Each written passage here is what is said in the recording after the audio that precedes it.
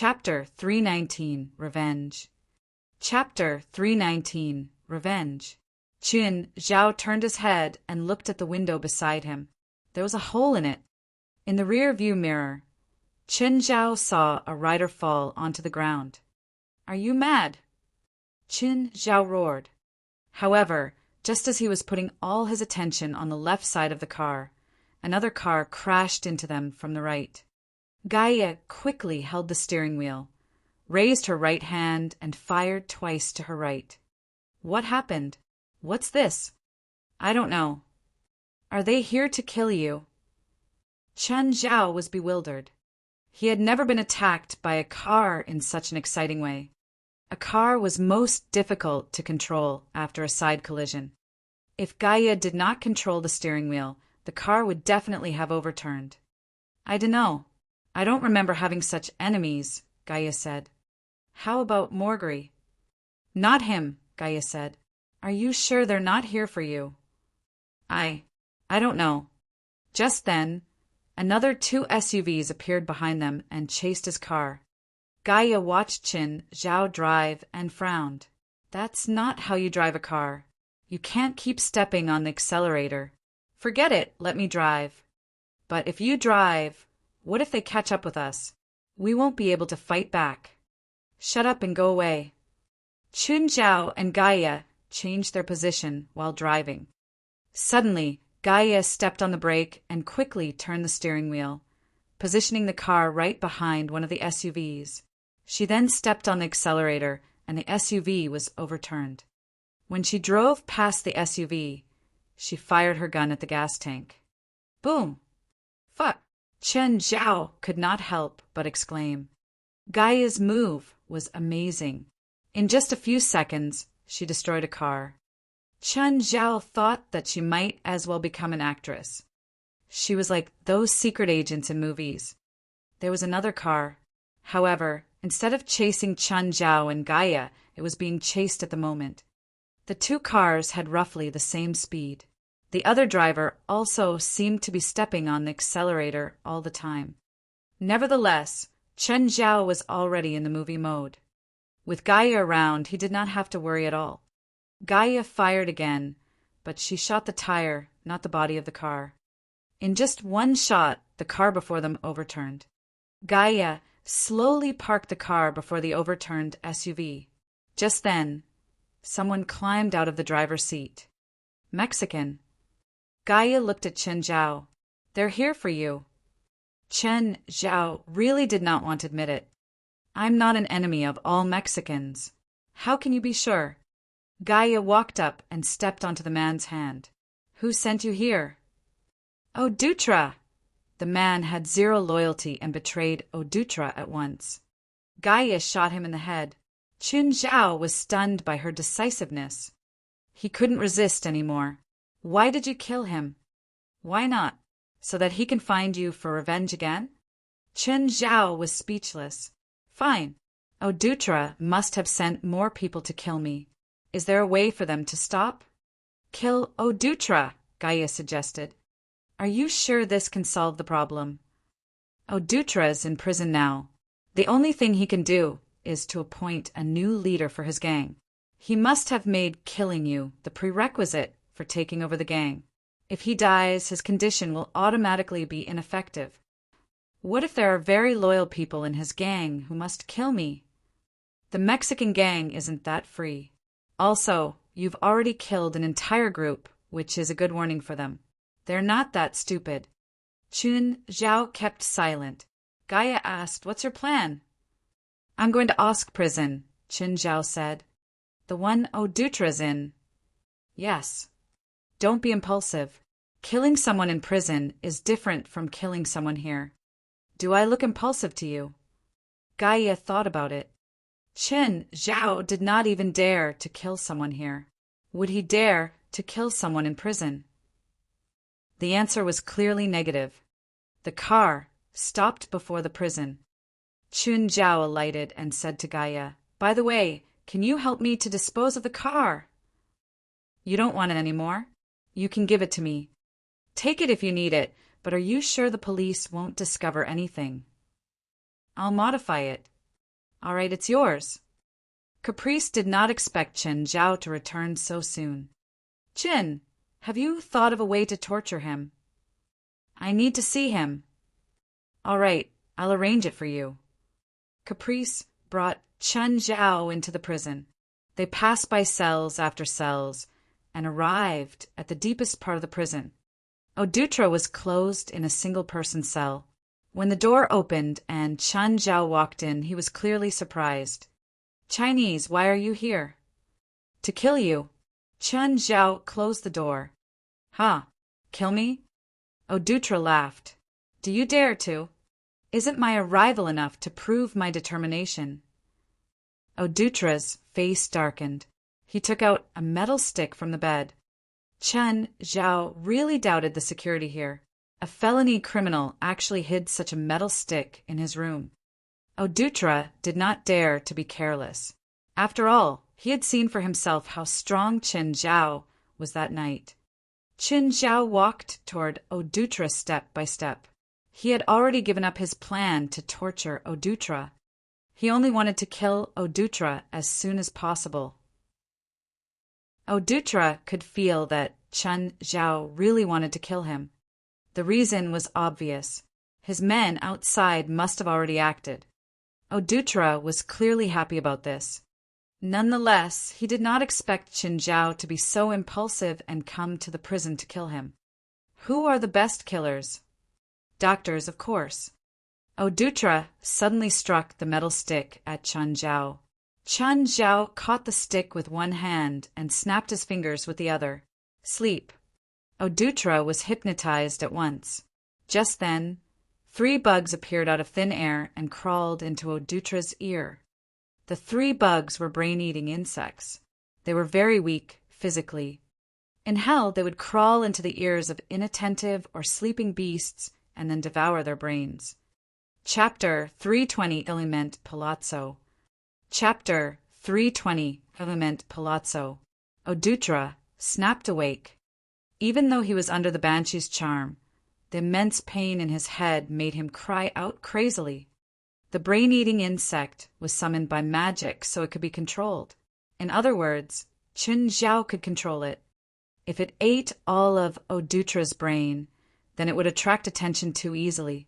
But if it only ate a little, but was enough to be fatal, it would be impossible to detect. After all, even a forensic scientist wouldn't cut open his brain if there were no outer injuries. Odutra screamed. Outside, Caprice heard him and pushed the door open. Seeing the struggling Odutra, she asked, Chen, what did you do to him? I didn't do anything. I didn't even touch him. Chen Zhao shrugged helplessly. Is he pretending? Caprice considered this. She wasn't sure if Chen Zhao was speaking the truth or not. But Odutra didn't have any injuries. Chen Zhao temporarily slowed down the brain-eating insect, making it stop for now.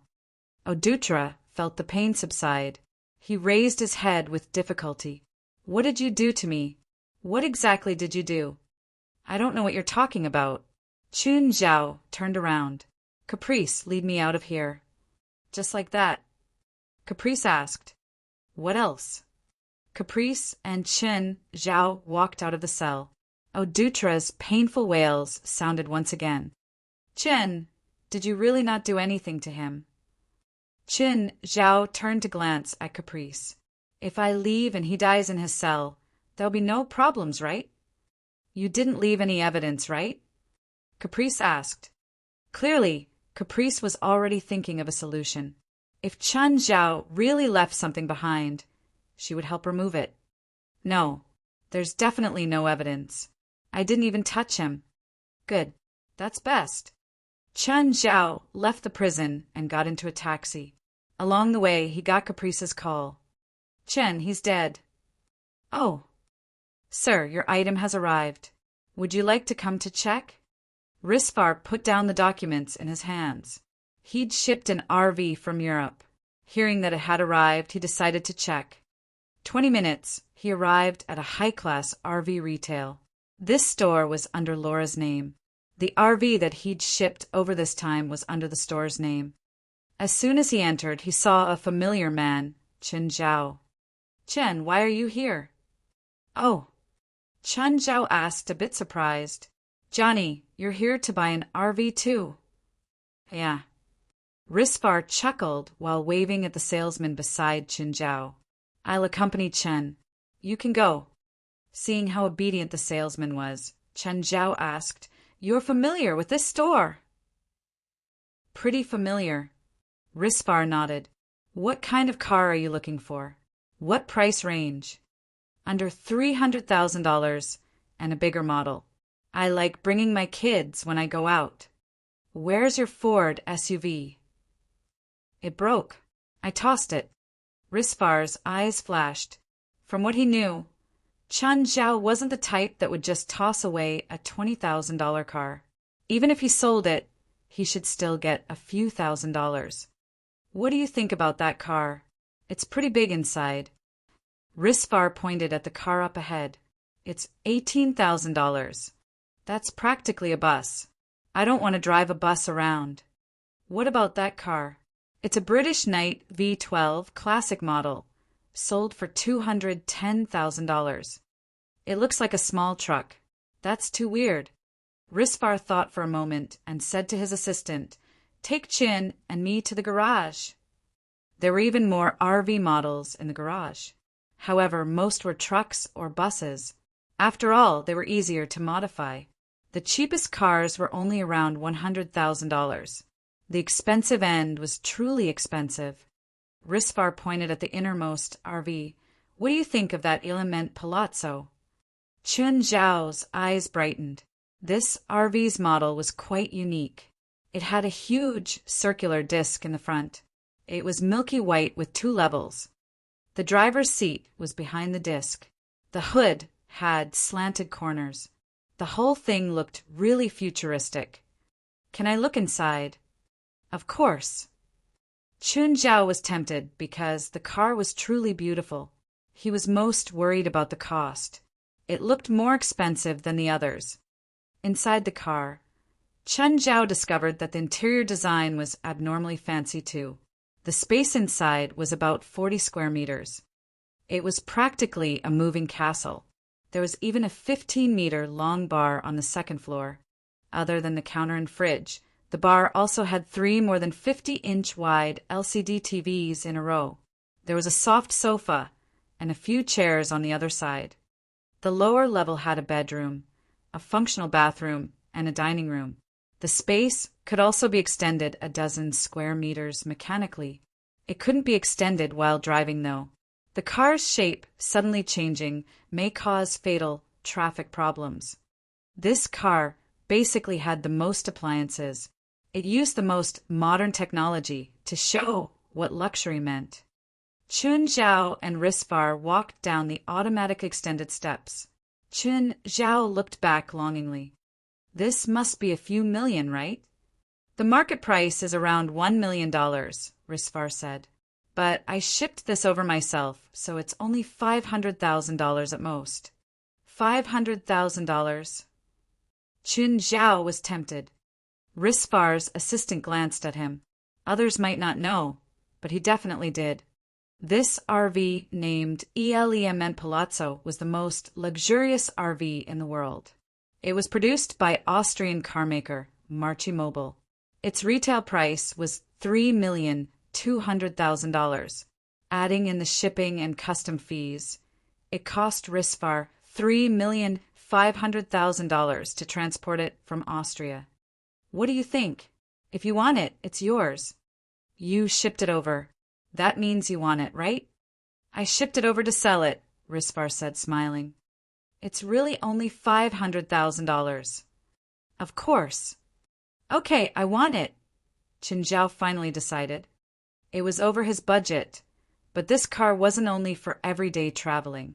If he and Fei Lai went on vacation, it could be a good shelter too. Even if they went out for a field trip, this could provide a great convenience. Chapter 321, War in Hell. Chapter 321, War in Hell. Rowan, help my friend to complete the formalities. Yes, boss. Chen Zhao bought the van and bid goodbye to Risvar. He could not wait to let Phalai know. After some consideration, Risvar took out his phone. Manus, help me to check if someone wants to harm Qin Zhao. Yes, boss. When the RV reached Angel Beach, it attracted countless stares. Pharaoh, who had been patrolling on the beach, also saw the vehicle. Her first impression was that a rich person came to the beach to play. She recognized the car. It was Ieliament Palazzo, the most expensive RV in the world. It cost over $3 million. Without doubt, it was a luxury that only the rich could afford. When Chen Zhao alighted from the RV, Pharaoh's eyes glowed brightly. It was Chen Zhao again. This Asian must be really rich. Hey, Chen, Pharaoh greeted, approaching Qin Zhao. Where did you get the van? It's beautiful. Just bought it. Are you looking for Phalai? Yes. By then, all the lifeguards from the coastal rescue team had come out. After all, Iliament Palazzo was very famous. Everyone had heard about it before, except for the vehicle idiot Qin Zhao. Phalai saw Qin Zhao before the van and immediately approached him. Qin, where did you get the van? Bought it. Where's your original car? It's broken, so I threw it away. I thought SUVs aren't large enough for our pets, so I bought a bigger one. When Pharaoh heard Qin Zhao's words, she felt that her outlook was changed completely. SUVs were too small for Qin Zhao's pets, so he bought a van that cost $3 million. It was too much even for a tycoon. At this instant, Pharaoh really envied Phalai. Pharaoh straightened her back and threw out her chest, hoping that Qin Zhao would notice her more. Unfortunately, Qin Zhao could only see Phalai. Want to take a look inside? Qin Zhao asked, holding Phalai's hand. Sure. Phalai also wanted to see how the legendary Element Palazzo looked like. Can I take a look too? Pharaoh asked. Of course, Phalai generously agreed. Pharaoh entered the van.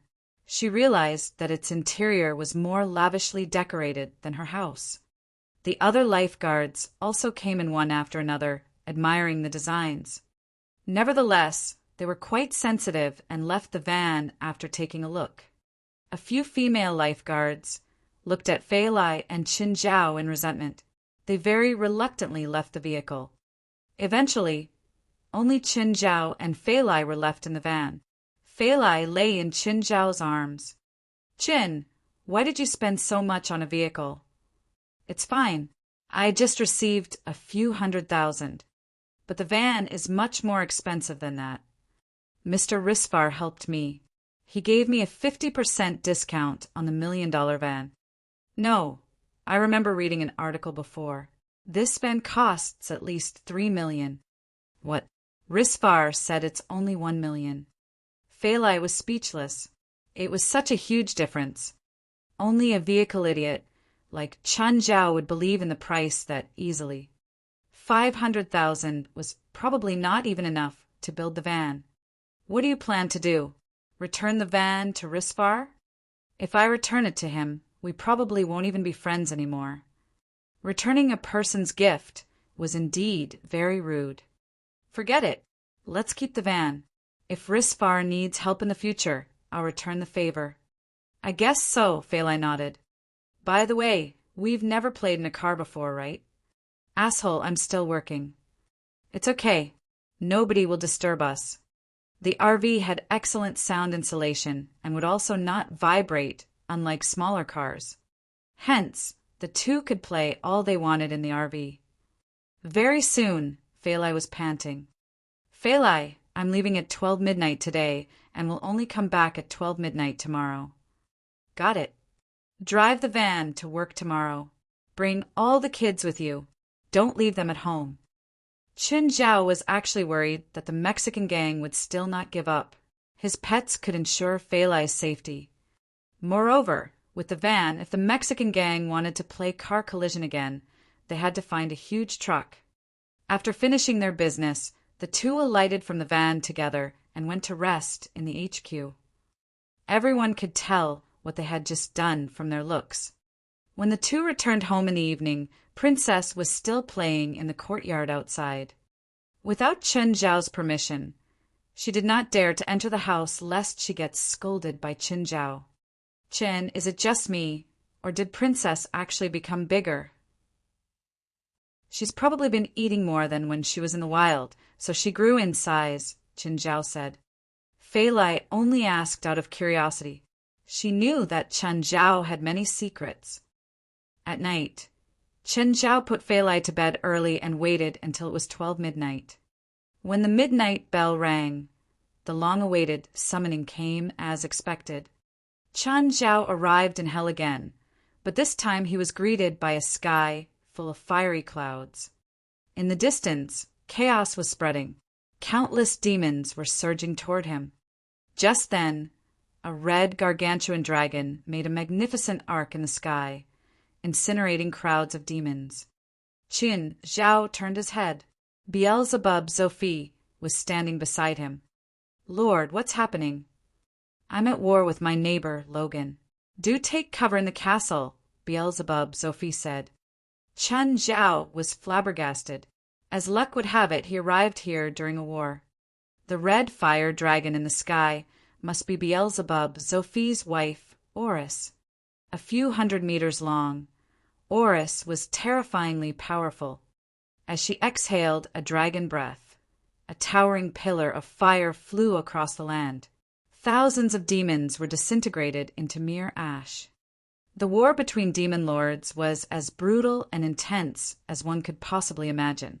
Qin Zhao watched in awe, his eyes almost popping out. Is this the war between demons? Compared to demon wars, human wars were more like a game. Of course, the comparison was made in terms of destructiveness. For example, the conventional weapons used in human wars were not comparable with the ones in demon wars. Beelzebub Sophie had yet to act. Only his wife had been attacking. He was probably waiting for the enemy lord to show up. Nonetheless, the enemy lord seemed to have a much bigger army than Obsidian Castle. Many demons had indeed passed Oris' line of defense, rushing toward the castle. Some had even made their way into the castle. A few inferior winged demons broke through the windows and charged at Qin Zhao. Suddenly, Qin Zhao heard a sharp howl from behind. The few intruders were crushed instantaneously. Qin Zhao turned his head and realized that it was Jessica. He was glad that Jessica had made it here in time.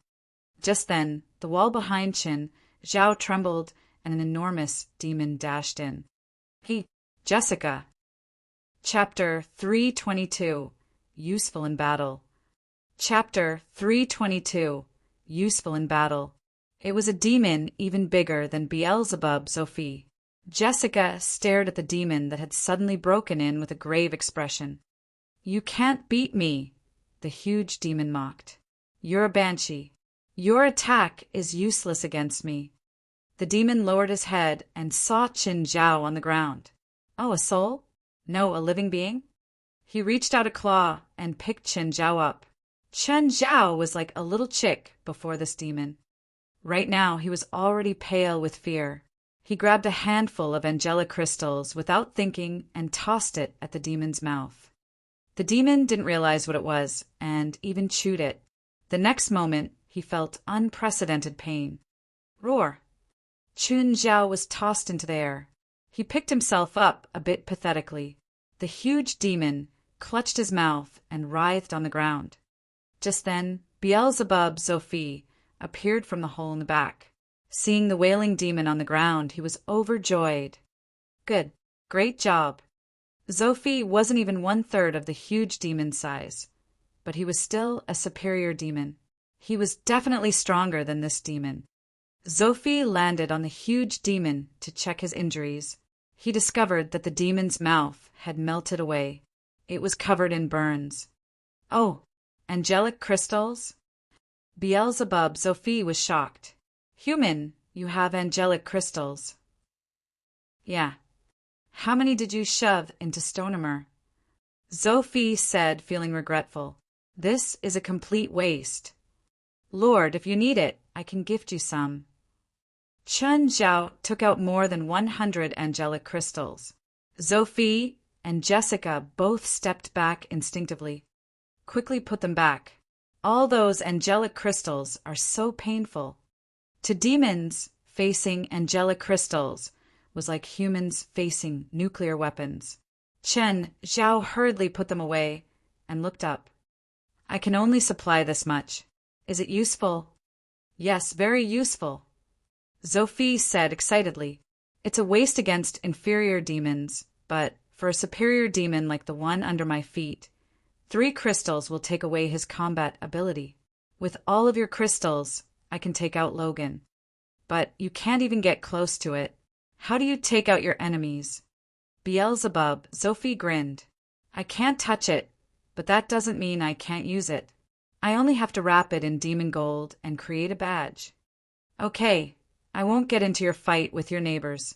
I'll just provide the angelic crystals.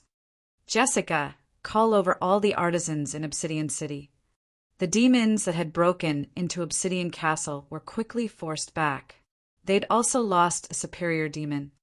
According to Sophie, this demon was called Stonehammer. He was a powerful general under Lord Logan. He was the same level as Jessica, but Jessica wasn't a combat demon. What she could do in a battle like this was limited. The only superior demons in Obsidian City were Sophie and Oris, but they were powerful enough to completely defeat the other party. This was also why Logan didn't attack even after all this time. If he did, he would definitely be attacked by both Sophie and Oris. Right now, he only sent his general to erode Oris' strength. Beelzebub, Sophie didn't attack, so he could preserve his abilities. The battle lasted for a few hours, and the 2 sides stopped to rest. Oris returned to Obsidian Castle, covered in injuries, and returned to human form. Human, you're here. Oris didn't care about her injuries. Let me treat you, Chen Zhao said, walking over. Sure. Oris nodded. Oris lay down before Chen Zhao. To be honest, overlooking her figure, she was quite pretty. Of course. Chen Zhao wouldn't have any inappropriate thoughts about Oris. She was a dragon. Drink this. Chen Zhao handed her a specially made bottle of demonic crystal potion. Oris drank it, and her eyes brightened. This contains demonic crystals? You're really generous. How do you feel? Not bad. I recovered some energy, but compared to what I exerted, it's not enough. Chen Zhao thought for a moment and took out a perfect crystal potion. Try this bottle. Oris took another sip. A hot wave suddenly rolled off of her. Chen Zhao hurriedly jumped aside. Perfect crystal. Yes, it contains some perfect crystals. How much more of this do you have right now? Just this much. Chen Zhao handed some bottles to her. I'll take it now. Jot it down, Oris said. When Sophie and I get rid of Logan, we'll pay you. I'll just give it to you. After all, I came because I need help and you sacrificed so much to summon me to hell. Compared to your bottles of potion, the cost of summoning can't even be mentioned. Oris finished the bottle of perfect crystals. She'd completely recovered. When Chen Zhao treated humans with demonic crystals, he had to dilute it a dozen times and prescribe it bit by bit. If it was a bit too much, it could cause serious consequences. But Oris was a superior demon. She could eat perfect crystals like they were snacks. Of course, even she couldn't be so wasteful. Even as the Lord's wife, she still didn't have perfect crystals. All right, why are you fighting with that Lord named Logan? That bastard learned that Sophie has the Spring of Youth, so he came to steal it, but he's up against a hard match. Sophie and I aren't easy to bully. This sounded normal. Logan was a superior demon himself, at the same level as Sophie. Oris was also a superior demon, so in terms of power, Logan had already lost. To welcome Chen Zhao, Oris and Sophie roasted a few more wyvern. To them, wyvern were just normal beasts of prey. They could be ridden occasionally. When they weren't needed, they could be put on the table as dinner. Chun Zhao could see Oris and Zophi's appetite now. Chun Zhao's entire family and Amon in the sea had been eating for half a month, and they still had half of the wyvern left. But right now, the few wyverns before Oris and Zophi were only for one meal. Chapter 323. They look like mad dogs. Chapter 323. They look like mad dogs. Living Lord, here are the badges you wanted. They've been cast with indestructible, which makes them invulnerable in most situations. Jessica approached Chen Zhao and gave him 3 badges. They're made up of demonic gold, right? Yes, it's a cheap metal in hell. Demonic gold felt very much like gold, but they were still different. All 3 demonic badges were identically shaped as coins. You said most situations, which means they might still be destroyed. Nothing is absolutely indestructible, but I cast indestructible onto them myself. Thus anyone who's weaker than me will not be able to destroy the 3 coins. That's great, Qin Zhao nodded. He did not even know whether there was someone in the human world who was more powerful than Jessica. Qin Zhao kept the coins. Suddenly, a demon army rose into the sky above Obsidian Castle. In the distance, a demon army also appeared from the mountains. Is another fight starting? Yes. How long will the war last? With the current intensity, maybe about a month, Jessica said. Your lord will win, right? Regardless of the cause of the war, Qin Zhao hoped that Beelzebub Zophi would win. After all, they knew each other. They were even friends in some sense. Moreover, Abydos was his demon servant. Qin Zhao supported Beelzebub Zophi on both emotional and rational grounds. He won't lose, Jessica assured. If your lord or madam ever needs help, don't hesitate to tell me. Jessica nodded. By then, the 2 demon armies had already collided into each other in the sky. A battle also erupted on the ground. Qin Zhao was amazed by the scale of the war. Suddenly, Beelzebub Zophi flew into the sky. Immediately, he turned into a giant, horned monster hundreds of meters tall. The pair of wings on his back looked pathetically small in comparison, and his skin was as rough as a coarse rock. Beelzebub Zophi, in his giant form, swept the land with his large mouth. Hundreds of demons were devoured at once. He even made a huge pit on the ground. Beelzebub Zophi chewed the flesh and rocks in his blood-filled mouth before swallowing them. The demons around began to attack Beelzebub Zophi's true form, only to be ignored completely. Beelzebub Zophi roamed about in the battlefield, and whenever he stopped there would be a gory feast. This was the reason why superior demons were crucial in such a war. That included Beelzebub Zophi and Oris. As if he was sick of the taste of terrestrial demons, Beelzebub Zophi inhaled at the sky and sucked hundreds of demons into his mouth again. Logan, come out. Beelzebub Zophi roared. Right away, the ground and the mountains trembled. Beelzebub Zophi's voice spread for many kilometers. Standing on the balcony of Obsidian Castle, Qin Zhao was blown into the sky by the wild wind. Suddenly, Oris appeared. She grabbed Qin Zhao and then landed onto the balcony again. Just then, a wave of black light spread in the distance. A black lion, which was not much smaller than Beelzebub Zophi, appeared. The lion had a scar that extended downward from one of his eyes. Zophi, as you wish, I'm here. The 2 enormous creatures leaped at each other and began rolling in the middle of the battlefield. At the start, Qin Zhao watched them in excitement. The battle between 2 great demon lords must surely be earth-shattering. In fact, it was. Wherever the 2 great lords were, the earth shattered and the mountains vibrated. However, Qin Zhao became bored very soon. Oris, is this how 2 great demon lords fight? They look like 2 mad dogs. I didn't say that. Qin Zhao did not want to tell this female demon that her husband really looked like a mad dog. They're not planning to have a death match, Ora said. Look at how they're biting and scratching each other. Isn't this a death match? Chen Zhao could not understand. While the two great lords had a seemingly fierce fight, they stopped after an hour or so. They said a threatening line each, and then the battle ceased. Oris, why didn't you go and help just now? If I joined, it would really be a death match. Isn't the current situation already a death match? What situation? We can get as many inferior demons as we like. Their loss is insignificant, Ora said. Chen Zhao was speechless. They indeed had very different views. Chen Zhao stayed in Obsidian Castle for 24 hours, during which there were 4 battles. The two parties would basically fight with each other for a few hours, rest for a few hours, and then fight again.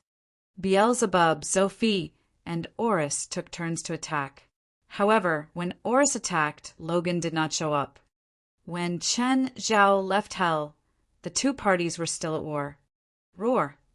When Chen Zhao appeared in the villa, he suddenly saw a pair of green eyes in the darkness. It was Princess. She was not used to him suddenly appearing. Black Ma, White Ma, and the rest only moved slightly and then fell asleep again. Princess pushed Briar and Bramble away slightly, after which she approached Chen Zhao. She sniffed at Chen Zhao and then put her head against Chen Zhao's chest. Chen Zhao patted her head. Go and sleep. It's late. Chen Zhao quietly walked to the bedroom and sneaked in carefully. He removed his clothes and slowly found Feilai. When he pulled Feilai's head, he smelled alcohol on her mouth. Feilai, stop. Chen Zhao suddenly froze. He looked at the other side of the bed, where another person was lying. That person was Feilai. Then the person in my hands. The woman in Chen Zhao's arms also froze, as if she had realized something. Chen Zhao gently withdrew his hands and left the bed like a thief. He crawled over to pick up his clothes, ready to escape from the bedroom. However, the bedside lamp was suddenly turned on. Feilai sat up on the bed. Chen Zhao turned his head and saw Feilai and 4 sitting on the bed. He was in a really awkward position because he was fully naked. He did not think that much just now and had removed all his clothes, including his underwear. Hi. Feilai, 4. Chen Zhao very awkwardly greeted the two. Feilai's cheeks were slightly red and she still smelled of alcohol. She had probably drunk quite a lot with 4 today.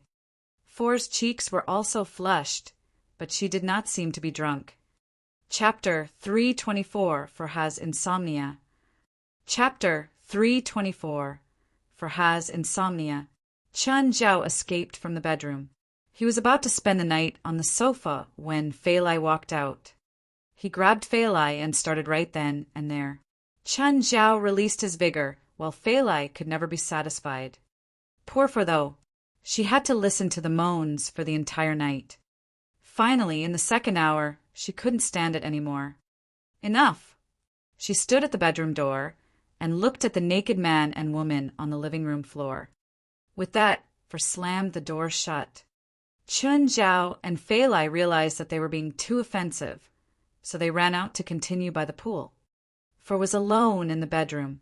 Chen Zhao and Feilai had gone outside, but she could still vaguely hear the sounds. This was even worse than directly hearing them. She stole a glance outside the window. Did that asshole never get tired? All he knew to do was torture Feilai. How did Feilai withstand such a horrible asshole? The two started from midnight to around 4 or 5 in the morning. Only watched secretly for around 2 hours. The next day, Chen Zhao was spirited as he prepared breakfast. Walked out of the bedroom with dark circles under her eyes. Chen Zhao placed a glass of milk and a fried egg before her. Morning. Glared at him. Where's Feilai? Chen Zhao pointed at the living room sofa. Still sleeping. Swore inwardly that she'd never come to Chen Zhao and Feilai's home again. These two bastards didn't care about others' feelings at all. Chen Zhao especially was crazy. He would never get tired out. Help me wake Fei Lai up at 9, Qin Zhao said. I'm going out. Just then, Movich Tudis had called, asking Qin Zhao if he'd thought of a solution yet. Princess moved her stubby legs and waddled over to Qin Zhao. He had to make breakfast for her again. Her appetite was too big. It had only been a few days, but she'd already gotten bigger. For was speechless. I'm not your slave. But Qin Zhao didn't give her the chance to refuse. He grabbed the group of pets and herded them into the RV. Honk, honk. Movich Tudis carefully opened the door and saw a huge RV parked outside. Then he saw Qin Zhao wave from the car. Movich looked around and then ran onto the car. Is this your car? Yeah. Qin Zhao nodded. Let's start. You already thought of something. I figured it out long ago, but I needed to get ready, Qin Zhao said. Hold this. Movich accepted it. It was a golden coin. One side had a 6-pointed star. The other side was blank. What's this? Drip your blood onto it. Movich followed his orders and let a drop of blood fall onto the coin. Hold tight. Qin Zhao grabbed Movich's hands while muttering a curse. Gradually, Movich felt it. He felt the coin. It was a strange feeling, like the coin was part of him. Just then, Qin Zhao moved his hand to Movich's chest. Then he slowly moved his hand to the shoulder and then down the arm to his palm. Finally, Qin Zhao yelled, Enter! Movich suddenly felt that the coin had changed. It was like something was added to it. Open, Qin Zhao said. Movich opened his hand and held up the coin. He discovered that there was a new face on the back of it. He immediately touched his chest. Really, one face was missing from his chest. The face on the coin seemed to be his father. Qin Zhao took the coin. Success! Now the second one. Qin Zhao handed Movich a second golden coin and followed the same steps. He first connected the coin to Movich and then transferred the soul onto the coin. However, after casting the spell twice, Qin Zhao was already exhausted. I need a break. The exertion is too much. Qin Zhao's magic wasn't strong enough. Merely these 2 easy spells were enough to fatigue him. Qin, thank you. No problem, Qin Zhao said. This is a fair trade. After half an hour of resting, Qin Zhao finally started the third time. The entire process was successful. The souls of Movich's 3 closest relatives were all transferred onto golden coins. I actually haven't solved your problem from the root. I just combined the coins with you. So you must take care of these 3 coins forever. Don't lose them. If they're destroyed, you'll also die. Understood? I understand. Movich nodded. Can I talk to them? I can't do that. I'm just a doctor, not a professional spiritualist. I can recommend you to a professional, though. She might have a solution. Movich could finally take off the thick clothes. He didn't have to wrap himself up like before. He felt an unprecedented lightness, as if he'd gotten a new life. Wait, I'll go get the check. Soon, Movich walked out. He ran onto the RV and handed Qin Zhao a $500,000 check. Oh, do you know who cast the spell on you? Qin Zhao asked. Movich shook his head. I have no clue. I've been wondering who did it too. Do you think that the spiritualist you mentioned can help answer the question? I'm not sure.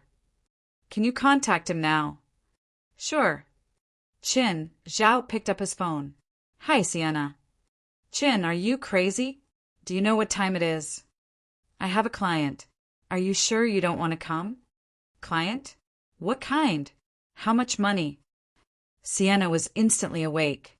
As long as you can solve my problem, I can give you $100,000, Movich said generously. Sienna went crazy.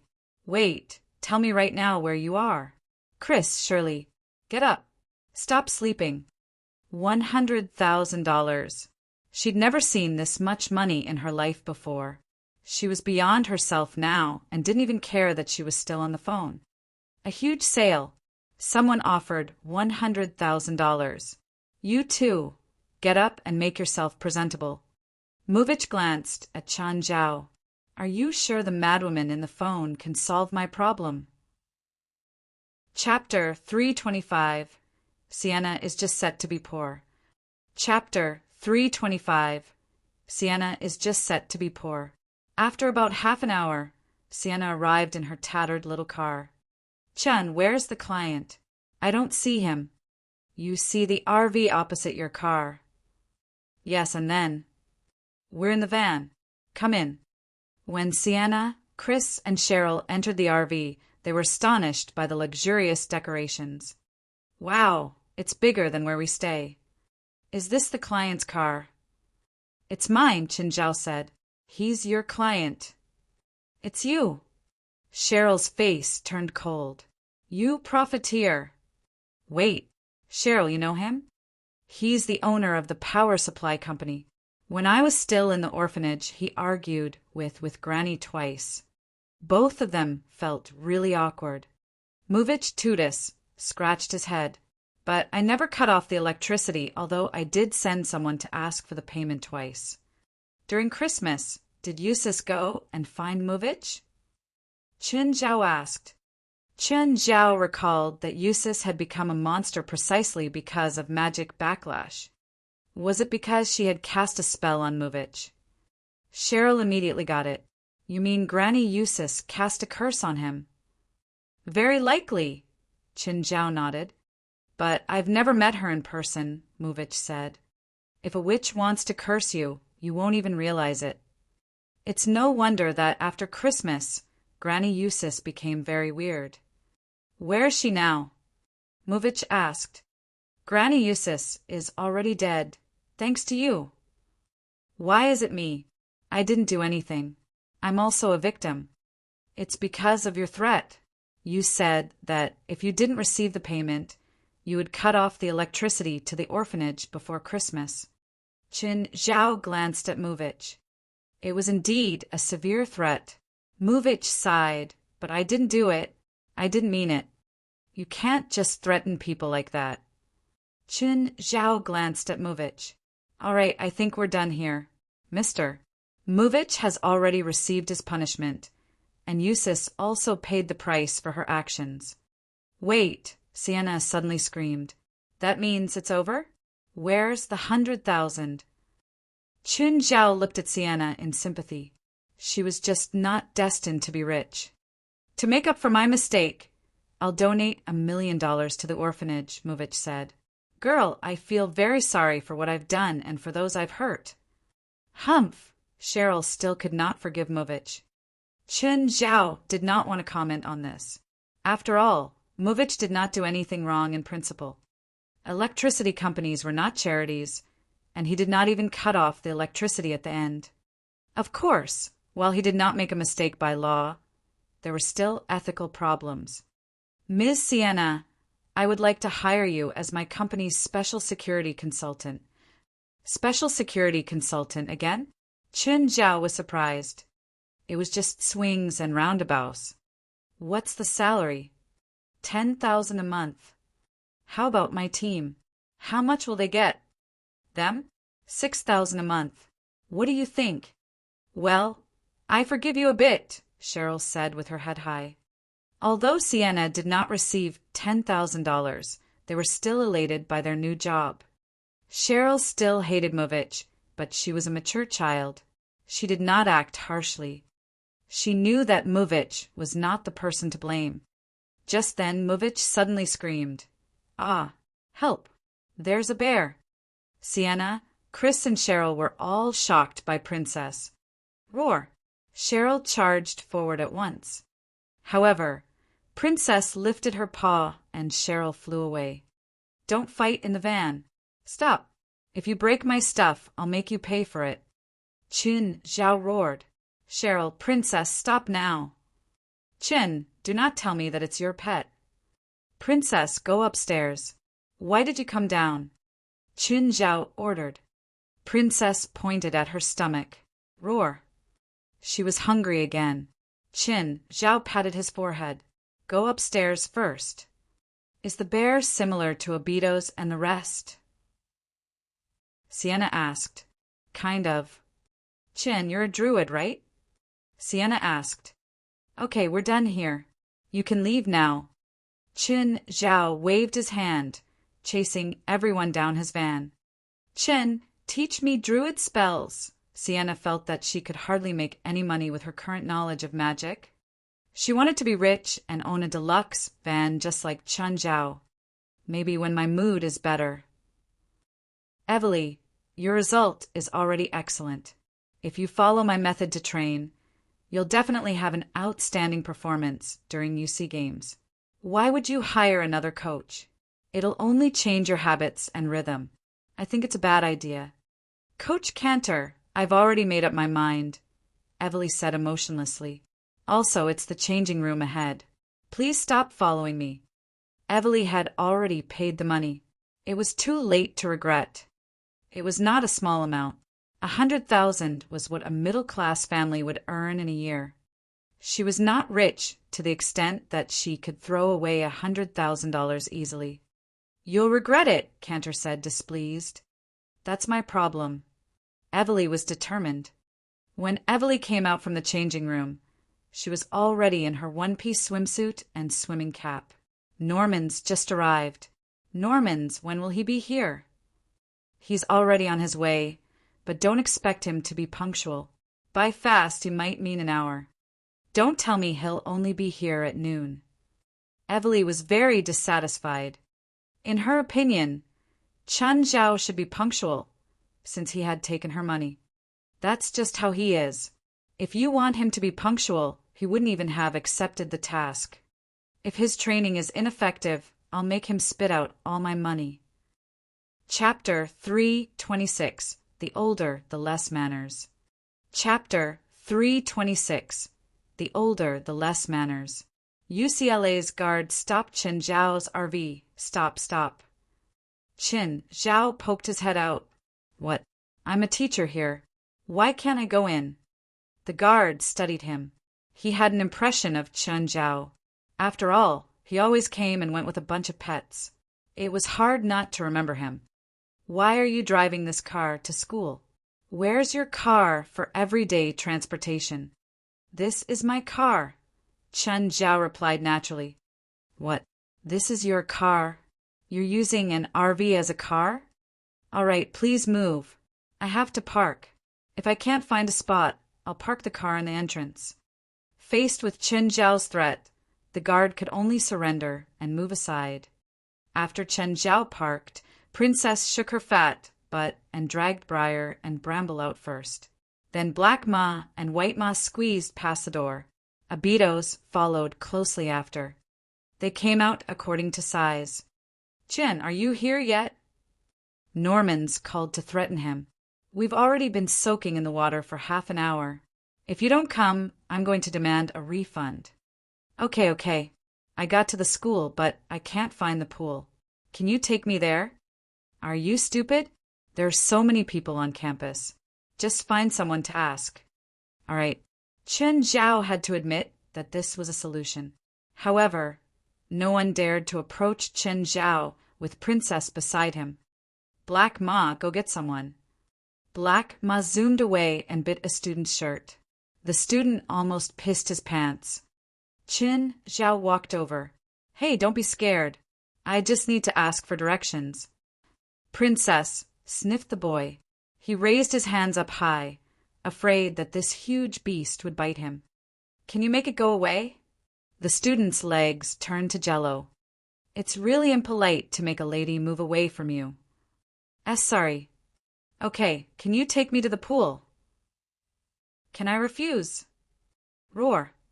Princess' roar was deafening. Chen Zhao hurriedly went to steady to the student, so he didn't fall to the ground.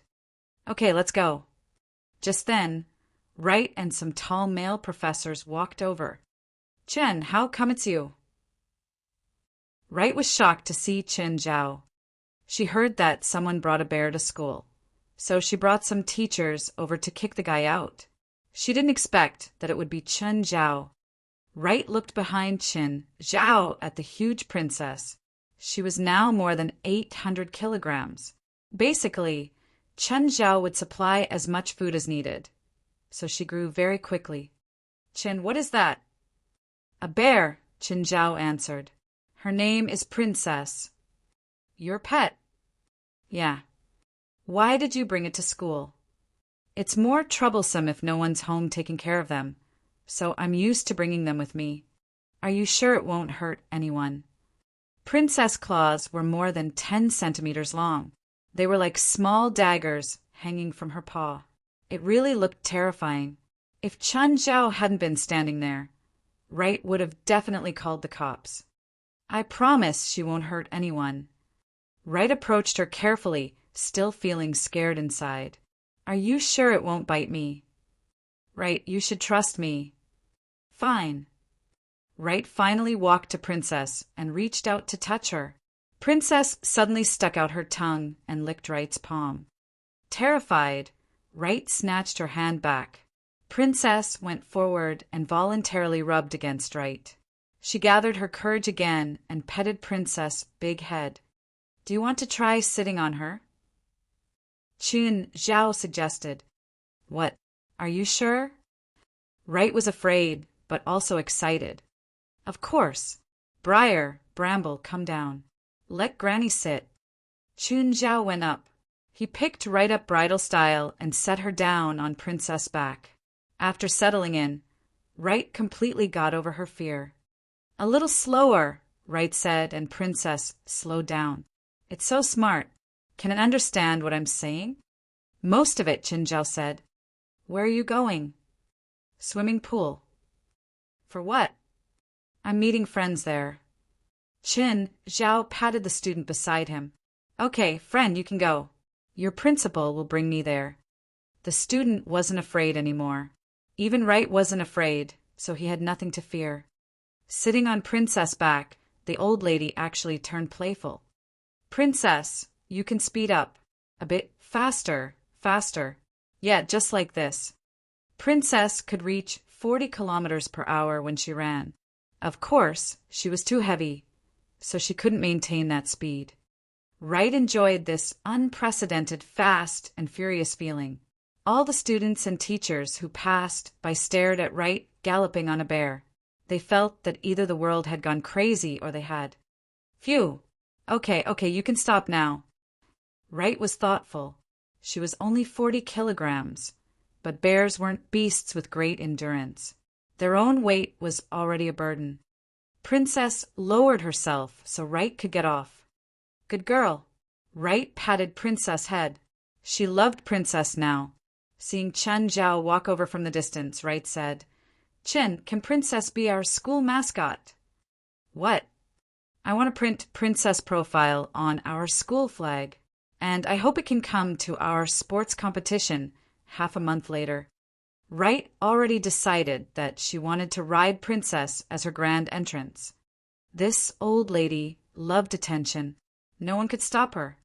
Of course, each school competed with each other. Not only did they compete in academics and athletics, but the principals also competed with each other. Their everyday conversations were along the lines of, I shot a boar in the mountain today. Tomorrow I'm going to ace golf. Anyway, the older they got, the less willing they were to admit defeat. Wright already decided that she would ride Princess and show off before those other old guys. They might be respected and serious senior scholars in their own fields, but when they went wild, the youngsters couldn't even compare. The University of California once had a beast domestication major just because a principal was humiliated by an old friend. Chapter 327. We can have a competition, but I want to bet. Chapter 327. We can have a competition, but I want to bet. After overcoming her fear of Princess, Wright started to enjoy the awe-filled stares of others. She simply looked too imposing with Princess beside her. When Princess entered the swimming complex, she caused many people to scream. A man in swimming trunks grabbed a mop in panic and waved it at Princess. Roar! Princess roared, and the man sat on the ground in fear. Normans, don't go there. It's a bear. Shocked, Evely pulled Normans. wanting to escape from the complex. Norman's patted Emily's hand. It's fine. It's that asshole. Indeed, Qin Zhao and Wright walked in from the outside. Shit, beasts ain't allowed in here, the man on the ground shouted. Roar. Princess suddenly stood up. With her 5 meters tall body straightened, she looked inviolably majestic. The man turned around and fled at once. Enough, Princess. Stop scaring people. Wright petted Princess, and only then did she lower her body again. Normans approached them. Hello, Doctor. Right. Normans, long time no see. You don't seem to be afraid of Princess at all. We've met before. Also, Qin has a pet who's much bigger than Princess. Wright immediately turned her head and looked at Qin Zhao. Qin, really? What's bigger than Princess? A rhino? Or an elephant? I'll introduce him to you next time, Qin Zhao said. Right. Thank you for bringing me here. So you came here for Normans? Wright asked. Just then, Emily walked over. She knew that Qin Zhao and Wright were close friends. Dr. Wright, Qin is the swimming coach I've hired, Emily said. What? Qin, you want to become a swimming coach? Wright was greatly surprised. Can you? I think so, Qin Zhao said, shrugging his shoulders. You sure? Wright was very doubtful. Just then, the man who had escaped in fear appeared again. Emily, he's your coach. Canterbury inspected Qin Zhao carefully. Contempt was clearly written all over his face. Originally, Cantor thought that Emily would hire a retired professional athlete or a coach who had taught famous swimmers before. He did not expect her to actually hire an Asian. Do Asians even know how to swim? Are you sure he can teach you how to swim faster? Cantor said directly before Qin Zhao. Qin Zhao looked at Cantor and then at Normans and Emily. Don't tell me you asked him to come here to pick on me. Normans rolled her eyes. Do you think I have nothing better to do? Fine. Mister, if you have nothing else, please leave. Qin Zhao did not want to waste any time with Cantor. He clearly had no good intention. Emily, I think you really should reconsider carefully. Are you sure this Asian isn't a fraud? Both Emily and Normans frowned. Even Wright looked very much displeased. Mr. Cantor, please mind your language. You're just an external coach, not an official staff of the university. On the other hand, the person whom you just questioned is a lecturer in our college. If you say such words again, I'm happy to fire you and hire a coach who knows humbleness. All right, maybe he's not a fraud.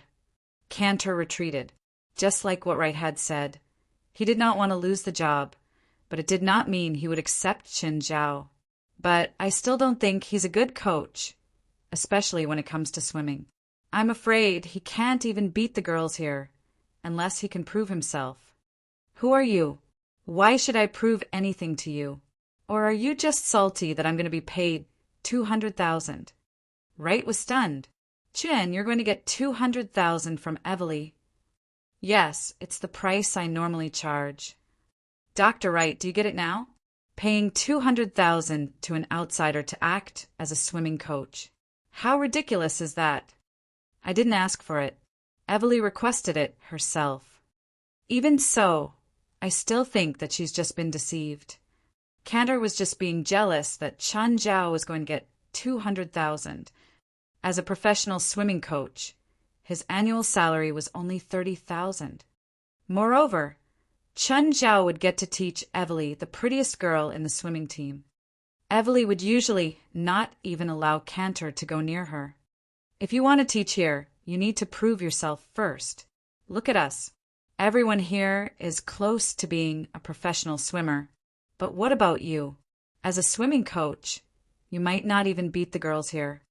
Which means that if I beat the girls here, I can stay. Is it? Qin Zhao asked. Cantor smiled. He was waiting for this moment. Gina Lisby, come out, Cantor called. A tall and well-proportioned girl walked out. The girl had long limbs and was about 1.75 meters tall. One could tell from the muscles on her arms and thighs that she was a talented swimmer. Only the gifted could become excellent swimmers. Firstly, a good swimmer had to satisfy certain bodily conditions, such as the lengths of the limbs and the sizes of the hands and feet.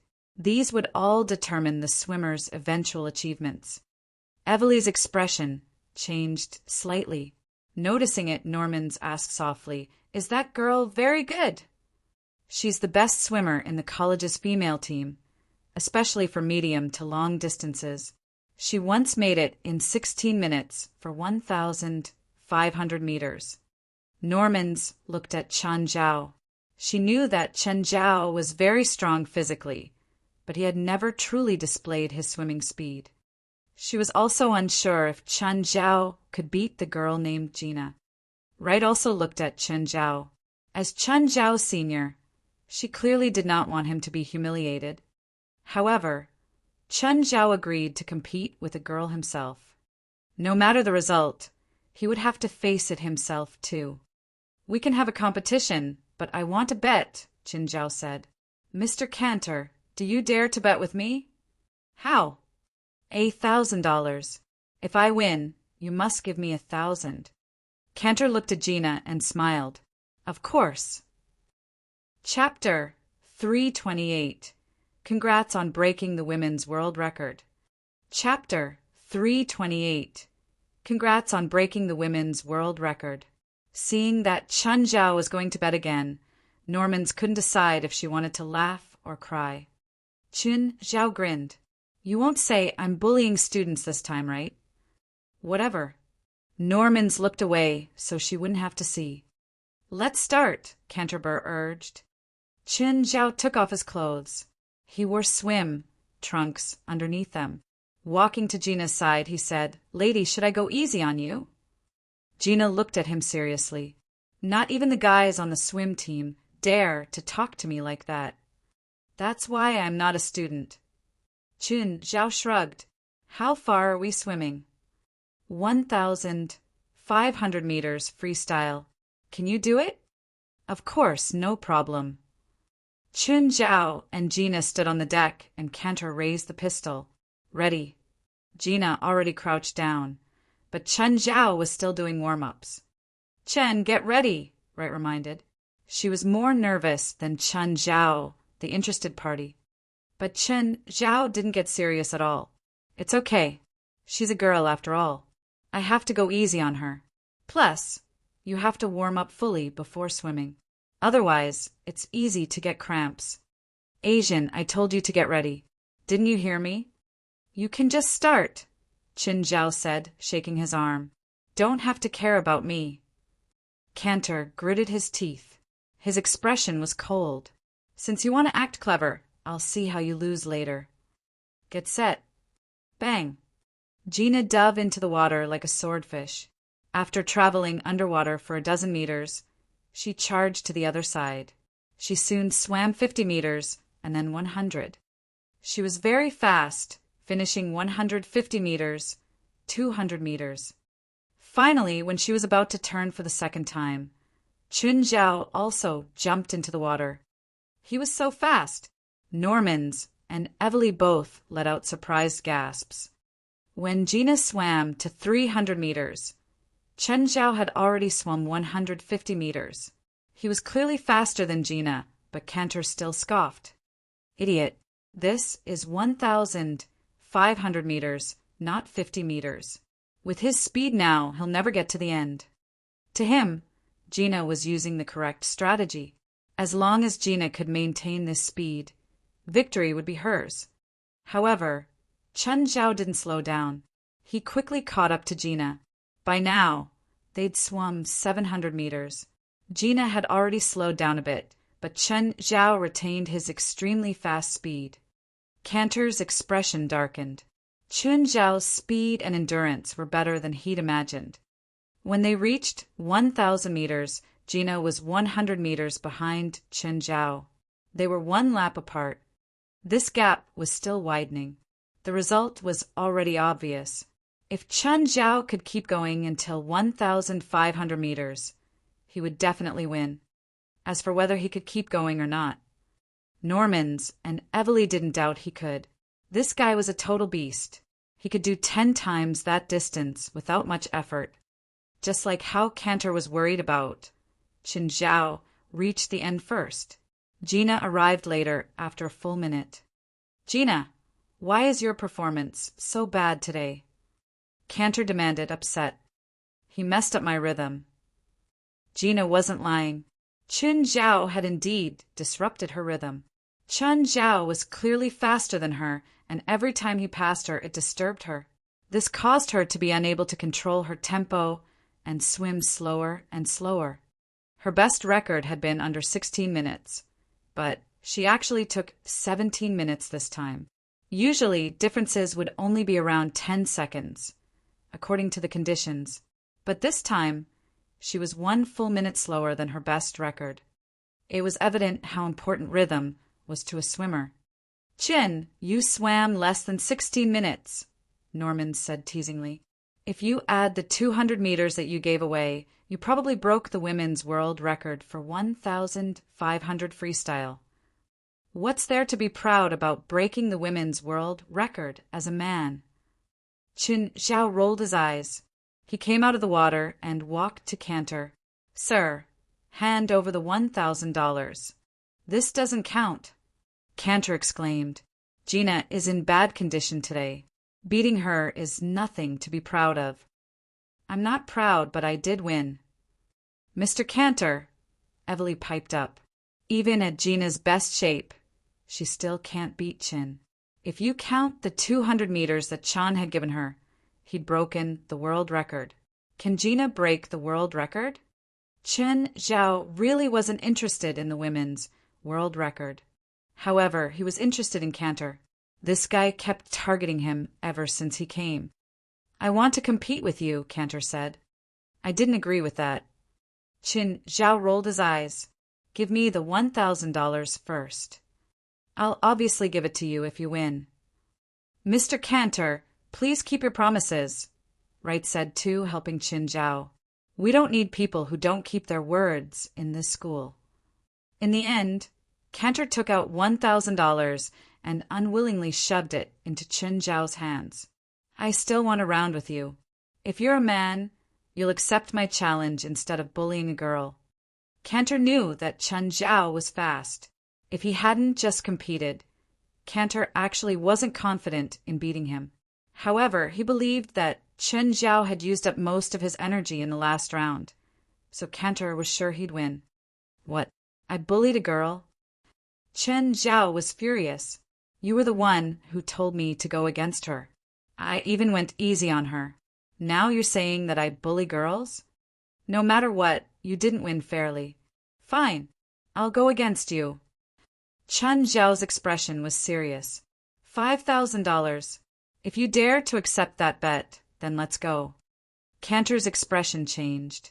$5,000 wasn't a small number, but if he won, he would have made $5,000. I hope you won't regret it, Cantor said, sneering. Chapter 329. Go, you can do it. Chapter 329. Go, you can do it. Qin, are you still all right? Wright knew that an athlete could hardly compete again immediately after competition. Therefore, she was very worried for Qin Zhao's stamina. Not at all, Qin Zhao said. Are you too tired? No, I just hate swimming competitions because I can't talk at all. It just sucks to be unable to talk during such a long competition. Evely suddenly recalled that when Qin Zhao was competing with Grint in the long run, he verbally harassed Grint throughout the journey. Her face darkened at once. This asshole is simply unsatiably shameless. Aren't you getting into position? Are you trying to waste time? Cantor urged. Cantor obviously hoped to have the competition as soon as possible. The quicker it happened, the less Qin Zhao's stamina would recover and the more likely he would win. As for fairness, there was no fairness in competitive sports. If there were fairness, foul tactics would not have developed. In any era, only the winners would be remembered. Only the winners could speak. Qin Zhao stood on the platform and glanced at Cantor. Evely looked at Chen Zhao's back. Normans, are you sure he can win Cantor? Cantor isn't slow, and he just swam 1,500 meters. If he can't even swim for such a short distance, why should he charge you 200,000? Normans assured, unworried. Although Normans had said so, Evely still felt that it was risky. She was an 800-meter freestyle swimmer. She knew well how tiring it was to swim 800 meters at full speed.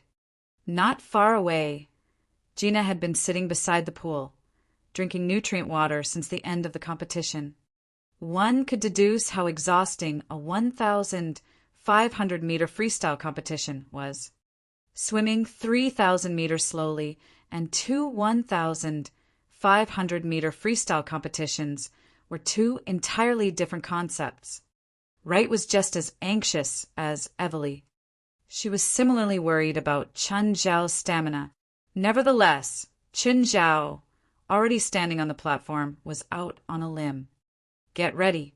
Wright gave the command this time. Chen, be more serious. Fine, I'll be serious this time. Chen Zhao finally bent his body properly. Bang!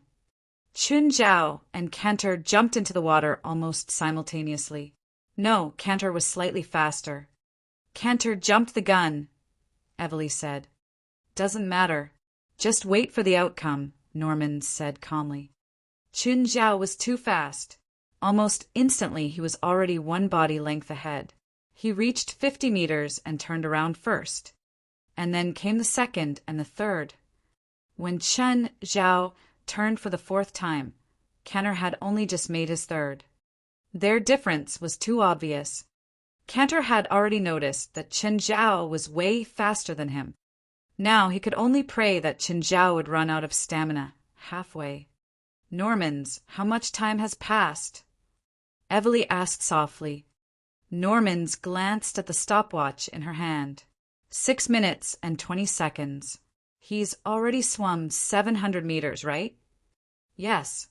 If he maintains this speed, he will break the world record. Evely looked at the swimming Chen Zhao. By then, Chen Zhao's speed had decreased slightly. Evely heaved a sigh. She had indeed been overthinking. If a world record could be broken so easily, it would not have been a world record in the first place. Nonetheless, a Chinese had set the world record for men's 1,500-meter freestyle. Is the Chinese really more talented at long-distance freestyle? Finally, Chen Zhao reached the end. Normans pressed the stopwatch. 14 minutes and 12 seconds. Chen Zhao climbed out of the pool. He turned around and looked at Cantor, after which he asked, "How many laps has he finished?" 12. Mr. Cantor, go, you can do it. Normans rolled her eyes. Chen Zhao finally started to be a bitch. Cantor immediately choked on the water. He realized that Chen Zhao was sitting on the edge of the pool and also stopped. Why are you there? I finished, of course. That's impossible. I've just swum over 1,200 meters. How could you possibly finish so soon? You cheated. Stop bullshitting. So many people are here watching. How do I even cheat? Chen Zhao said emotionlessly. There were more than 10 people in the complex. Gina also said, Mr. Cantor, mister. Chen wasn't lying. He really finished the entire distance. Cantor also stopped swimming. He climbed out of the water, ready to leave. Mr. Cantor, did you forget something? What? The bet. I'm not feeling well today, so it doesn't count. It was 5,000 after all. He did not have that much money at the moment. That's none of my business. Take the gamble and pay the loss. 1,500-meter freestyle isn't my forte. I don't care what you're good at. You're going to pay today, Chen Zhao insisted. What if I don't? Then you might not be able to leave this place alive. Princess, who had been lying at the side, stood up and strolled toward them. Black Ma, White Ma, and Abitos also got up, closing in on Cantor. What are you doing? This is blackmailing. Chin, I have something else. Bye, Wright said. Dr. Wright, don't leave. Don't leave me here. This Asian is going to attack me. Sorry, I didn't see anything. Princess had already stood up. Cantor lifted his head and looked at the terrifyingly ferocious beast before him.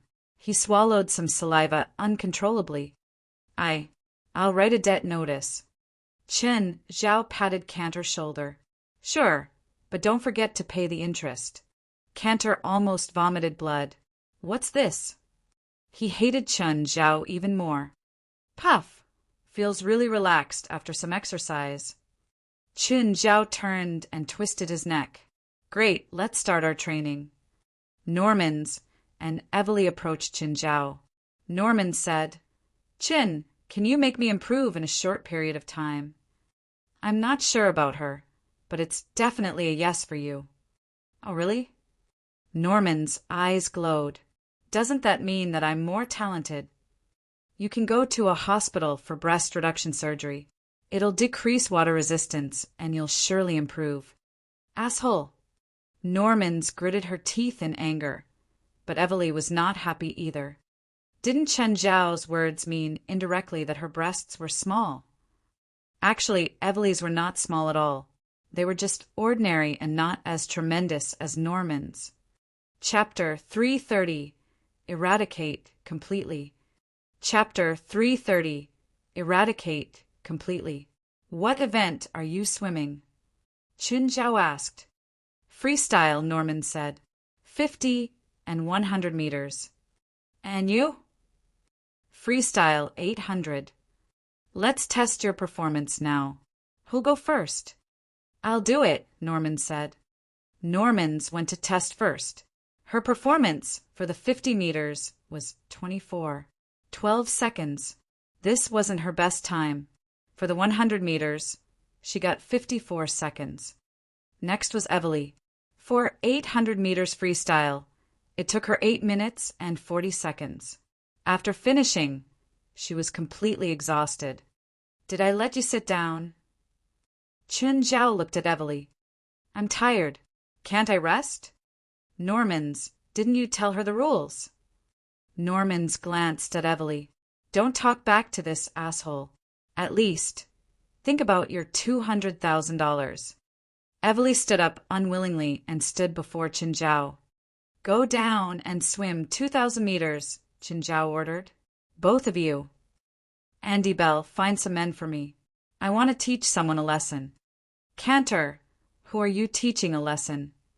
A motherfucker scammed me $5,000. You want to beat him up on or off campus?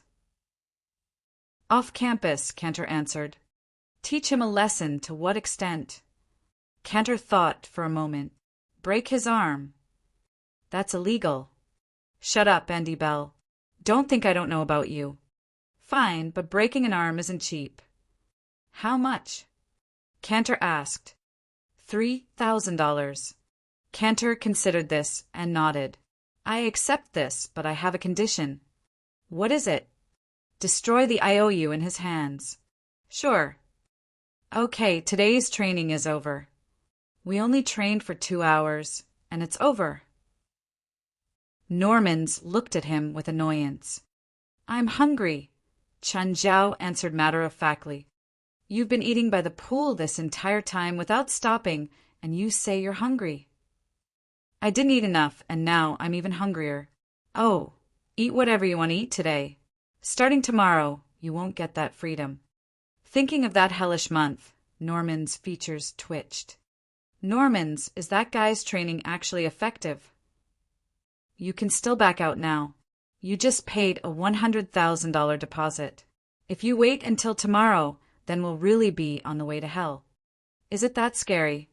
It's scarier than you can imagine. Eat what you can today. Why does it sound like it's our last supper? You can treat it as your last supper. He can't supervise us 24 hours a day. How can he control what we eat? He can't control what we eat, but he can make us not able to eat anything. Impossible. He can't do that unless he imprisons us. That's all I'll say. Good luck. Chen Zhao did notice an SUV following his RV. Andy Bell, are we really going to attack the owner of that car? Andy Bell's face darkened. The guys he found all wanted to back out. It wasn't just them. Even he wanted to back out too. He didn't know the identity or status of their target. But that was a $3 million car. If the target wanted to find them, it wouldn't be hard. Cantor gave them $3,000. There were 8 guys in the car. This meant that each one would get less than $400. Pissing off a millionaire for $400 was clearly a stupid choice. Just then, a guy sitting in the back seat said, "That guy is driving such a nice car. He should be rich, right?" The atmosphere in the car turned ambiguous. They were all ruffians who stole a little or fought every other day to make money for drugs. But now, someone seemed to want to do something even worse. This made some of them feel uncomfortable. But then someone else said, "If we steal the car, we'll be rich." Everyone was tempted. Right, they didn't have to kidnap someone. Stealing a car could work too. It was a $3 million car. If they sold it to the black market, even if they couldn't sell it for that price, they could definitely sell it for a few $100,000. Andy Bell considered this. "Are you guys serious?"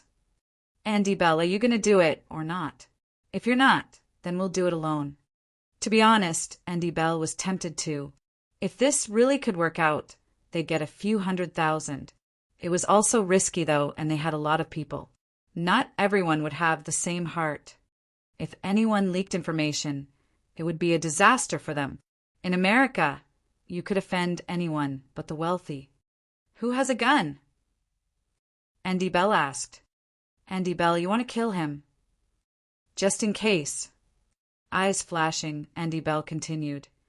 "Anyone who wants to back out can do it now." "Hey, Chen," Risvar called on the phone. "We captured a dozen guys. You might be interested." "Captured a dozen guys?" Chen Zhao was confused. What did this have to do with him? Why would he be interested? "They're Mexicans," Risvar said. Chen Zhao furrowed his brows. "Mexicans?" "Yeah. These guys wanted to attack you." "Where?" "There's a street sign around 30 kilometers to the east of Highway 12. Turn left there." "In the desert?"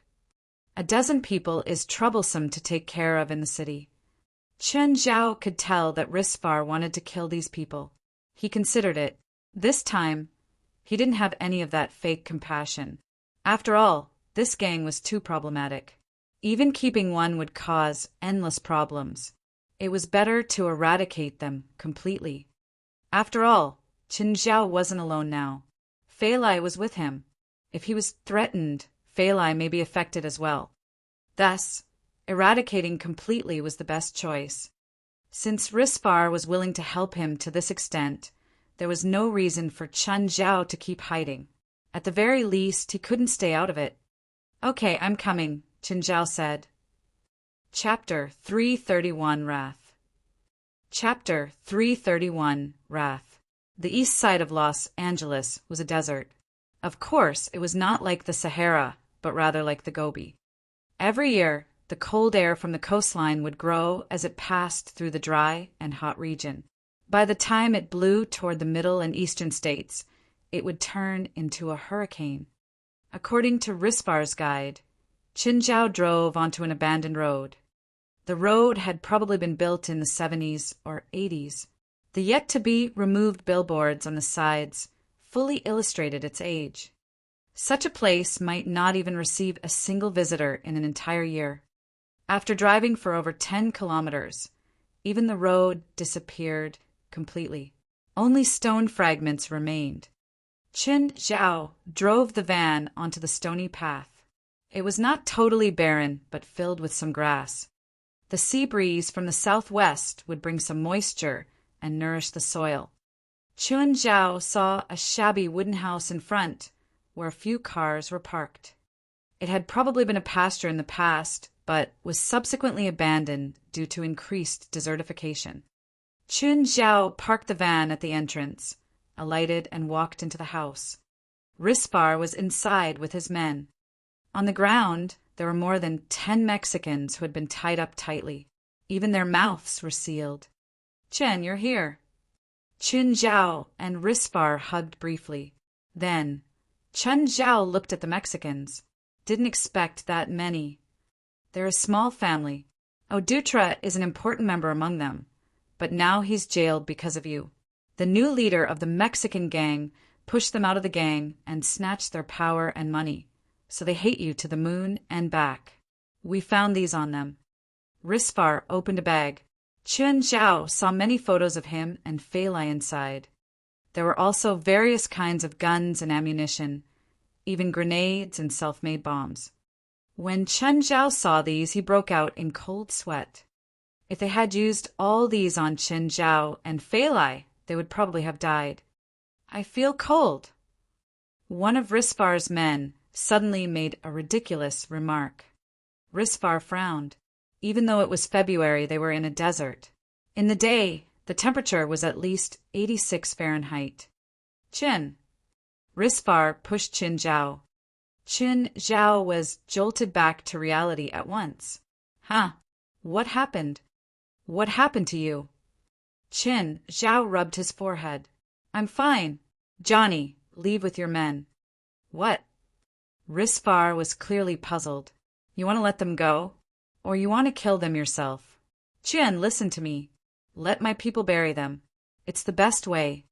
Risvar felt that even if Chun Zhao wanted to kill them, he would be unable to bury all the corpses himself.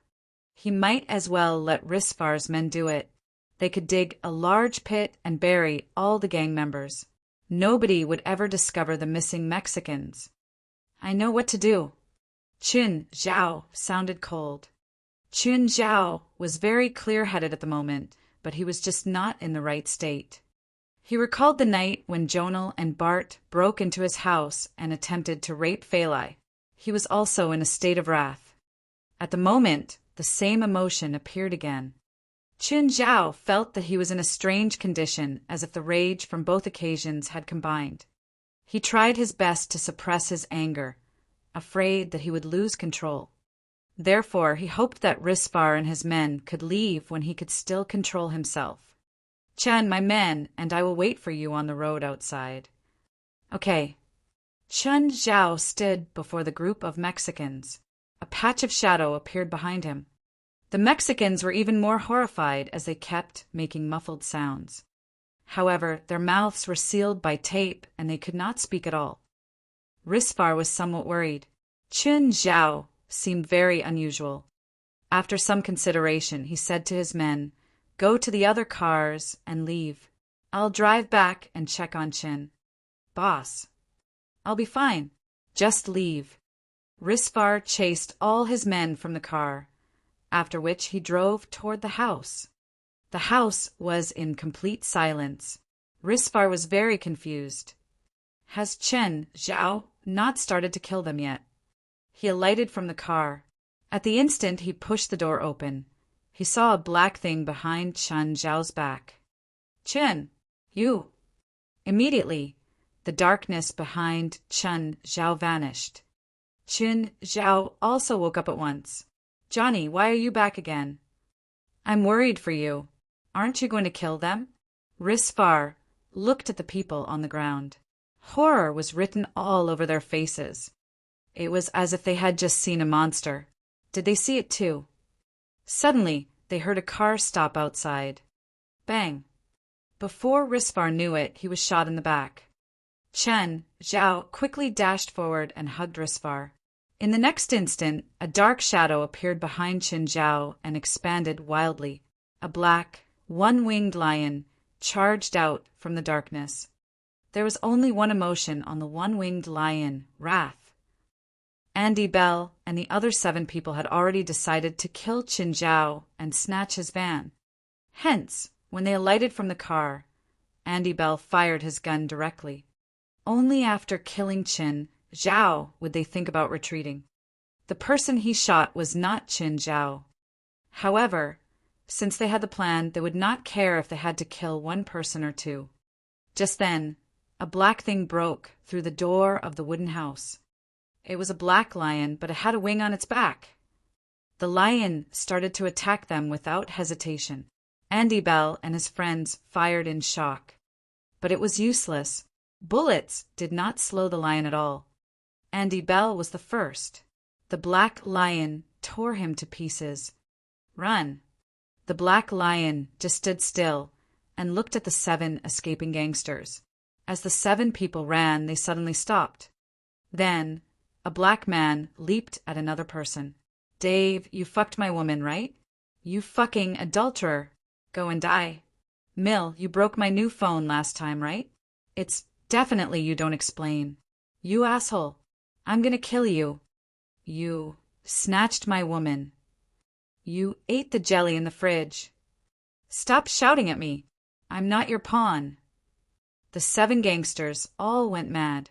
They began to attack and smash each other with the rocks on the ground. It was as if they were all irreconcilable enemies. They had forgotten about pain, and there was only one emotion on their faces: wrath. Chapter 332. Meow, I am the King of Wrath. Chapter 332. Meow, I am the King of Wrath. The dozen people in the room didn't have horror on their faces anymore either. Instead, it was fury. One of them broke the rope around him, but instead of attacking Qin Zhao, he pounced on the man beside him. It's all your fault. If you let me be the boss, we wouldn't have been held back by that stupid Odutra and lose everything. It's all your fault, all your fault. The others all broke their ropes and attacked each other as if they'd lost all reason. Qin Zhao treated Risfar while looking at the madmen both inside and outside. They might have had some small problems before, but it all turned into harsh, murderous intent now.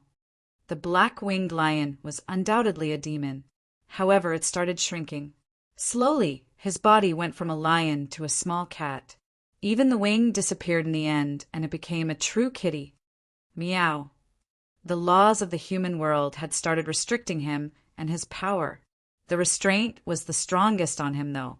Beelzebub had at least become a Shar-Pei, but this guy turned directly into a kitty. You're probably the subordinate of wrath, Qin Zhao thought. Meow, meow. Human, don't you know to kneel before me, the king? Another conceited demon. Qin Zhao made a face. If you don't understand that you're my servant, get the fuck back to hell. Blasphemy. Do you not know who I am? Qin Zhao lifted up the small cat. Okay, tell me who you are right now. I am Samuel. I am no one's subordinate. I am Samuel, the King of Wrath. I don't believe you. You don't look like a demon lord at all. Qin Zhao didn't believe him. Let go. You're not allowed to squeeze my chin. Otherwise, I'll rip you apart. Qin Zhao smothered the kitty's face with his palm. He didn't worry about hurting the animal. This guy was clearly a projection, so this cat wasn't his true body. Even if Qin Zhao killed the cat, the demon's true body would still be unharmed. Chen. Just then, Risfar woke up. He turned his head with difficulty. What is happening? They're suddenly killing each other. Qin Zhao shrugged. I think I just saw a weird creature with wings. Your vision has problems, Qin Zhao said. I'm going to call Laura. Don't call Laura. But you're injured. I'm not scared with you here. How many days will it take to recover? 3 days. Seems like I'll have a business trip for 3 days. Risfar looked at the small cat in Qin Zhao's hands. Where's that from? Found it, Qin Zhao answered casually. Maybe one of them had it. Qin Zhao carried Risfar onto the car. Who was the one that shot me? Risfar asked. I don't know, but it's not me, Qin Zhao said definitely. Wait, I'll go clean this up and then set it on fire. No need. Give me my phone. I'll have someone come clean it up and check who shot me. Master, come here. Carrie suddenly ran to Qin Zhao's feet and bit the cuff of his pants. Qin Zhao looked down at her and said to Risfar, lay down and rest. I'll go up for a second. When Qin Zhao went upstairs, he saw the group of demons all prostrated on the ground, heads and limbs touching the ground. They formed a circle around the small cat. Even the lawless Abitos did the same. Chun Zhao was dumbfounded. What are you all doing? Master, talk softly. You should respect King Samuel. King Samuel? Who? Beelzebub shot him a look. Him. Chen Zhao picked up the little cat. Don't tell me you really are Samuel, the King of Wrath. Human, you're still so unmannered. Have you heard of dragon tiger soup? What? Your Majesty, Raymond said timidly. That's making soup with cat and snake. Samuel was pissed. He reached out a paw to scratch Qin Zhao, but he was too small. He couldn't reach Qin Zhao at all. You better behave in my territory. I don't care how respected you are in hell. Here, if you don't listen to me, I don't mind becoming a cat abuser. You think I'll submit to you? Qin Zhao took out an angelic crystal. All the other demons escaped instantly. Only Samuel was stuck in Qin Zhao's grasp, unable to flee. I'll make you a beautiful cat bed filled with angelic crystals. You'll be able to experience a different kind of demon life. Truce, truce. Let's stop fighting. I've decided that I would like to interact with you peacefully. The King of Wrath wants peace? How about no? Isn't this too hard on you? Not hard at all. Samuel's smile was very forced. Even as a powerful demon king, he still had to act according to the situation. He wasn't the undefeatable demon in hell anymore. He was just a weak projection with a heartless master like Chun Zhao. The other demons still had to survive in hell, so they had to respect him. Chun Zhao didn't have to, though. He didn't care about Samuel's opinion at all. Demons still had to bow down in the house. You guys tell him my rules. You, come tell me that human.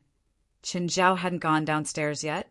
He turned around, and Samuel immediately corrected himself. Master's rules. Risfar planned on living in a hotel for a few days, so Chun Zhao brought him to the hotel room. Then he gave Risfar another checkup. No matter what, Risfar had gotten hurt because of him. Qin Zhao owed him big time. He felt guilty too. Johnny, rest well. I'll visit you tomorrow. Okay. When Chun Zhao got home, he finally let out a relieved sigh after the eventful day. The first thing that Kitty Samuel did after entering the house was to mark his territory. From now on, this is where I will sleep. Qin Zhao and the other friends all looked at him, speechless. You really know how to choose places. Qin Zhao looked at him. What, is this not allowed? Samuel still looked at him proudly. Fine. If you want to sleep there, then sleep there, Qin Zhao said, not caring. He turned to leave. Raymond, that human's tone is odd. Is there something special about this place? Chapter 333. A demon king's goal should be to destroy the world. Chapter 333. A demon king's goal should be to destroy the world. King Samuel, it's a pan used for frying. What's frying? It's basically a place where humans make food. What? I just picked a place where humans make food? Samuel's first stood up again. Calm down. Calm down. King Samuel, Raymond quickly comforted. Fine, follow me to check out the place. Samuel chose another place. How about here? King Samuel, this is where humans defecate. Here. It's a fridge, a place where humans store food. Suddenly, a carton landed before Samuel. As if it was his instinct, Samuel immediately jumped into the carton. Huh? What happened? Samuel looked at Qin Zhao. Who? Master. What spell did you cast on me? Why did I jump into the carton uncontrollably? Qin Zhao rolled his eyes. Indeed, whenever a demon turned into an animal, it would automatically possess the relevant instincts. It'll be your home from now on. What? This tattered box? It's a humiliation to my identity. But it seems you like it a lot. I'm hungry. Qin Zhao found a milk bottle. Faith had left it here, and Chun Zhao had nothing better to give to Samuel at the moment. In the courtyard, Qin Zhao lay against Princess, looking at Samuel sucking the milk bottle which was half his size. Samuel, have you never been to the human world before? No. By the way, I heard from the other demons that whenever you demons come here, you'll contaminate the human world. Since you're a demon king, you should be able to do the same, right? Didn't I contaminate that region when I arrived? All the humans were contaminated with my wrath. And then the principals came and suppressed my power. But why did you become so weak? I'm a weak projection, I agree. Beelzebub and the rest are also subordinates of the 7 sins, but they're not as weak as you are. The stronger a demon's true form is, the more he will be suppressed. As an analogy, if a normal soldier enters a hostile country, the country may send a soldier to arrest him. However, if it's a general, the hostile country will send an army. Your power is to make people angry, right? I'm the great Samuel. Do not think I'm that simple. Qin Zhao threw a small ball out, and Samuel instantly leaped at it. Human. You. Huh. Master, what spell did you cast on me? Why couldn't I control myself? You said you're not simple. What other abilities do you have? I'm the only demon king that can grant power to others. Even in the human world, my power is limitless. How? Show me. Samuel began to stare at Qin Zhao, and Qin Zhao also waited patiently for Samuel's power to act. However, after a long while, nothing happened. Excuse me. My power can't affect you, Samuel sighed, discouraged. You're a strange human. Can you cast it on Princess? Of course. Samuel looked at Princess, who was behind Qin Zhao. Suddenly, Princess stood up and a fierce look appeared on her face. Is it working? Yes. Every individual has a certain threshold, above which he or she will be devoured by fury. So there's a side effect. Qin Zhao patted Princess's back. Only then did she calm down slowly. To be blunt, Samuel's power was like a stimulant. His power could stimulate the target, increasing his or her power for a short duration. However, if he used too much power, the target would lose control emotionally. Wrath would consume all rationality. Feels so useless. Qin Zhao twitched his lips. What? You said my power is useless? Yes, very useless indeed. Not as useful as Beelzebub's or Raymond's ability, or Carrie's, or even the sloth power of Amon Beria. Tell me who your enemies are. I'll go and kill all of them now. I want to prove that I'm more useful than all of them. I don't have enemies, and I also don't need you to kill anyone for me. I'm a doctor. Can you think of a way to apply your power to medicine? Fine. Maybe I can help you to save people, but I have many large demons under me. They can help you. Please, I can't summon them, and even if I can, it's their power, not yours.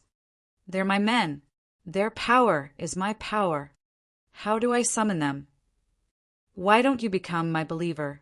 Become a believer of the King of Wrath, and you shall receive indefinite honor. I'll grant you power like you've never seen before. Qin Zhao finally received his first normal demon. What should a normal demon be like? He should aim to either rule the world or destroy the world.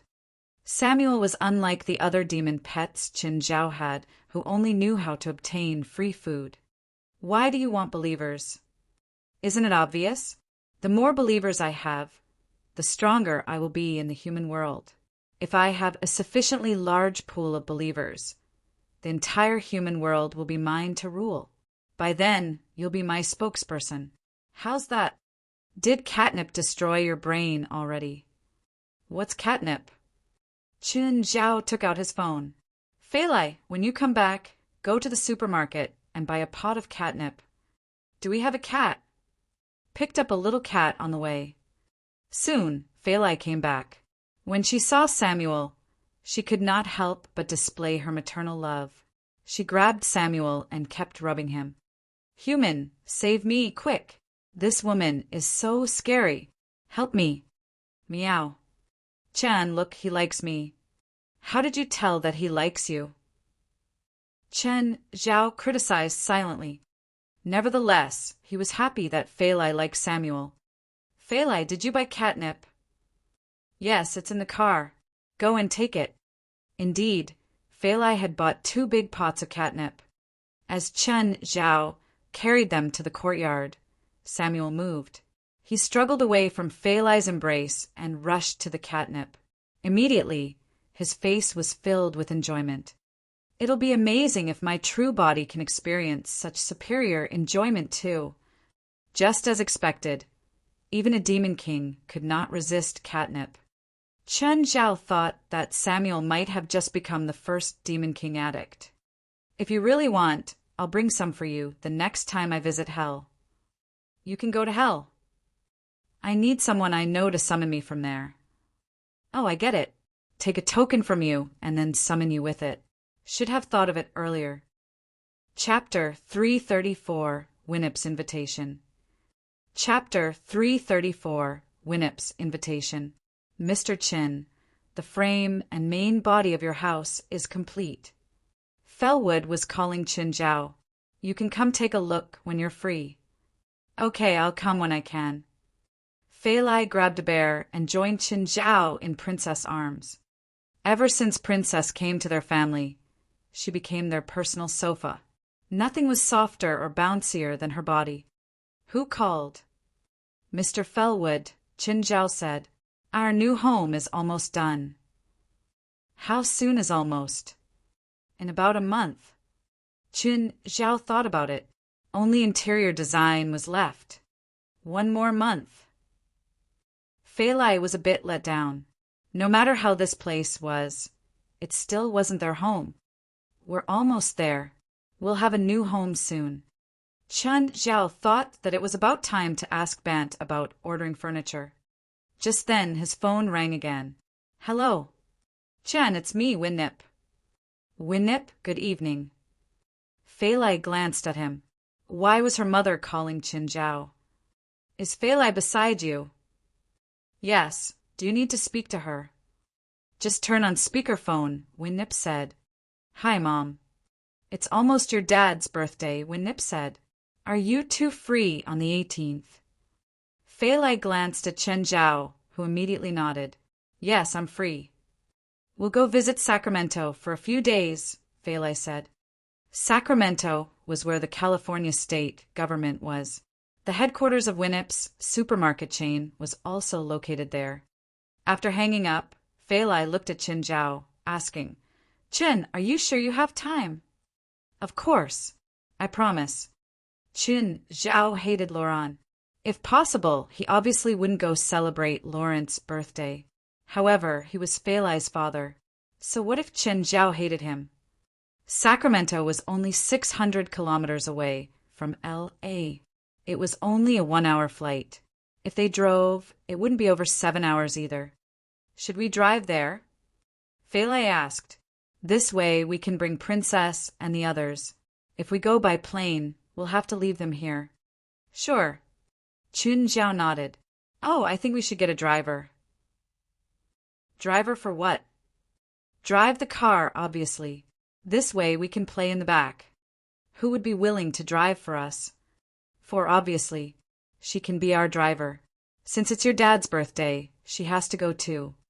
Oh, that's a good idea.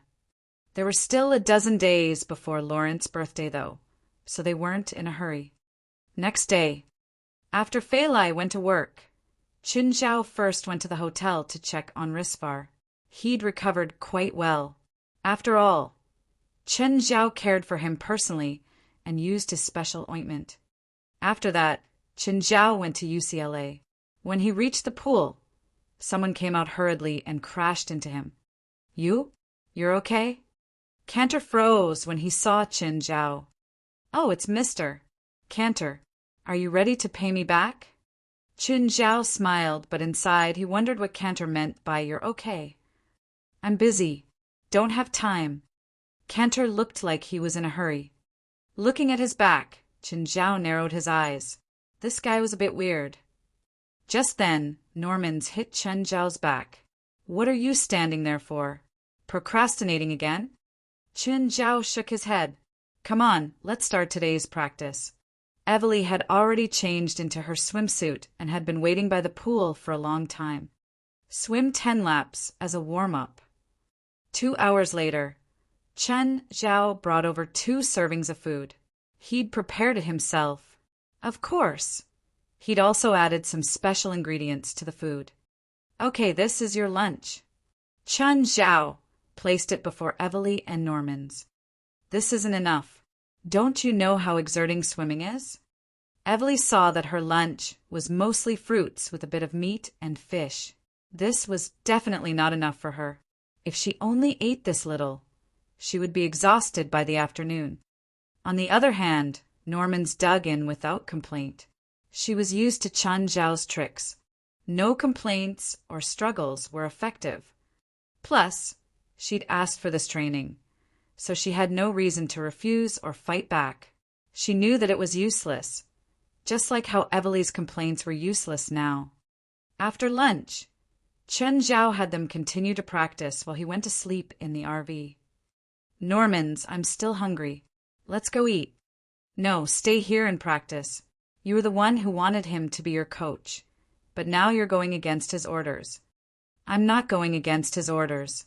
I don't have the energy to train. How do I train if I didn't eat enough? I'll continue training. If you want to eat, go eat by yourself. Fine. If that asshole comes back, don't say I went to eat. Just say I went to the bathroom. I know. Evely put on her jacket and ran straight out of the pool. She bought a bunch of snacks from the school supermarket and sat on the grass, ready to start. But as soon as she took a bite, she felt nauseous. What was going on? Why didn't she have an appetite? It must not be her taste. She switched to a sandwich, but she spat it out after a bite. She couldn't drink anything either. She couldn't eat any of the food. How could this be? Why didn't she want to eat at all? Evely wanted to cry. She'd spent so much money on snacks and had wanted to eat happily. In the end, she couldn't eat anything. Just as she was about to throw it all out, Beelzebub ran over, drooling with his tongue hanging. Evely was pushed down. Princess had crashed into her from behind. All of the food was scattered on the ground. Soon, Chen Zhao's pet army started their robbery. Evely turned around and saw Chen Zhao standing there. Why are you here? I didn't eat anything. I know. Back to the pool. Start training again. After returning to the pool, Evely felt extreme hunger. Extreme hunger. Seeing her get in the water, Norman swam over to her. Did you feel like you couldn't eat anything and then get hungry after you get back? Yes, what's going on? You feel this too? No, I don't, but I know this feeling. That asshole put something in our food. If we eat behind his back, we'll feel nauseous if we try eating anything. But as soon as we leave food, we'll feel hungry. We can only eat what he agrees to or forces us to eat. Chapter 335, Gang. Chapter 335, Gang. Evely finally knew what hell felt like. She could not even object now. She spent 200,000 to experience hell. As a punishment, she had much more training than Norman's today. Norman's, you can come up and rest for 10 minutes. Evely continued to swim 20 laps at the usual speed. Why do I have to swim for another 20 laps? You're doing 800 meters freestyle, while Norman's is doing 50 and 100 meters. Your training is obviously different. Evely was speechless. She could only work hard and finish the 20 laps. Flutter kick for 10 minutes. Header 100 times. 50 meters charge 10 times. All right, come up and have your second meal. Chen Zhao clapped his hands. Norman's and Evely climbed out of the water. They both had their own food. Chen Zhao would not let them train with an empty stomach. Why do I have less food than Norman's? I had more training than her. Stop asking why. I decide how much you eat, Chen Zhao said as if it was normal. It's a revenge for me, sneaking out just now. Well, if you really want to take it that way. Meow. Be angry. You wrath shall be my power. Chen Zhao suddenly lifted Samuel with his hand. Stop making trouble here. Go to the side and play by yourself. The two wolfed down their second meal and began training again. A real athlete would eat about 10 meals on a day with training. Of course, all the meals were nutritionally balanced and not too filling. In this way, the athlete could turn the nutrition into energy during training. At the same time, the food eaten would not hinder his or her training. Every hour, Chen Zhao would prepare a nutritious meal for the two. Normans had already consumed diluted strength potion before. Therefore, she was very fit and also had a very large appetite. Of course, the strength potion also gave her more stamina. At least, she was much fitter than she used to be. In her nutritious meals this time, Chen Zhao had added slightly more strength potion. The amount of strength potion in Evely's food was what Normans used to have. After 4 hours of training, Chen Zhao gave them their last nutritious meal for the day. After finishing this, don't eat anything else for the day. Who will listen to you? Evely cursed silently. Chen Zhao was about to change his clothes when he received a call from Risvar. Chen, I did some investigation. The group of people yesterday was there for you. What? You sure? They are members of a local gang, led by a person called Andy Bell. He's a staff in the infirmary of UCLA. Cantor hired him to beat you up. Then why did he shoot you? Perhaps it was a sudden plan. You looked rich, so he wanted to kill you and take your van. In the end, they shot me instead.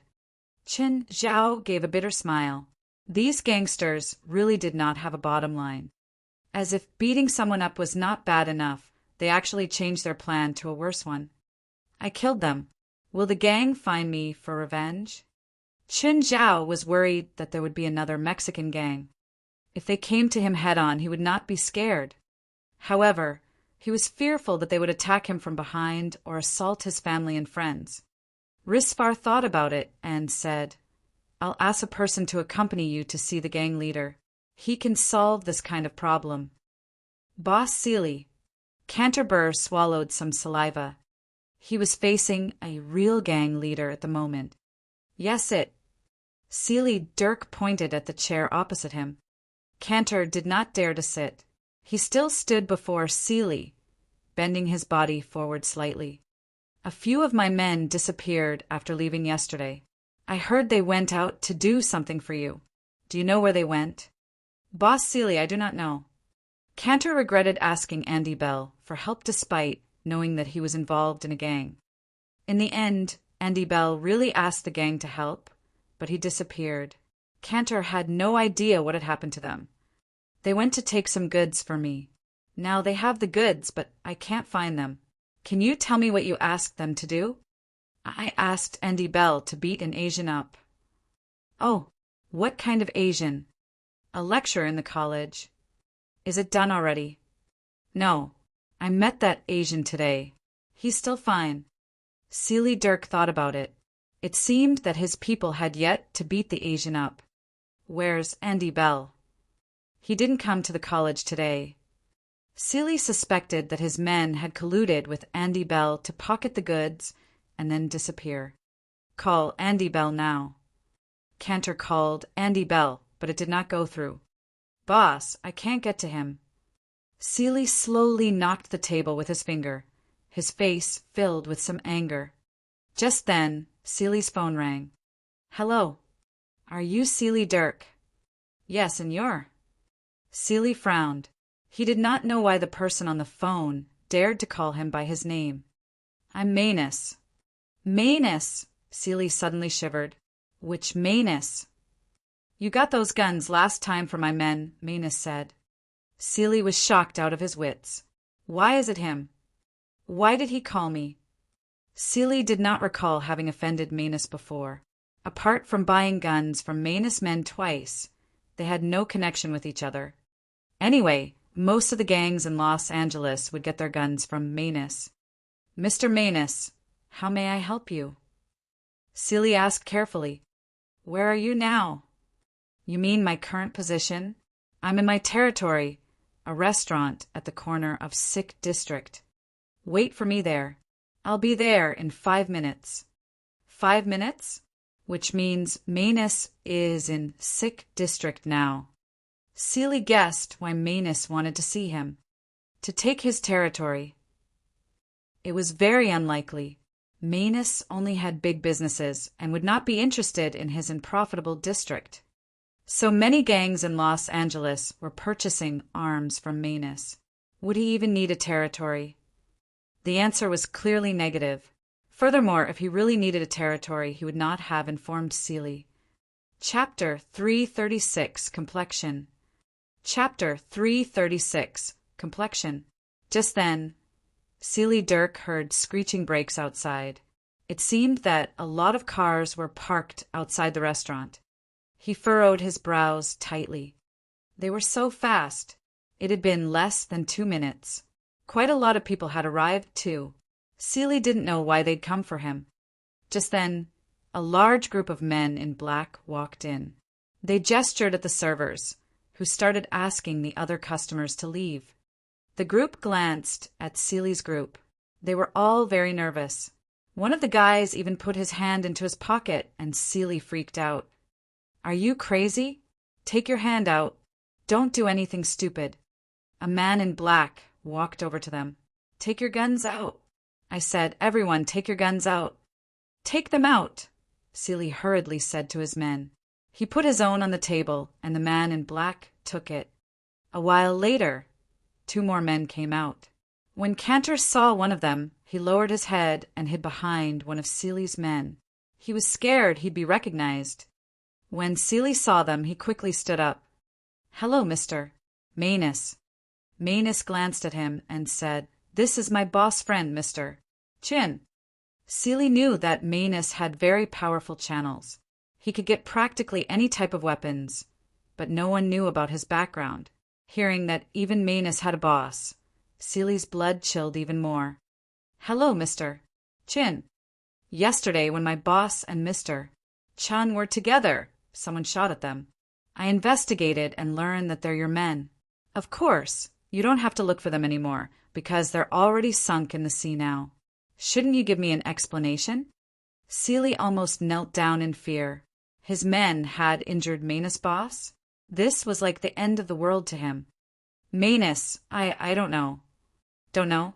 Is that your last words? It's him. Seely suddenly cried. It's him, he pointed at Cantor, who was hiding in the group behind him. It's him. He hired my men. I didn't know anything about this. Cantor's legs turned into jelly from fear. Qin Zhao looked toward him. Cantor, we meet again. Cantor fell to the ground. He didn't have the strength to stand up anymore. Who would have thought that this Asian was so terrifying? Mr. Chen, I'm sorry. It's my fault. I admit it. I hated you, so I got some men to beat you up.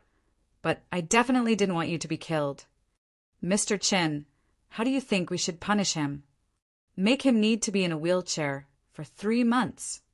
Chen Zhao didn't want Cantor to be killed. After all, the man only wanted to beat him up. They had a grudge, but it wasn't enough for death. Seely Dirk, what about you? Manus, I will do anything I can to follow your orders. I really didn't know about this. I have nothing against you or your boss. I don't care if you have anything against me or my boss for now, but your men threaten Mr. Chen's safety. Don't you think you should compensate him? Yes, Mr. Chin, please accept this check. I'll take the money, Qin Zhao said, but I hope similar things won't happen in the future. Of course, I can't promise anything about other streets, but you can rest assured in my streets. Mr. Chen, what do you think? Manus asked. This is fine. Risfar had just gotten Manus today to give him a strong presence. Qin Zhao wouldn't actually kill all the guys in the gang. They didn't have any conflicts. Chen Zhao couldn't bring himself to do it either. Leaving the restaurant, Chen Zhao stuffed the check into Manus' hands. Manus, help me donate this to an institution for the disabled. Mr. Chen, anything else? No. Thank you, Manus. No problem. It was boss orders. As soon as Chen Zhao parked outside of Ethan's motel, he had already run out. Wow, wow, wow, wow. Ethan's voice didn't match his age. Chen, where did you get this? Please, how old are you? Can you not be so dramatic? Is this really your car? Where'd you get it? Stole it. Chen Zhao rolled his eyes. Just then, Princess came down. Ah, Berber. Her name is Princess. Those two behind her are her kids. Ethan was speechless. She's huge.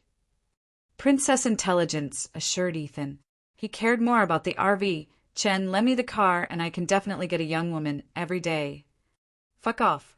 I'll never lend this car or let you mess around in it. Then don't think about getting free food here anymore. Chen Zhao slammed a check down on the counter. This enough. Ethan picked it up. $100,000. I took care of the troublesome client from last time. Amazing. Chen, I love you. Fuck off. Don't kiss me. Just then, Li Qing walked over. Auntie Li, you don't look too well today. Li, do you feel unwell? Should I give you 2 days break so you can rest? Ethan also saw that Li Qing was in a bad state. She had dark circles. I'm okay. I probably didn't sleep well. Li Qing smiled. Auntie Li, sit down. I'll give you a checkup. I'm okay. There's no need. Li, sit down. You know Chen is a great doctor. Chen Zhao pulled Li Qing over and checked her pulse. Did you not eat breakfast? I don't have the appetite. Chen Zhao furrowed his brows. Earlier, he'd only thought that Li Qing didn't sleep well, but it seemed to affect her appetite too. Chen Zhao took out a stethoscope. Her heartbeat wasn't steady. Her internal functions seemed to be disrupted too. Auntie Li, drink this. Is this medicine? I'm not sick. This is for nutrients, not medicine, Chen Zhao said. Go rest for 2 days. Have Ethan give you a break. Right? You've been working here for so long, and Ethan hasn't given you a break yet? This damn capitalist. You should sue him. Bastard, how are you my friend? Mr. Chen, this is the piece knot I made recently. Here you go. Meow. Chapter 337, Heavy Spending. Chapter 337, Heavy Spending. It smells of angel blessing, Samuel said. Chen Zhao took the piece knot and Samuel touched it with his paw. The piece knot contains this woman's spiritual power. That's why she's so weak. Chen Zhao thought, could Li Qing be a physiognomist or something? The smell of angel blessing could be due to a spell. Li Qing had spent her own energy and spirit to make the piece knot, which could explain her current condition. Auntie Li, is this useful for you? When Chen Zhao took out an angelic crystal, Samuel immediately jumped away from his arms. Some surprise flashed across Li Qing's eyes. You want to give it to me? It must be precious. Auntie Li, take it. It's of no use to me anyway. Mr. Chen, this is very precious. Since you know what it is, you have to know its use. It'll be more useful in your hands. Take it. Li Qing's eyes glittered. She bit her lower lip for a while. All right, I'll take it for now. If you need it next time, come and find me. What's this stone? Looks pretty. Is it expensive? Go away. Don't connect everything with money.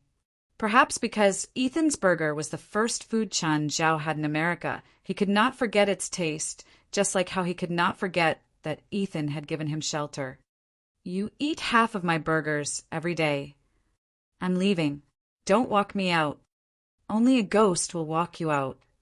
Chen Zhao went to the Mirror Lake. Fellwood Cisco's project was in good progress. When Chen Zhao arrived, he saw a preliminary white building standing by the lake. Nevertheless, there were still many workers entering and leaving the building. The main body of the villa had already been completed.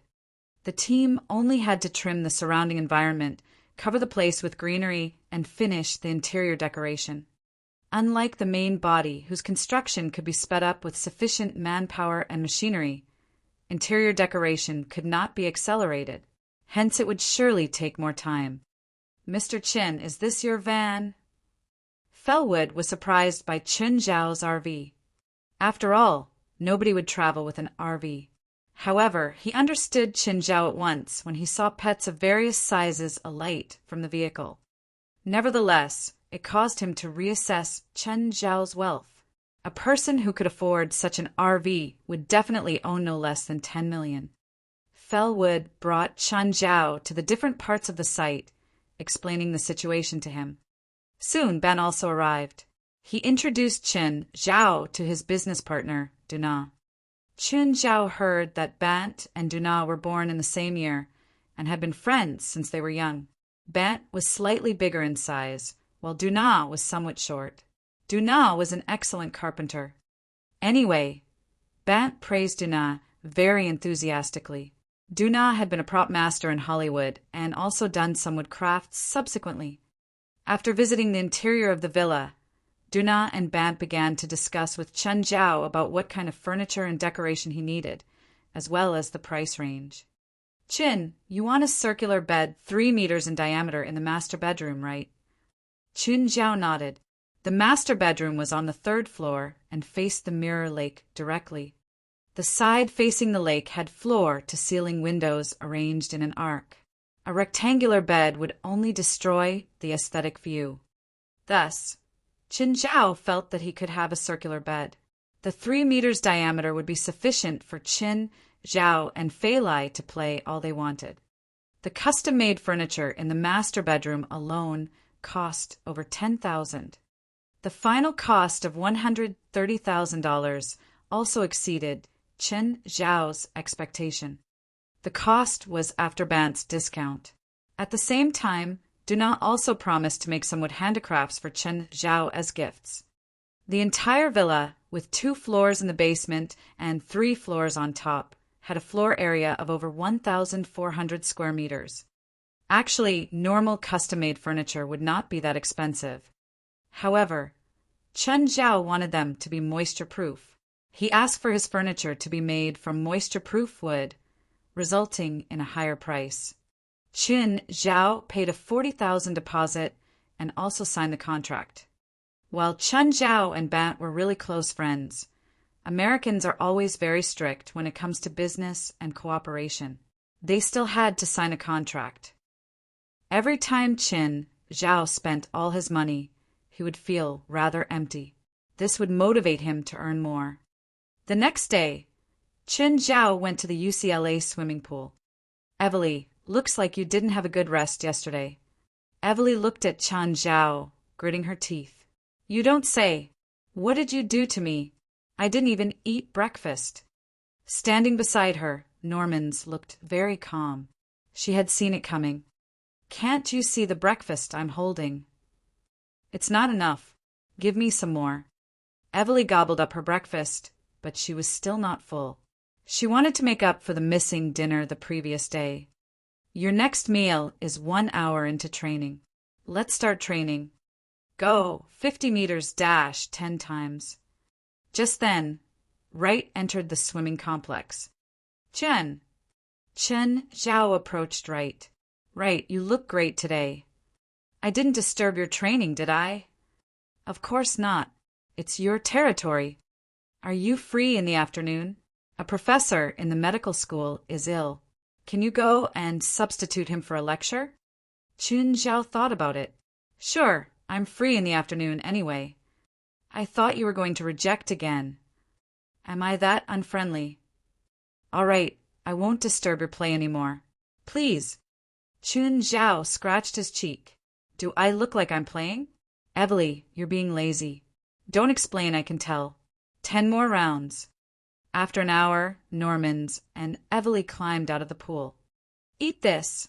Rest for 20 minutes, and then let's test your speed. It's just been 1 day of training. Do you expect an improvement?" Evely rolled her eyes. "Also, we've just had an hour of training. If you want to test, We need to rest for at least 3 hours to recover.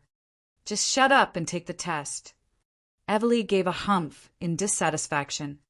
Give it your all. If I discover that you're not trying your best, you can be ready to go hungry for the entire day. I have my professional ethics. I won't do such a childish thing.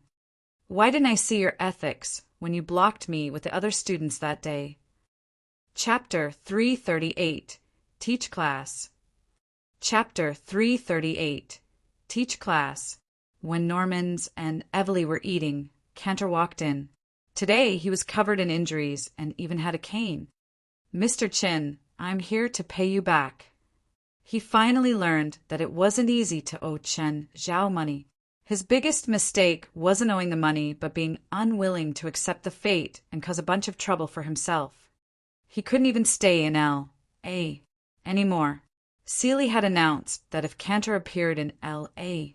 anymore, Seeley would chop him up to feed the sharks. After Cantor left, Evely and Normans looked at Qin Zhao with strange eyes. You beat him up. Nonsense. I don't do that kind of thing. I'm a pacifist. The girls rolled their eyes in unison. Pacifist? If this asshole was a pacifist, then Kim Jong-un could get the Nobel Peace Prize. After drinking, eating, and resting enough, the two stood up again to keep training. Okay, Normans, you first, 50-meter freestyle. Your record yesterday was 24:12 seconds. My best record is actually 23:98. Then put on your best performance. If your result isn't good today, I'll have you train more. Qin Zhao clapped his hands. Go now. Qin Zhao and Evely both held up stopwatches. One person recording might not be accurate enough. Ready. Splash. Normans dove into the water, creating a pretty splash. She reached the end. Evely looked at the stopwatch, her expression changing slightly. 23.9 seconds, Qin Zhao said. How about you? 23.91. Evely couldn't believe this. With this speed, Normans could attend the Olympics with the national team. If she was lucky, she could even win gold. Of course, they were using manual stopwatches, so mistakes were possible. However, the error couldn't be more than 0.01 seconds. Normans slowly swam back to the starting point. How was it? What's my time? Your final time, 23:90 seconds. I improved that much? Normans was shocked. She knew that Chen Zhao's training was effective, but she didn't think it could be so obvious in only a day. Come up. Evely, go down. You take a break and try the 100-meter later. Evely took a deep breath and went to the diving platform. I'm ready. Ready. Splash. Evely didn't like Qin Zhao, but she was still serious about swimming. 1 lap, 2 laps, 3 laps. 7, 8. Qin Zhao and Normans stopped the watch at the same time. 8 minutes, 25 seconds. How much? Evely just got out of the water and couldn't hear clearly. 8 minutes and 25 seconds. Evely gasped. She was at 8 minutes and 40 seconds yesterday. Her best time was 8 minutes 38 seconds. She kept wavering around this time without any changes. But in one day, she actually reached 25 seconds. This was a miracle, or was she just performing exceptionally well today? It was possible for athletes to perform extraordinarily, but the possibility was too small. This kind of speed was a professional athlete's level. You didn't give me any steroids, right? If you want to think that, I don't care. Qin Zhao shrugged. Normans, are you done resting? Yes. Next, Normans tested her 100-meter freestyle. It was better than yesterday. Yesterday, her time had been 54 seconds. Today it was 53:90 seconds. The improvement wasn't as big, but she'd just done the 50-meter freestyle and hadn't recovered fully yet. Okay, next, start training. Qin Zhao started giving out instructions again. Normans Practice kicking in place for 20 minutes. Evely, swim at a regular pace for 20 minutes. The two had different events, so their training was different too. Evely was much more cooperative in the following training. Chun Zhao also planned more things for them today. The training lasted for 5 hours. He didn't leave the pool until the medical class that Wright arranged for him in the afternoon. Chen Zhao didn't prepare any material. After all, he was only the substitute. When he walked into the classroom, there were only a dozen students there. "Sir, did you walk into the wrong room?" a student asked when Chen Zhao got onto the lecture podium. "No, I'm the substitute today," Chen Zhao said. "Your professor is sick, so I'm here in his place. It's about time, so let's start class. Let me introduce myself first. My name is Chen Zhao. You can call me Chen. I'm Chinese, and I'm mainly responsible for traditional Chinese medicine and acupuncture classes. This is my first time lecturing. If you're not interested, you can sleep. Just don't make any noise." Normans and Evely were both sitting in the classroom. They knew that Chen Zhao would teach here. Normans had already graduated. She wasn't even a med student. "Compared to other times," Normans whispered, "he doesn't seem that confident on the podium." "I doubt he's qualified to even stand there," Evely replied. "The two ladies in the back, if you're here for class, please keep quiet." Chen Zhao directly called Normans and Evely out. The two girls glared at him and fell silent. In Chinese medicine, we focus on the yin, yang, and 5 elements. It sounds like magic. Of course, in the East, it's referred to as mystical studies. But Chinese medicine has a history of thousands of years. Yin and yang are actually the veins and arteries. The 5 elements refer to the heart, lungs, spleen, liver, and kidney. "Teacher," Evely called out, "are you sure this isn't a magic class? You should go to Hogwarts instead of UCLA. Evely, perhaps your swimming training is too easy. I'll multiply your intensity tomorrow and cut down your meal. Are you threatening me about another major?" "This is my authority. You can be angry, but you can't do anything about it. This just shows your unprofessionalism. Look at the other students in the classroom. Some are playing on their laptops, some reading books about other fields, or just sleeping." Thud! The student sleeping on the table suddenly slid onto the ground. Look how deeply he's asleep. Chapter 339, Cardiac Arrest. Chapter 339, Cardiac Arrest. The other students in the lecture room also guffawed. Nobody knew whether they were laughing at Chen Zhao's abstruse lecture or at the student who was sleeping on the floor. "Wake him up," Chen Zhao said, frowning. "You can sleep, but at least cover your face with a book." "I'll lose face if you sleep just like this." A student approached the student lying on the floor and pushed him. "Hoffman, get up." But there was no response. The student pushed him again. "Hoffman, wake up." Chen Zhao frowned and walked forward. He lifted Hoffman's wrist and pressed his chest lightly. Immediately, Chen Zhao's expression changed drastically. "Cardiac arrest. Does he have a heart disease? Quickly give him CPR."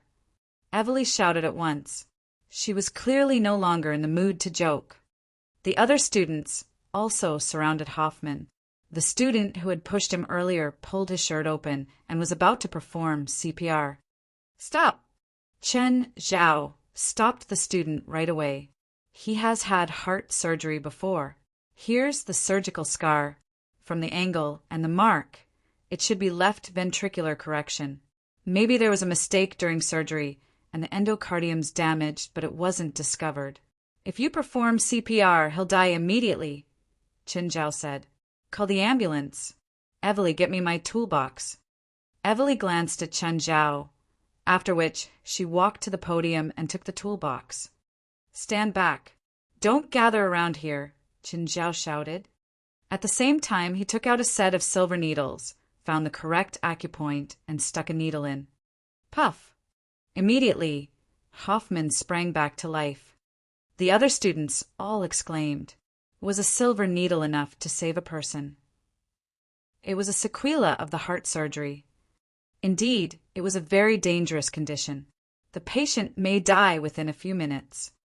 However, Chen Zhao could wake Hoffman up easily. Surprise flashed across the eyes of many students. They were all medical students, after all, so they knew most of the medical principles. They also knew how dangerous Hoffman's state was just now. "Don't move." Chen Zhao pressed Hoffman back onto the floor. "You can't move now. Tell me, do you feel any discomfort while breathing?" Hoffman nodded with some pain on his face. "Is it painful to breathe?" "Yes," Hoffman answered. Chen Zhao nodded. "Did you have heart surgery in the last 6 months?" "Had left ventricular anatomical correction during the summer vacation," Hoffman answered. The students around them all stared at Chen Zhao. They could not believe that Chen Zhao had actually guessed it correctly. Actually, the biggest difference between Chen Zhao and the other students was that Chen Zhao was a real doctor, not a student. Chen Zhao had seen many patients and done countless practical treatments before. There were only a few possible causes for Hoffman's cardiac arrest, including sudden heart disease, surgery sequelae, and poisoning. Chen Zhao knew these, so did the students. The difference was that Chen Zhao could notice it. None of the students had noticed the obvious surgical scar, indicating how inexperienced they were. "Don't breathe too hard. Maintain your breathing rate. You will definitely need endocardium repair surgery," Chen Zhao said. "But don't worry, the surgery has a very high success rate. Also, you might want to ask the doctor to control the amount of anesthetic during surgery. You can't take too much anesthetic now. Of course, if your surgeon is experienced enough, he or she will know it." Just then, the paramedics arrived. "Huh, Chen, why are you here?" For looked at Chen Zhao in surprise. "I'm a lecturer here," Chen Zhao answered. "You? Lecturer?" For's face was filled with disbelief. "Why, is it strange?" "Forget it. What happened here? Is the student all right?" "No." Chen Zhao told her Hoffman's condition. "Thank God you're here, or he would probably be with God now. His condition, endocardium damage after surgery, is very dangerous. I've met at least 8 patients so far, but none of them made it to the hospital." "All right, get him into the ambulance. Don't keep him lying on the floor." After Hoffman was sent away, nobody dared to belittle Chen Zhao anymore. Chen Zhao had proven that he was a very good doctor. All medical students would clearly like to become doctors if possible. Many medical students had excellent results in school, but were chased out of the hospital during the first year of internship. They could not put their knowledge into practice. "Sir, was that acupuncture?" "It's a more complicated technique in acupuncture. With your current knowledge, you probably won't be able to understand it. It's also difficult to explain in English. Of course, if you're interested, I'll start from the basics the next time I lecture. Isn't it just injection? I've practiced that during a hospital internship. You inserted needles into veins, right?" Chen Zhao looked at the student. "You don't need me to tell you how big veins are. I just inserted the needle into the acupoint sushin, which is about 0.1 millimeter large. It can only be reached with a special needle. There are 3 vital acupoints around it. Had I inserted the needle wrongly, Hoffman might need to lie in bed forever. Is there still someone who's brave enough to perform acupuncture now?" Everyone gasped. Nobody dared to question Chen Zhao anymore. Most of the injections now are intravenous. Injection and acupuncture are 2 very different things. Even the veins of children are not hard to find. However, acupoints are very small. If the needle is inserted incorrectly, the patient might just lose a drop of blood. But if it hits another acupoint, the consequences can be severe. The human body is like a precise machine. Stick a rod into the machine and nobody may happen. But if the rod is stuck in the gears, the entire machine could stop working. All right, end of the lecture. No homework, but please remember, unless I personally agree, don't perform acupuncture on anyone unless you want to deliberately hurt or kill the patient. Then, Qin Zhao packed his toolbox and left. This lecturer's so cool. Chapter 340. Only my followers can enjoy fried chicken. Chapter 340. Only my followers can enjoy fried chicken. Meow meow. Samuel stood around the flowers and reached out a paw. Humans, become my follower, and I will bestow upon you endless riches and glory. Give the food in your hands to your master. What a cute kitty. What breed is it? Good boy, eat this. Meow, meow, meow. Very good. It seems that you've all pledged loyalty to me. You will become my first group of followers. Go and spread my belief. Samuel waited until his 3 followers left before jumping onto Qin Zhao's table. Qin Zhao was sitting at the Open Sky Cafe right now. Samuel strode proudly. Master, did you see? I already have 3 followers now. This is the first step to conquering the world. Yeah, good, keep going, Qin Zhao replied dismissively. If you beg me, I'll share my food with you. Samuel looked proudly at him. Qin Zhao glanced at the drumstick in Samuel's mouth. You can enjoy it by yourself. You really don't want it? The crispy, golden skin, mesmerizing fragrance, and tender taste are definitely the best experience of the human world. Qin Zhao didn't doubt Samuel's true form strength as a demon king. After all, he'd witnessed how strong superior demons were. As a demon king, Samuel was definitely stronger than Beelzebub, Zophi, and Horus. But he was just a bit ignorant, like a total country bumpkin. When I rule the world, I'll send out an order that only my followers are allowed to enjoy this thing. It's called fried chicken, Qin Zhao reminded. Oh, fried chicken. Finish it. We're going to the hospital. Tim, your son is in a quite dangerous situation. He's already in the surgery room for emergency treatment. What exactly happened to Hoffman? He underwent ventricular malformation correction surgery half a year ago. However, his intraventricular membrane still has its own muscle memory. This caused his membrane to not grow according to the post-surgery ventricular shape. A blockage was formed. Didn't you tell me that Hoffman's surgery was successful? And now you're telling me about these weird side effects? Tim Waltz couldn't understand at all. He just wanted to know if his son was in danger or not. Sir, this can't be predicted, the doctor explained. No one can predict things like a muscle's long-term memory. Let me ask you this. Will Hoffman leave the surgery room safely? I'll try my best. I don't want your best. I want your promise. If I don't get good news, I'll throw you into Somalia. The doctor lowered his head. I'll go perform surgery now. He didn't dare go up against Tim Waltz. He is a top billionaire in America. He even had a share of this hospital. If Tim really wanted to send someone to Somalia, no one would be able to save them. Just then, a red-haired beauty walked over. Tim glanced at her, dissatisfaction filling his face. Miss Rydra, you're too late. I'm sorry, mister. Tim. Hoffman has always been getting care under your orders, but now he's in danger again. Can you explain? Rydra was troubled. Sir, you must understand that Hoffman was born with abnormal ventricular growth. The surgery from half a year ago was a success, but he still can't exercise like regular people. His heart was fixed artificially and is actually still weak. The treatment I gave Hoffman can only help him avoid most dangers. It isn't absolute. I pay you $20,000 per month for absolute safety. No one can promise anything absolute, Rydra said matter-of-factly. I'm only his health consultant. I can only give suggestions instead of treating him directly. If I can be 100% sure, it won't be only $20,000. It'll be $200,000. If you can ensure my son's safety, so what if it's $200,000? Just then, the light above the surgery room turned red.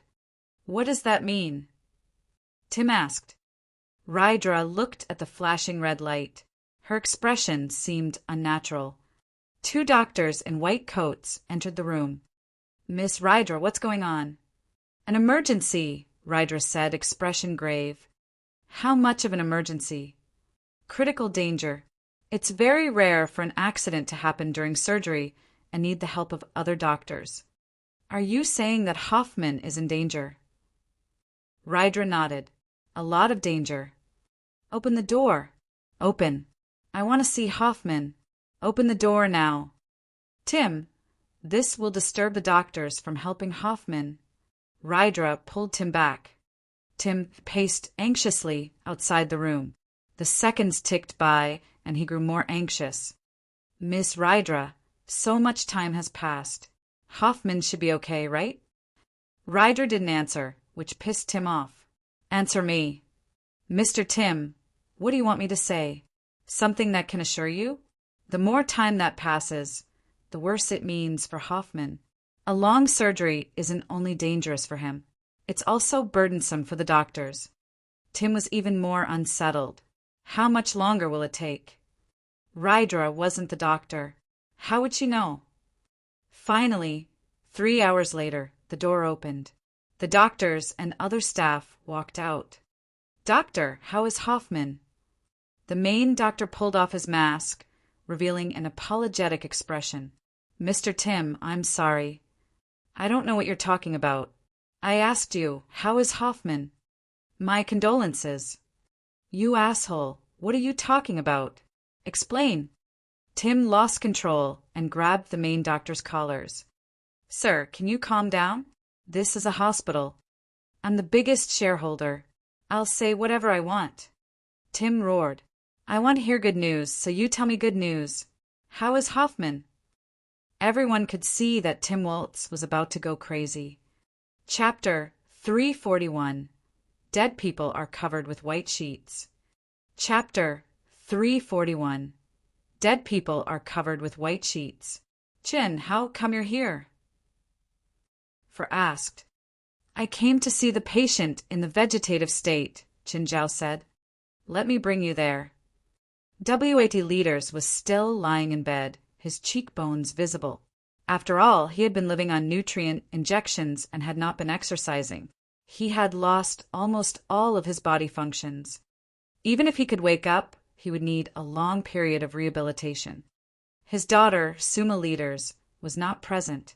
Chen Zhao heard that Suma had been working for more than 14 hours a day to pay for her father's hospitalization and treatment. "This human soul is damaged," Samuel said. "If you can't restore his soul, he'll sleep forever." Chen Zhao was surprised. "Damaged soul?" "That's right. There are traces of magic where his soul is damaged. It's probably caused by a spell." "Spell? Was it Blackie?" "Blackie might have damaged WAT's soul while practicing sorcery on him. This could explain why Blackie had asked Chen Zhao to treat WA. Do you know Blackie?" "You mean the Soulbringer at home?" "Yes. What will happen when a Soulbringer harms a human? If a Soulbringer kills a living soul, the Soulbringer will lose the number of lives that is equal to the amount he has taken away. A Soulbringer typically lives for no more than 500 years, so normally they will never harm a life on purpose." Chen Zhao gave it some thought and asked, "What if Blackie caused this? Will Blackie receive any punishment?" "No, at least not before the man dies." "Damaged soul. Is there a way to heal him?" Chen Zhao asked. "Heal his soul? How?" "Use soul fragments and then cast soul heal, but you can't restore his lost memories." "Teach me soul heal." "I don't know it myself." "What? You're a demon king. Why don't you know it?" "Why would I know such an inferior spell? Do you think I even have a target to cast the spell on? I only kill." "Then what's your use here?" "I don't know it, but my subordinates do," Samuel said. "Fine, at least you're slightly useful," Chen Zhao said, twitching his mouth. "Summon me to hell, for I need to learn the spell. I want 10 chicken drumsticks and 10 pots of catnip." "Deal, when will you summon me?" My true form in hell doesn't even have a token from you. Can't summon you yet. What can I give you as a token? Just something that you use frequently. Let me bring it back to hell. I'll find one when I get home, Qin Zhao said. Qin Zhao left the ward, for was waiting for him outside. Are you done? Yes. Do you have a solution? He has no relation with you. Why are you so concerned? Suma is in deep pain. If you can wake her father up, it'll be a great relief for her. I can't promise anything, Qin Zhao said. With Suma's financial condition, I don't think she can hire you. When you met each other last time, she didn't seem to know you. Why would you help? I have my reasons. Forget it, I won't ask. You won't tell me the truth anyway. Qin Zhao and Four approached the vending machine, and Qin Zhao inserted a few coins. You want a beverage? Four ordered a cup of coffee. The two sat along the aisle. Your dad's birthday is on the 18th, right? Huh? How did you know? Winnip called me yesterday. We plan to spend a few days in Sacramento. You want to come? I need to look at my schedule first. I'm not as free as you. Just then they heard an abrupt voice. Trickster. Both Qin Zhao and Four were stunned. They lifted their heads and saw a red-haired lady standing before the vending machine. Is she referring to you? Four asked in surprise. Qin Zhao looked at the red-haired lady. She looked familiar, but Qin Zhao could not recall where they had met. You are. You can't remember? I was Mr. Raspa's health consultant, and I was fired because of you. Qin Zhao slapped his head. You're Rydra. Rydra gave a cold humph, took her beverage, and left. Four looked at Qin Zhao. Looks like she hates you a lot. Maybe because I snatched her client. Qin Zhao helplessly shrugged his shoulders. Why did she call you trickster? Why would I know? We've only met once. Even Qin Zhao himself was baffled. Don't tell me there's something else between the two of you. You know, she looks pretty. You're too imaginative. Qin Zhao smiled and shook his head. I should leave.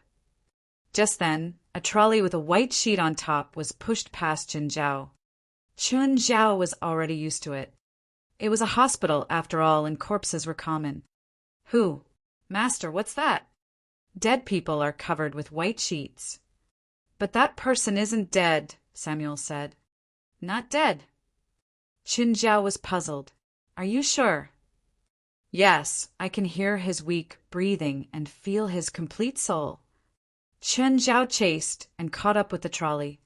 Sitting along the aisle, Four saw Qin Zhao run back and asked, What happened? I want to see this person.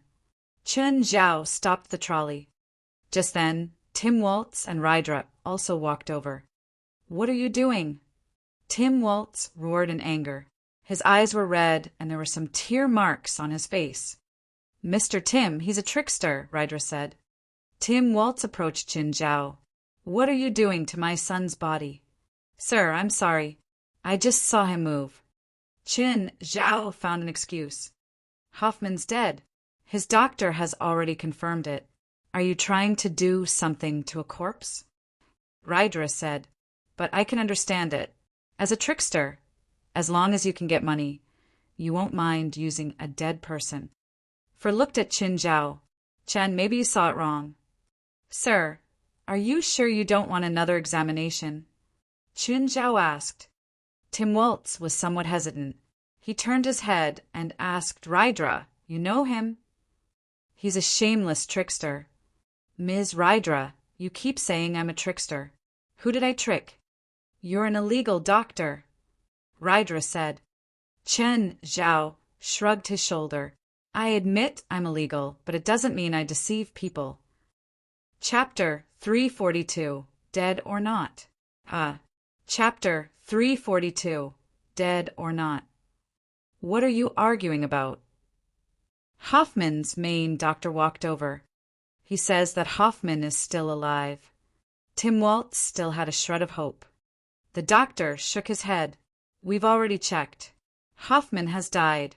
His heart has stopped more than 10 minutes ago. The doctor glanced at Chen Zhao. I don't know what your motive is, but I diagnosed him personally.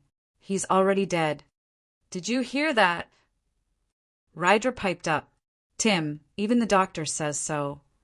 I still hold my viewpoint. He's not dead, but he's indeed about to die. Chen Zhao glanced at Tim. Sir, if you're willing to let your son live, then please give me and him a chance. Tim looked at him with glimmering eyes and then hesitantly glanced at Rydra and the doctor. Just then, spoke up.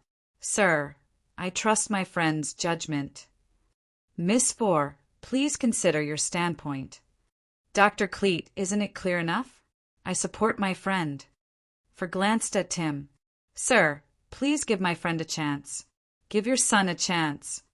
You really can save him? Tim obviously wished that his son was still alive, but he didn't want his son's body to be insulted. Chen Zhao looked at Tim. Then he pulled back the white sheet. He discovered that the boy was the student that he'd given emergency treatment to in the classroom. He reached out and pressed hard on the Tsushin acupoint. Everyone saw Hoffman's finger twitch. He's alive! Hoffman is still alive. He's still alive, Tim Waltz cried. My son is still alive. He's still alive. Rydra and Dr. Cleet's expressions turned dark. I need a surgery room, Chen Zhao said. Sir, Cleet said. He can't be saved. He was just pushed out of the surgery room. His ventricular malformation correction surgery failed, causing severe internal bleeding. He has no hope. Perhaps you gave him temporary muscle reaction, but that doesn't mean he's still alive. I need a surgery room. Chen Zhao repeated.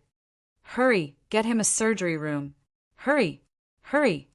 Mr. Tim, this doesn't follow the rules, Cleet said. Fuck your rules, Tim yelled. Get my son and this man a surgery room right now, or else get the fuck out of this hospital. Chen, room 9 should be empty, For said. But you better finish within 2 hours, because I have a surgery then. Push him to room 9, Chen Zhao said. When they got there, For asked, Do you need my help? No. Chen Zhao shut the automatic door. It could only be opened from the inside now. Tim, why do you trust that liar? Rydra said, a bit frustrated. Yeah, it's just a simple muscle reaction. It doesn't mean that Hoffman is still alive. Tim sat by the surgery room's door without speaking. The depressed look still hadn't disappeared. Plus, that liar brought a cat into the room. Doesn't he know that the room must be kept absolutely bacteria-free? He doesn't even have any common sense. It's Chen's habit, For said. All of you shut up. Tim yelled. I don't want to hear any nonsense before the result comes out. Chen Zhao put on his gloves and reopened Hoffman's chest. There was a blood clot in his trachea. The surgery had failed, so the stitches were done quite carelessly. They didn't even use any gel. This gel was used after surgeries for wounded organs to recover and mend. It was a biological gel and most often used for gastric perforation. Chen Zhao first used soul shock to shock Hoffman's soul. Hoffman's eyes flew open. A suffocating feeling seized him instantly. Keep calm. I know you feel horrible right now, but you must keep going. Pretend you're underwater. Chen Zhao dripped a droplet of perfect crystal potion into his mouth. This drop was the purest life essence. It nourished Hoffman's body. He was still in pain, but at least it was bearable now. Go to sleep now. Chen Zhao hypnotized Hoffman and made him fall asleep. Then he used magic, demon medicine, and Chinese medicine all at once to perform surgery on Hoffman. His biggest problem right now was his abnormal heart. If Chen Zhao could cut off the abnormal part, then Hoffman would have hope of survival. To make sure he could stay in his best state, Chen Zhao cast himself a spell for sharp thinking. This made his brain extremely clear. He knew exactly what he needed to do. After cutting off the abnormal membrane, Chen Zhao stitched up the heart. He also added in gel while giving Hoffman another drop of the perfect crystal potion. Energy, Qin Zhao urged. Hoffman's heart jumped abruptly. Just then, the clotted blood in his trachea spewed out of his nose as air started moving through.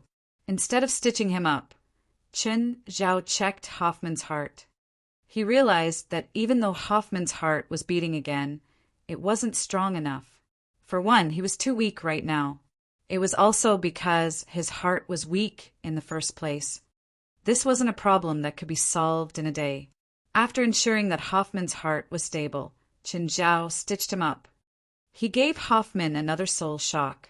The boy started panting loudly. Am I dead? Not right now. Qin Zhao patted Hoffman's cheeks. How do you feel? Kind of hurts. Qin Zhao squeezed Hoffman's fingers. Now. Hurts. Then he squeezed Hoffman's toes. Any feeling? Hurts. Good, you're out of danger, Qin Zhao said. Your bodily functions and nerve reactions are all normal. Thank you. Hoffman was still weak. His voice was very weak. You should exercise your body to strengthen your heart, Qin Zhao said. Okay, I should leave. Chapter 343. To a father, it's an amazing day. Chapter 343. To a father, it's an amazing day. Mr. Tim, he's gone in for almost 2 hours already. Mr. Tim, are you sure you want to watch a fraud disrespect Hoffman's body? By then, Tim Waltz was also becoming impatient. He was both worried and scared. What was happening? Was Hoffman dead or alive? Just as he was hesitating, the automatic door of the operating room opened. Tim Waltz saw Qin Zhao walk out. He immediately stormed forward and grabbed Qin Zhao's shoulders. How's Hoffman? At the moment, Qin Zhao was already very exhausted. His clothes were stained with blood. Qin Zhao pushed Tim's hands away. Before he could even speak, Rydra said, You better explain to Mr. Tim. Insulting a dead body is unforgivable, whether by law or by God. Qin Zhao glanced at Rydra, not in the mood to argue with her. He's very weak now. He needs nutrient injections, Qin Zhao said. What? Tim Waltz was still in a daze. Your son is alive, but he's very weak. Can you not understand English? You mean my son is alive? Tim Waltz's eyes were filled with disbelief. Don't you want to go in and see your son? Rydra was even more incredulous. It can't be. Hoffman is dead for sure. He can't be alive. Tim Waltz charged into the operating room directly and saw Hoffman on the operating table. Hoffman. Dead. You're alive, you're alive. Great. It's an amazing day. Thank God. Dad. To me, it's not been an amazing day. Can you carry me away from this cold table? I don't feel good. Qin, well done. For walked Qin Zhao to the exit. Thank you for speaking for me just now. I wasn't speaking for you. I just didn't want a person to be murdered because of misjudgment. For looked at Qin Zhao. You look really tired. Can you still drive? Of course. I need to leave. See you. You sure you don't need a ride? No. For looked at Qin Zhao's back. She inhaled a deep breath, shook her head, and walked back into the hospital. Just then, Tim Waltz found For. Dr. For, where's that Asian? His name is Qin. He's already left. Also, he doesn't like people to call him Asian. He's Chinese. Yes, may I ask where Dr. Qin is? He left. I want to thank him for saving Hoffman. He's an illegal doctor with no medical license. If the Department of Health finds out that he performed a high-risk operation without a license, he'll spend at least 3 years in jail. I can promise that he won't be sued by anyone, including the government. I'll help to convey your gratitude to him, but please do not disturb his life. That will be the best way to thank him. But I would like to thank him personally. No, please don't. Mr. Tim, it's just a coincidence. Rydra still did not give up. She hoped Tim Waltz could trust her that Qin Zhao was a trickster. However, Tim Waltz ignored her completely. Hoffman, how do you feel now? Somewhat better. After receiving a bag of nutrient drip, Hoffman had recovered slightly. Dad, the doctor just now asked me to exercise suitably. No way, Rydra immediately screamed. It'll only increase your heart's burden. Tim Waltz was also rather reluctant. Hoffman had been weak since young precisely because he was diagnosed with ventricle malformation. Nobody dared to let him exercise. However, someone had just told Hoffman to exercise slightly. If it was anyone else, Tim would curse the person directly. However, it was the person who had just saved Hoffman's life. Tim Waltz began to hesitate. While Rydra had been arguing with Qin Zhao, her ability was undoubtedly excellent. Before Rydra became Hoffman's personal doctor and health consultant, Tim Waltz had checked her background thoroughly. Rydra graduated from Stanford Medical School and was holding a master's degree. She was an internist and had been an actual hospital doctor for 3 years. Later, she became the personal doctor and health consultant for many upper-class people. Her medical skill was more than outstanding. I'll ask before deciding, Tim Waltz said. After all, it would affect his son's health or even life. Tim did not dare to make a hasty decision. Jen, are you home? When Four returned home, she realized that the RV was parked outside, but Qin Zhao was nowhere to be seen. The pets were all at home and dinner was also unprepared. They were all starving. When they saw Fei Lai, they gathered around her at once. Fei Lai took out all the pet food. When she went upstairs, she discovered that Qin Zhao was lying in bed. Fei Lai walked forward and saw Qin Zhao sleeping. What did he do? Fei Lai did not know why Qin Zhao was so exhausted and sleeping in the evening. Usually, even after Qin Zhao had just run a marathon, he would be lively and energetic at home. Darling, it's dinner time. Qin Zhao opened his eyes slightly. Fei Lai, I'm not eating. Are you ill? Fei Lai took the thermometer. Qin Zhao did not have a fever. Nevertheless, she was still worried. Can you come here? I think Chen's ill. Huh. When he left the hospital today, he indeed looked pale. He went to the hospital. Was he ill? No, he came to the hospital to see a patient. Also, he saved a patient who was already pronounced dead. He completed an operation that 4 specialists and 6 assistants failed to. I think he's just too tired. Looked at the sleeping Qin Zhao, still distressed. Can you come here and check Qin? Soon arrived. When she received Fei Lai's call just now, she thought that Qin Zhao's condition was quite serious. However, after some examination, she realized that Qin Zhao was very healthy, maybe even a bit too healthy. Fei Lai, you let me worry for nothing. Chen's absolutely fine. Really? Chen's usually always very energetic. I don't think I've ever seen him this tired before. It's different. Usually he uses at most his physical strength, but he used too much brain during the surgery today. He'll restore after the sleep. You sure he's fine? Just rest assured. I'm leaving. Why don't you sleep here tonight? No way. Would burn in anger whenever she recalled that night. She had sworn that she would never, ever spend another night in their house. Chapter 344. True Strong Determine the Winner on the Battlefield. Chapter 344. True Strong Determine the Winner on the Battlefield. At night, Fei Lai felt a hand touching her. She opened her eyes to see that Qin Zhao had woken up. Qin, what time is it? Don't know.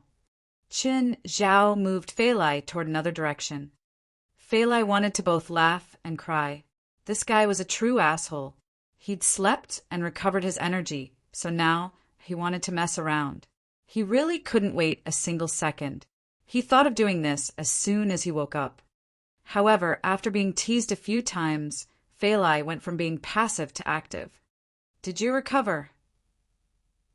Yeah. Just a bit hungry. I'll go make some food for you. No need. I'll eat you first, and then go downstairs to find food. You asshole. An hour later, Fei Lai went back to sleep. Chun Zhao went to sit by the pool alone, munching on dragon meat. As the saying went, you could only go up by going down first. Chun Zhao felt like he was in great shape now. Both his body and energy were at their best now. UCLA, swimming pool. Meow. Why are there drumsticks in these girls' food? They're not my followers. Your thoughts are still stuck in the era of buying the ticket and then getting onto the bus. It's a different time now. There are new ways to get followers too. You should let them feel your blessing first. Then they'll learn to feel thankful and join you. Really? Yes. Look how happy they are while eating. So they're my followers now, since they're eating the drumsticks. You want to get a follower just with one drumstick? You think followers are that cheap? They're not. It's far from enough. Chun Zhao glanced at the starving girls. They'd already started licking the plate. Norman's, is that asshole crazy? I watched him talk to that cat the entire morning. Maybe it's smarter than you. Chun Zhao glanced at the girls. After eating, digest, and warm up for 5 minutes and get into the water. This was their 6th day of training. Evely was completely used to the intensity and method. The other swimmers, they were used to it too. Just then, a dozen boys and girls walked in from the outside. They didn't seem to be members of the swim team. At least, Chun Zhao recognized most of the swim team after these days. These students looked unfamiliar. Each one had a satchel. A handsome guy with blonde hair and blue eyes put his bag onto the ground. Clapping his hands, he announced, "Friends of UCLA, hello. The pool belongs to us this afternoon. Please leave immediately. Thanks for your cooperation.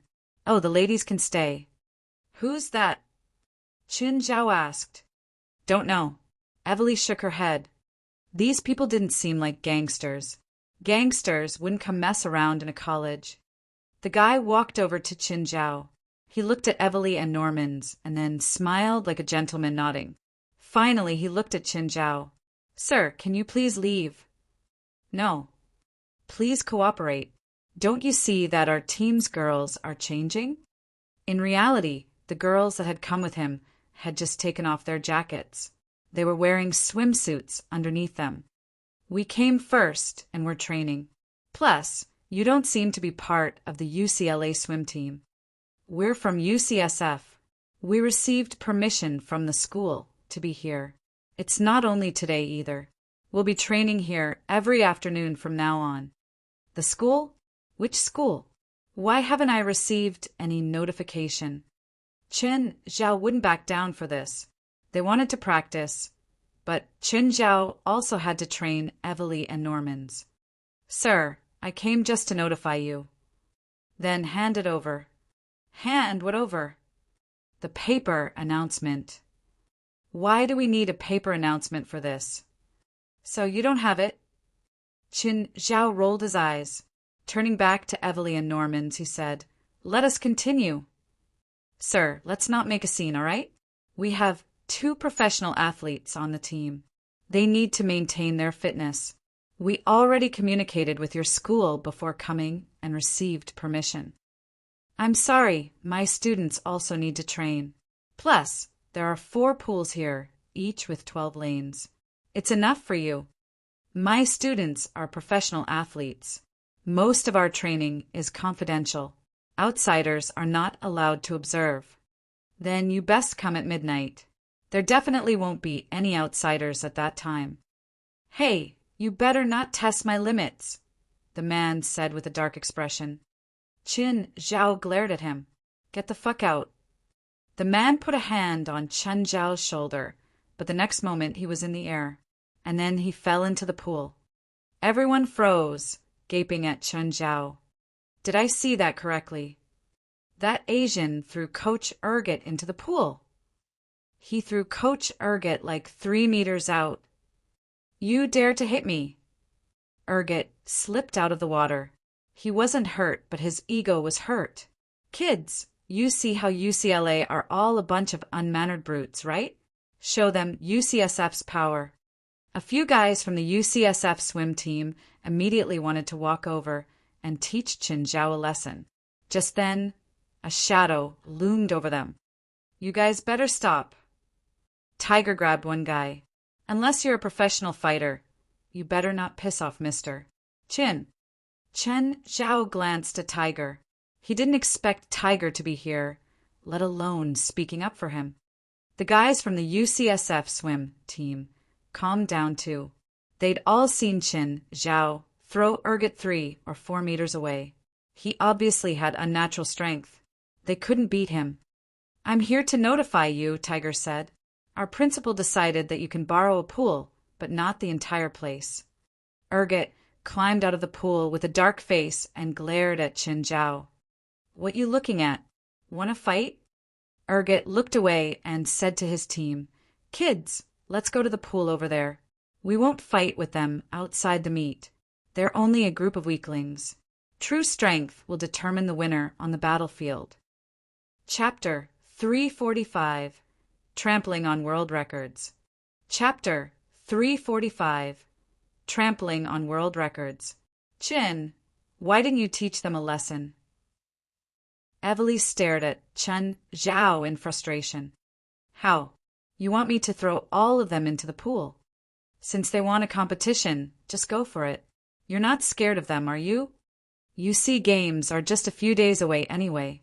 You can go and compete with them by then. Why should I do it? It's not like you. You shouldn't be so submissive. I'm a pacifist. Who threw that person into the pool again? I was forced to fight back. Both Evely and Normans rolled their eyes. Pacifist. The person only touched his shoulder, and Qin Zhao flung him out by a few meters.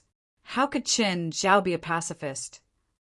Coach Ergot, do we admit defeat just like this? A few men gathered around Ergot, their faces filled with indignation. Although Ergot had said that only a competition could determine the winner, they just could not let it go. They could not even focus on their training. These students were young, impetuous, and frivolous. In their school, they were used to doing whatever they wanted. Today, they met an even more unreasonable person and were really displeased.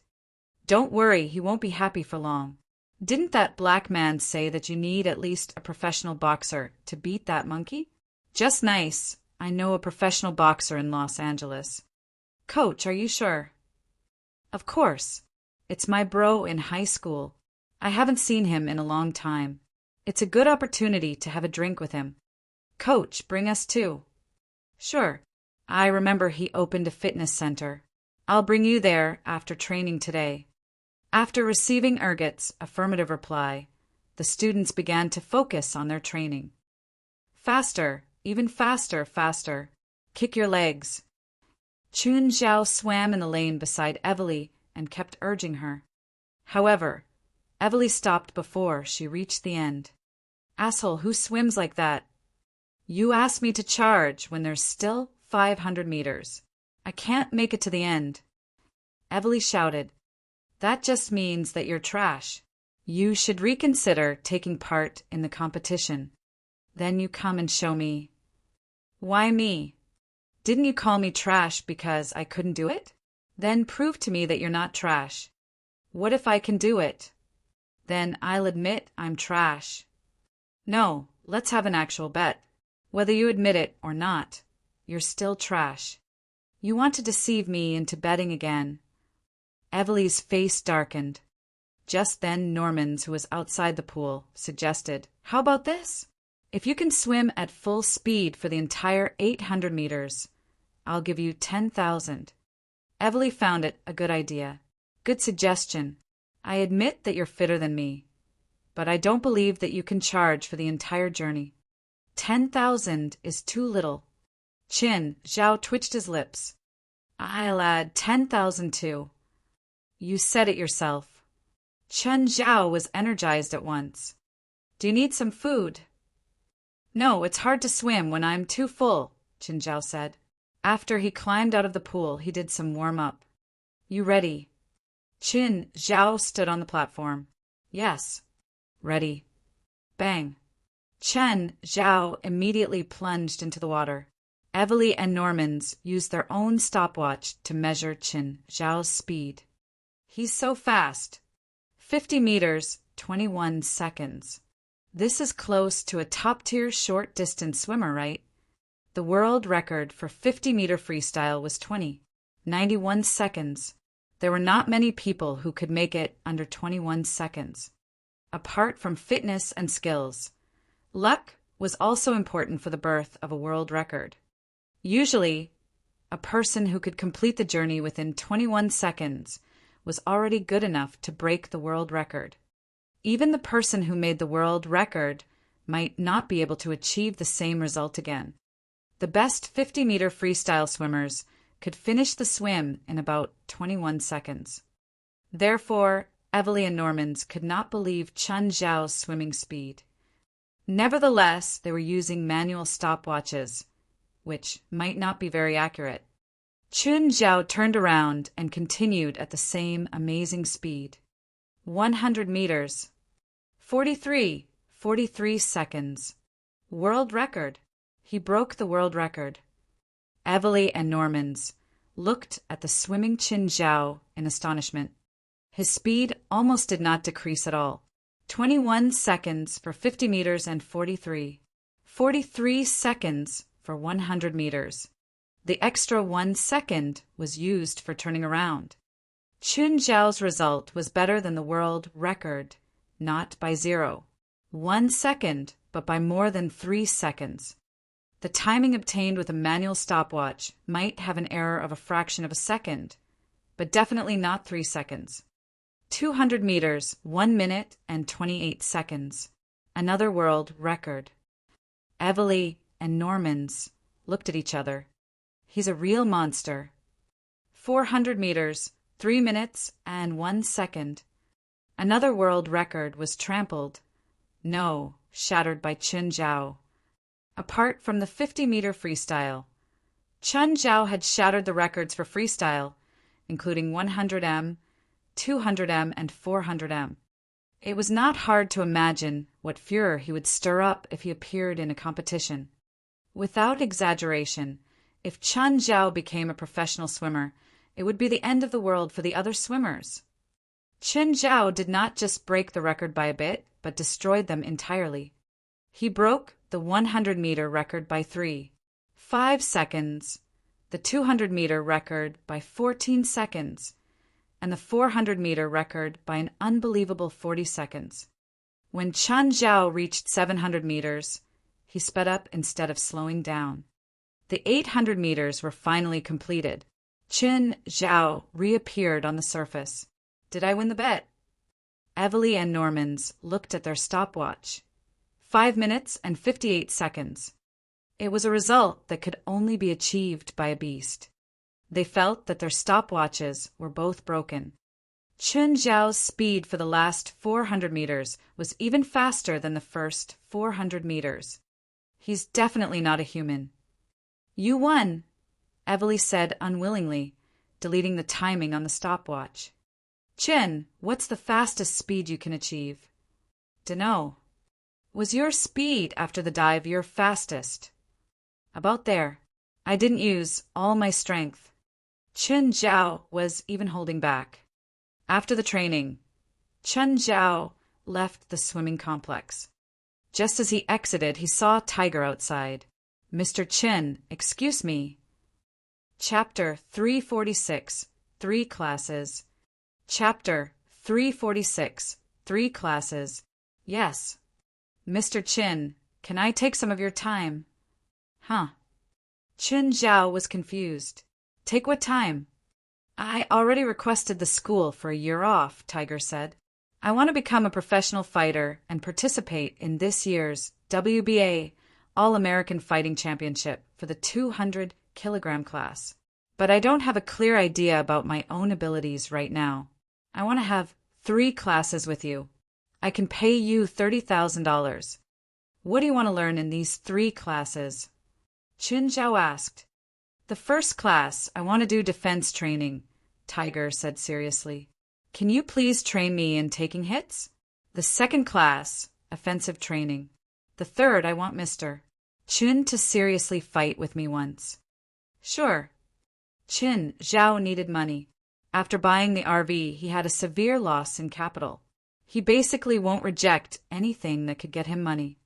So, can we start the first class now? Tiger asked. Okay. It was still early and Chun Zhao didn't have anything else to do. The boxing hall had many students and some teachers acting as temporary coaches. Most of the people there were just enthusiasts.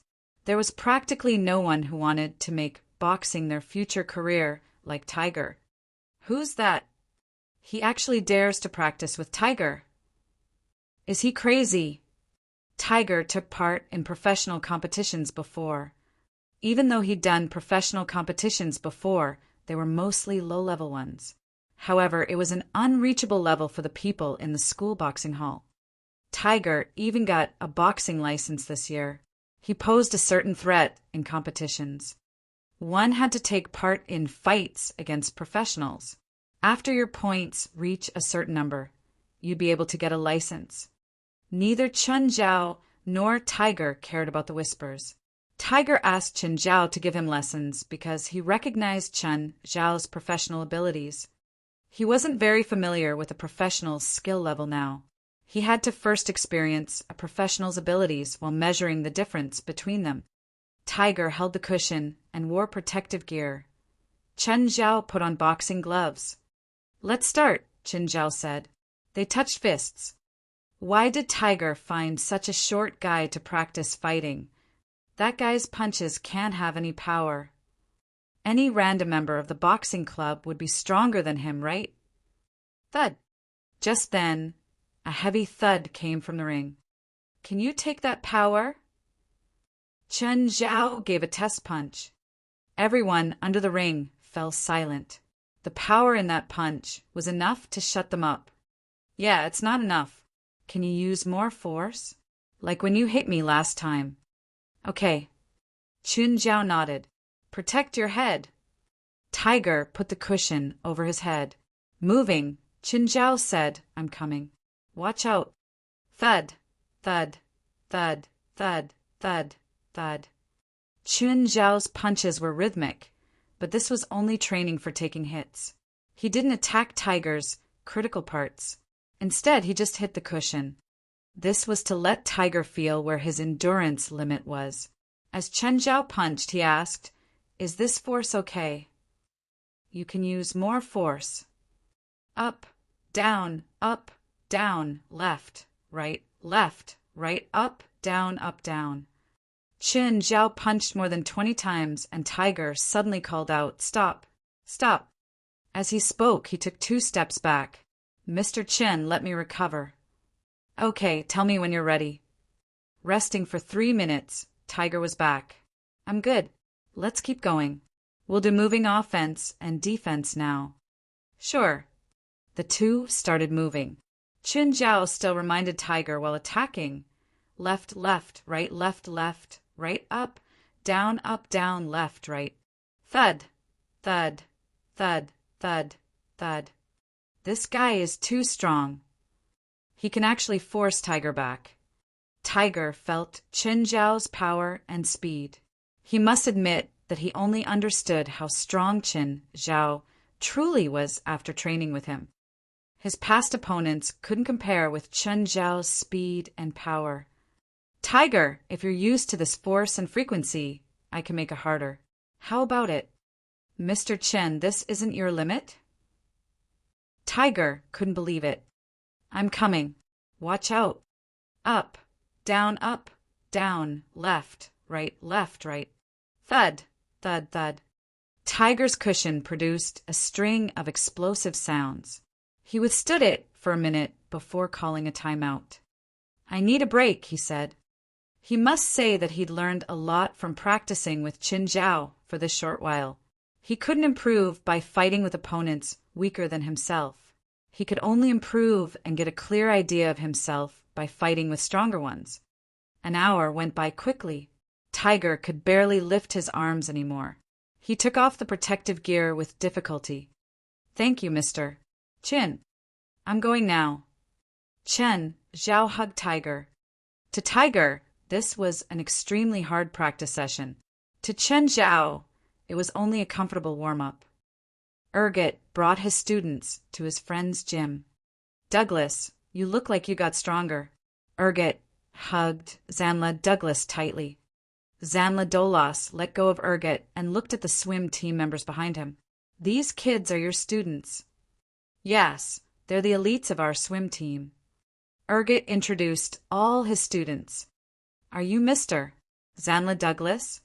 One of the students recognized him. You're the one who won the golden belt at the WBA All-American Fighting Championship last year. Huh. Kid, you watch the fights? Zanla said, laughing heartily. He was obviously happy to be recognized. Of course. I really liked your match. Mr. Douglas, will you attend this year? Of course. Not only WBA, but I'll also be in the World Boxing Council and International Boxing Federation competitions. My goal is to get the golden belt in at least 3 events. Next year, I'll go to the WBO and WBPF. I'll try to get all the golden belts in 3 years. Douglas, you should have no matches in the boxing world now, right? Huh. I can't say I'm undefeatable, but I'm in pretty good shape. Chapter 347. Princess's Punishment. Chapter 347. Princess's Punishment. Douglas, how about a drink tonight? Sure. Dobby, do look after the center. I'm going out with my friend. Of course. Just leave everything to me. Mr. Douglas, our coach, was bullied by someone at UCLA today. A student suddenly complained. Huh? What happened? Zanla Douglas asked, confused. Hubby, that didn't happen. During training today, our coach was thrown into the pool by a UCLA swimming coach. Did all of you just watch the person bully your coach? Someone from the boxing club stopped us. He said that the swimming coach is as strong as a professional boxer. Professional boxer? Is he? I've been quite free recently. When will you bring me to him? Zanla Douglas said, not bothered. He had fought all the good boxers in the entire United States. What could UCLA possibly offer? What makes a boxer professional? Those so-called professional boxers, who do not have a professional boxing license, are all self-proclaimed. Countless boxers have failed the assessment to become professional. Great. I'm looking forward to the match. I've never seen a professional boxing competition up close, Ergot said, smiling. Chin, I heard Tiger hired you as his boxing coach for yesterday? Evely asked. Yup. How much did you charge him? 3 sessions for 3 days, 30,000. What? We paid 200,000 for 10 days. Why did he only have to pay 30,000 for 3 days? I train you at least 4 hours a day, which means 40 hours in total, but his lessons are only 1 hour each. So your price is actually lower. Perhaps I should have charged you at the same rate as him. Forget it. Ignore me. Evely already had a hard time squeezing out 200,000 to pay Chen Zhao.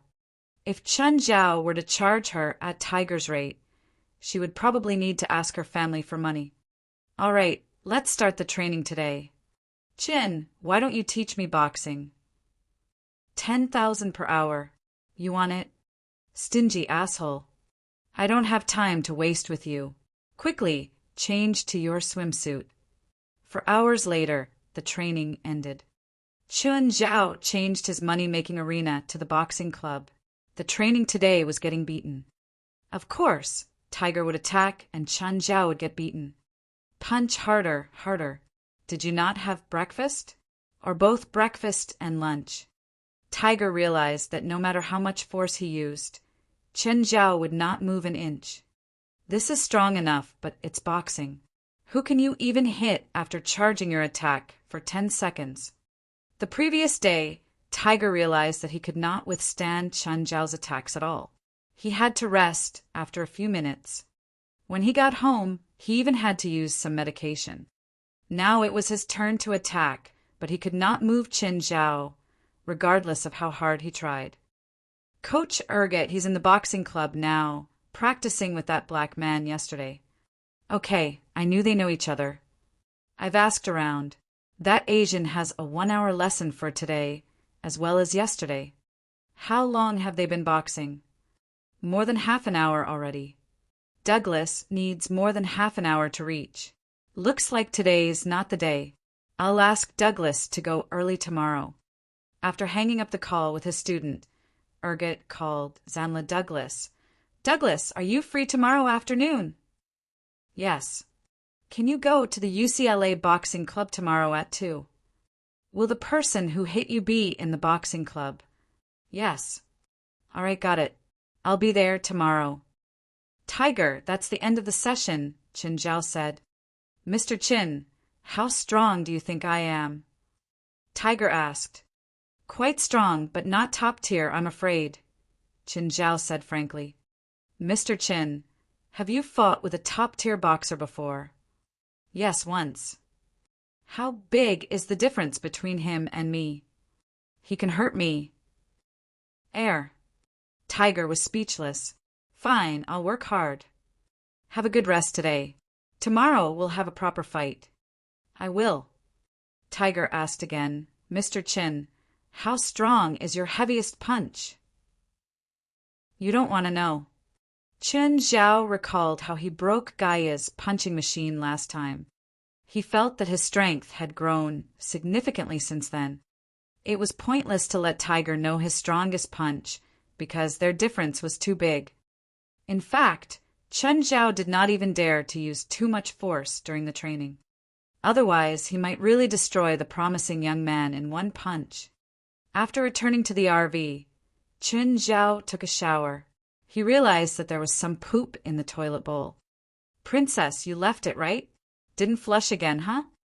Princess looked wronged and pointed at Black Ma. Roar.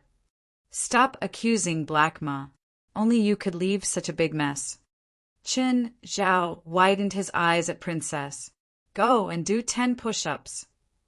Last time, Qin Zhao brought Princess around the college, and she left some feces on the ground, forcing Qin Zhao to clean it up. Since then, he had been leaving Princess in the van. Of course, he would leave Black Ma and White Ma in the van, too. They were always overexcited when there were people around. Whenever they saw a person, they would chase him or her, causing a very bad influence on the college. On the other hand, Princess's biggest hobby was lying down. Second hobby, eating. Third hobby, eating while lying down.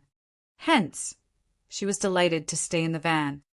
Nevertheless, while Princess was clever, she was forgetful. She had been taught how to use the toilet, but she would always forget to flush. To her, the most painful thing was to receive a punishment.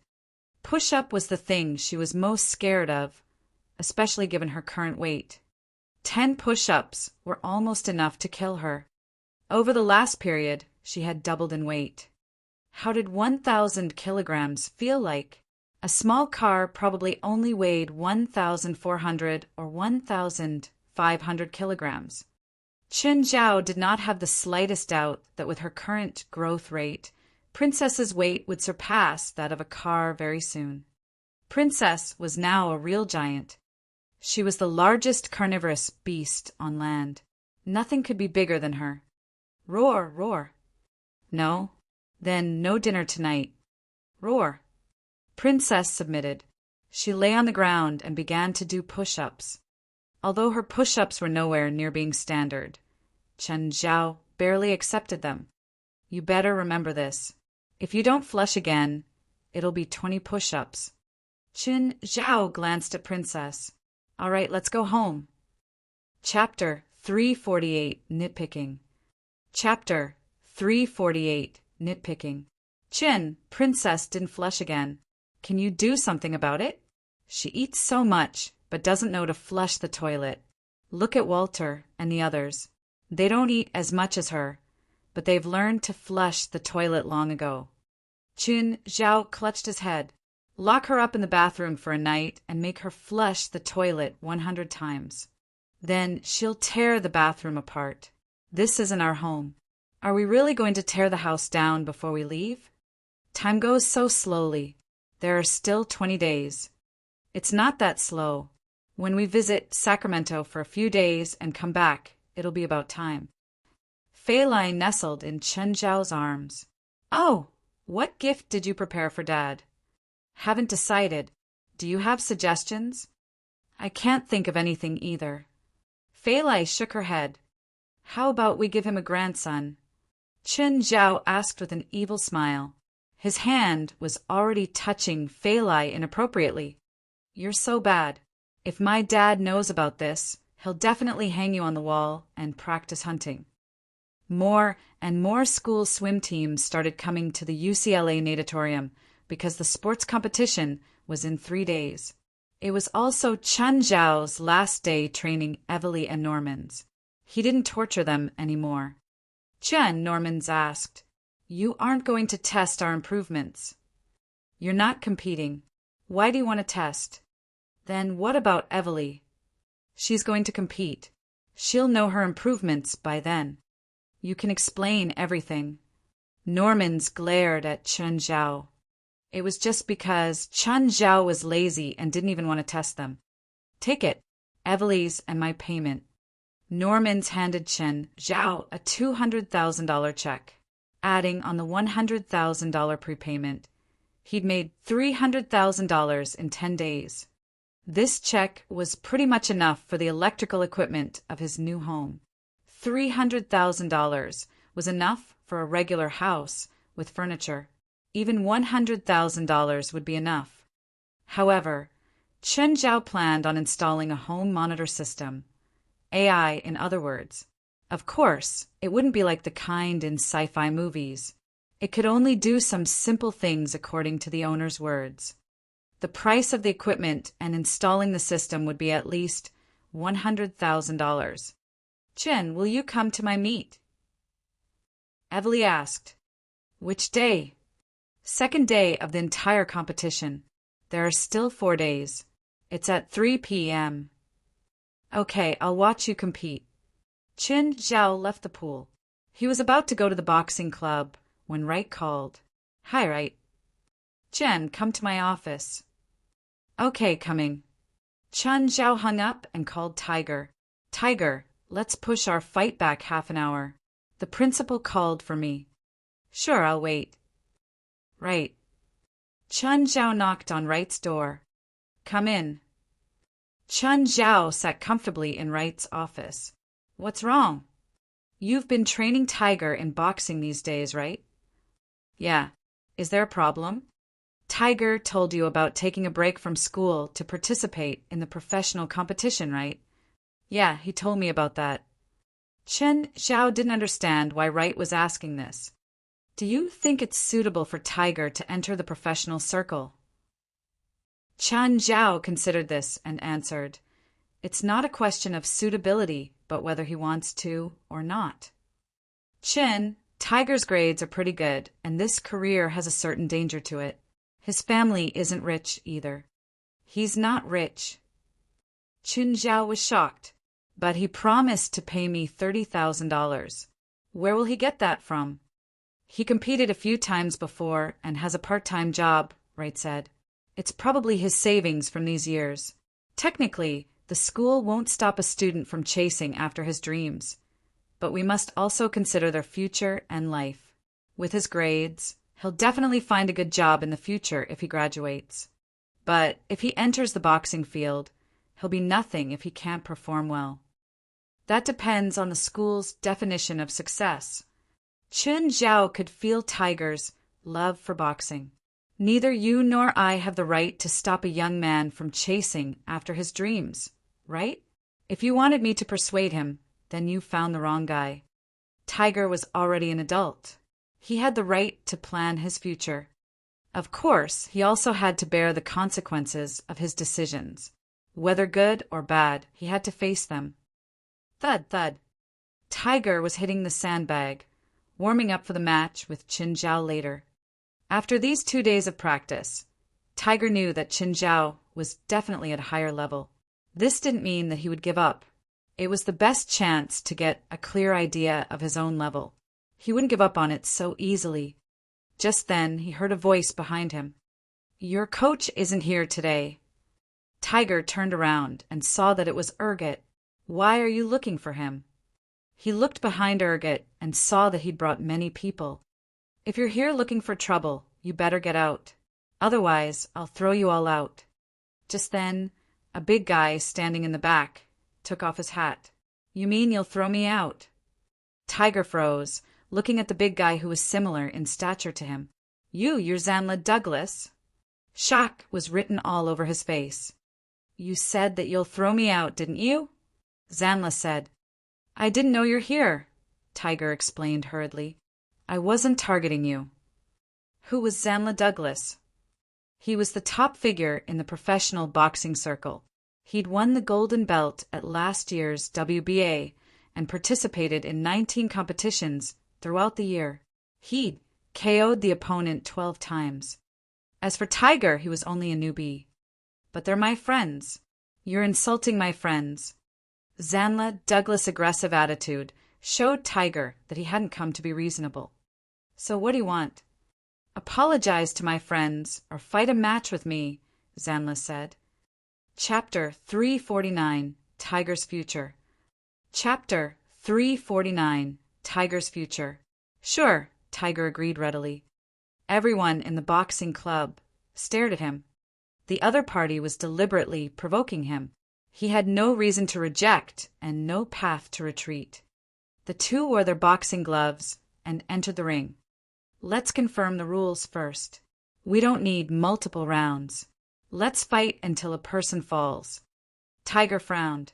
Was Zanla Douglas planning to have a death match? Usually, there would only be death matches in underground boxing. Nevertheless, Tiger did not flinch. He felt that he was strong enough. He did not know if he could beat Zanla Douglas, but he was confident that he would not lose too badly. All right. The two touched each other's gloves, indicating the start of the match. None of them attacked rashly. After maintaining their 1-meter distance for about 10 seconds, Tiger made an exploratory punch. However, Zanla Douglas' defense was very tight, not giving Tiger any chance. While Tiger did not manage to hit Zanla Douglas, when he touched Zanla's arms, he could feel some movement.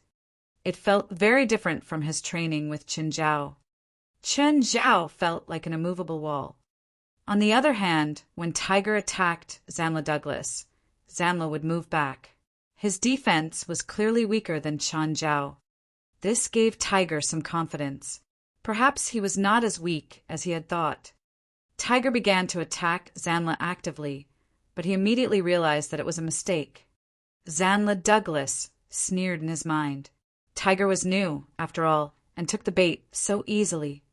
At the instant Tiger attacked, Zanla Douglas accurately hit Tiger's chin with an uppercut.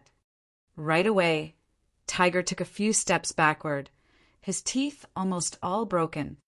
It was a very powerful punch. Zanla Douglas used all his strength. Indeed, his punch was more than 100 kilograms heavy. If a normal person was hit, he or she would almost certainly have a concussion. Tiger was still in confusion and unable to react. Zanla Douglas attacked again. This time he punched Tiger's eye. Below the ring, Urget smiled and said, "What a weakling." "That's Mr. Douglas. He got the gold belt before." This big guy thought that he can fight with Mr. Douglas just because of his size. What an idiot. Mr. Douglas once KO'd a 2.05 meters boxer in one punch. The people from UC San Francisco were all gloating. On the other side, the UCLA students were very worried. Tiger's going to be killed. Douglas is too strong. Tiger can't possibly win. Tiger should surrender now. He shouldn't be persisting. Actually, it was not that Tiger did not want to surrender. He could not even speak now. Zanla Douglas was way stronger than him. Tiger could not open his mouth. There was no judge in the match, and so nobody to stop the fight. Tiger's face had long deformed and his consciousness was also blurring. his body about to collapse at any time. He was still instinctively protecting his head with his hands, which had already lost their function. Urget made a throat/slash sign at Zanla Douglas. A ferocious smile appeared on Zanla Douglas' face. After charging his attack for 3 seconds, his fist landed on Tiger's arms. Crack! Everyone heard the sound of bones cracking. Tiger's arms deformed entirely as he fell backward and hung on the ropes, losing consciousness. You're so weak. Uninjured, Zanla Douglas stood before Tiger. I've just finished my warm-up, and it's already over. What a boring match. Is there no one in UCLA who can fight? Urget scanned around him as if he had just won the fight. Those originally indignant members of the boxing club all avoided Urget's eyes. They were furious, but they were not stupid. They did not want to become Tiger, who had almost been crippled. A student from UC San Francisco was holding a DV and said to the submitted students, "Come, friends from LA, smile. Say loudly that you're all wimps." Huh.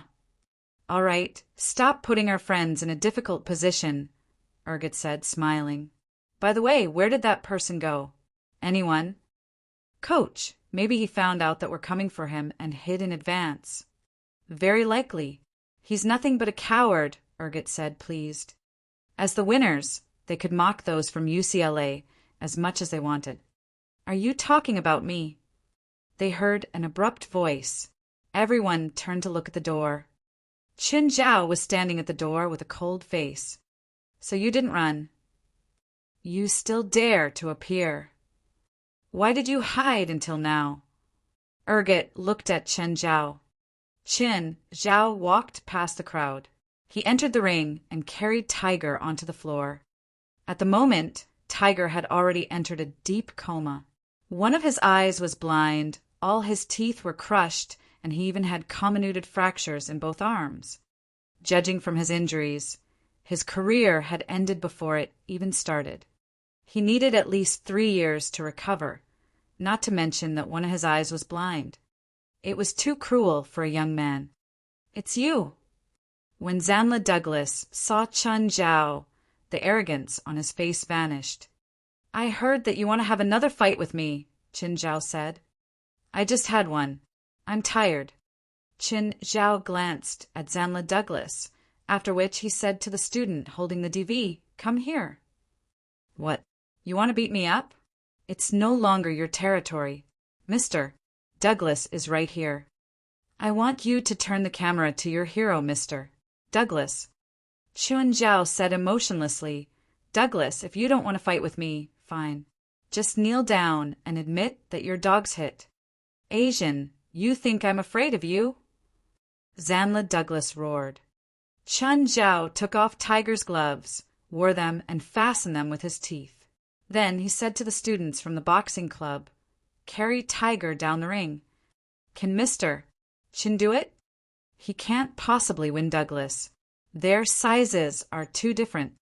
The members of the boxing club discussed softly. Nobody thought Chen Zhao could win. Chapter 350. Call a few more ambulances. Chapter 350. Call a few more ambulances. Mr. Douglas, disable him. Mr. Douglas, don't have any mercy. Kill him. Kill him. Kill him. The UCSF students were all cheering below the ring. On the other hand, the UCLA students were all silent. However, none of them saw Douglas' expression. Right now, his face had unprecedented seriousness. He and Qin Zhao had fought before and he lost. When he did secret boot training later, he always imagined Qin Zhao as his opponent. He wanted revenge every second of the day. The chance was finally here. It was sooner than he'd expected, but he wouldn't back down. Come on. Qin Zhao and Zanla Douglas stood face to face. It was like a lamb facing a tiger. No one thought that Qin Zhao could win. They were too different and no one could see any hope. Earlier, they thought that Tiger and Douglas were more similar in figure and could take some hits. However, Tiger had lost miserably. He couldn't even last 3 minutes.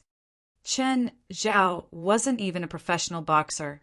Could he last a minute before Douglas? No, he probably couldn't even last 30 seconds. He might be KO'd instantly. The instant the match began, Chen Zhao's eyes finally flashed with a cruel light. Douglas immediately raised his arms, protecting his face.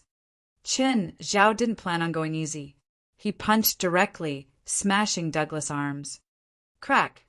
The audience wasn't unfamiliar with this sound. It was the sound of bones shattering. They also saw blood and pieces of boxing glove, as well as Douglas, who flipped backward. Chen Zhao chased forward and slammed down on Douglas' chin. He was sent into the air, flying out of the barriers. He fell down the ring and couldn't get back up. It was deathly silent. No one could make a single sound. Chen Zhao took off his gloves and tossed them on Douglas. In the boxing ring, this action was extremely humiliating. If someone did this before the match, it meant the following match would be to the death. Right now, no one spoke. They saw that one of the gloves had a hole in it. Chen Zhao came down from the ring. "Call the ambulance," he told the boxing club. "A few of them." Then he walked toward the UCSF crowd. Everyone took a step back. No one dared to face Chen Zhao. No one wanted to face this human-shaped monster. "You're called Urget, right?" "Don't mess around," Urget said, pretending to be strong.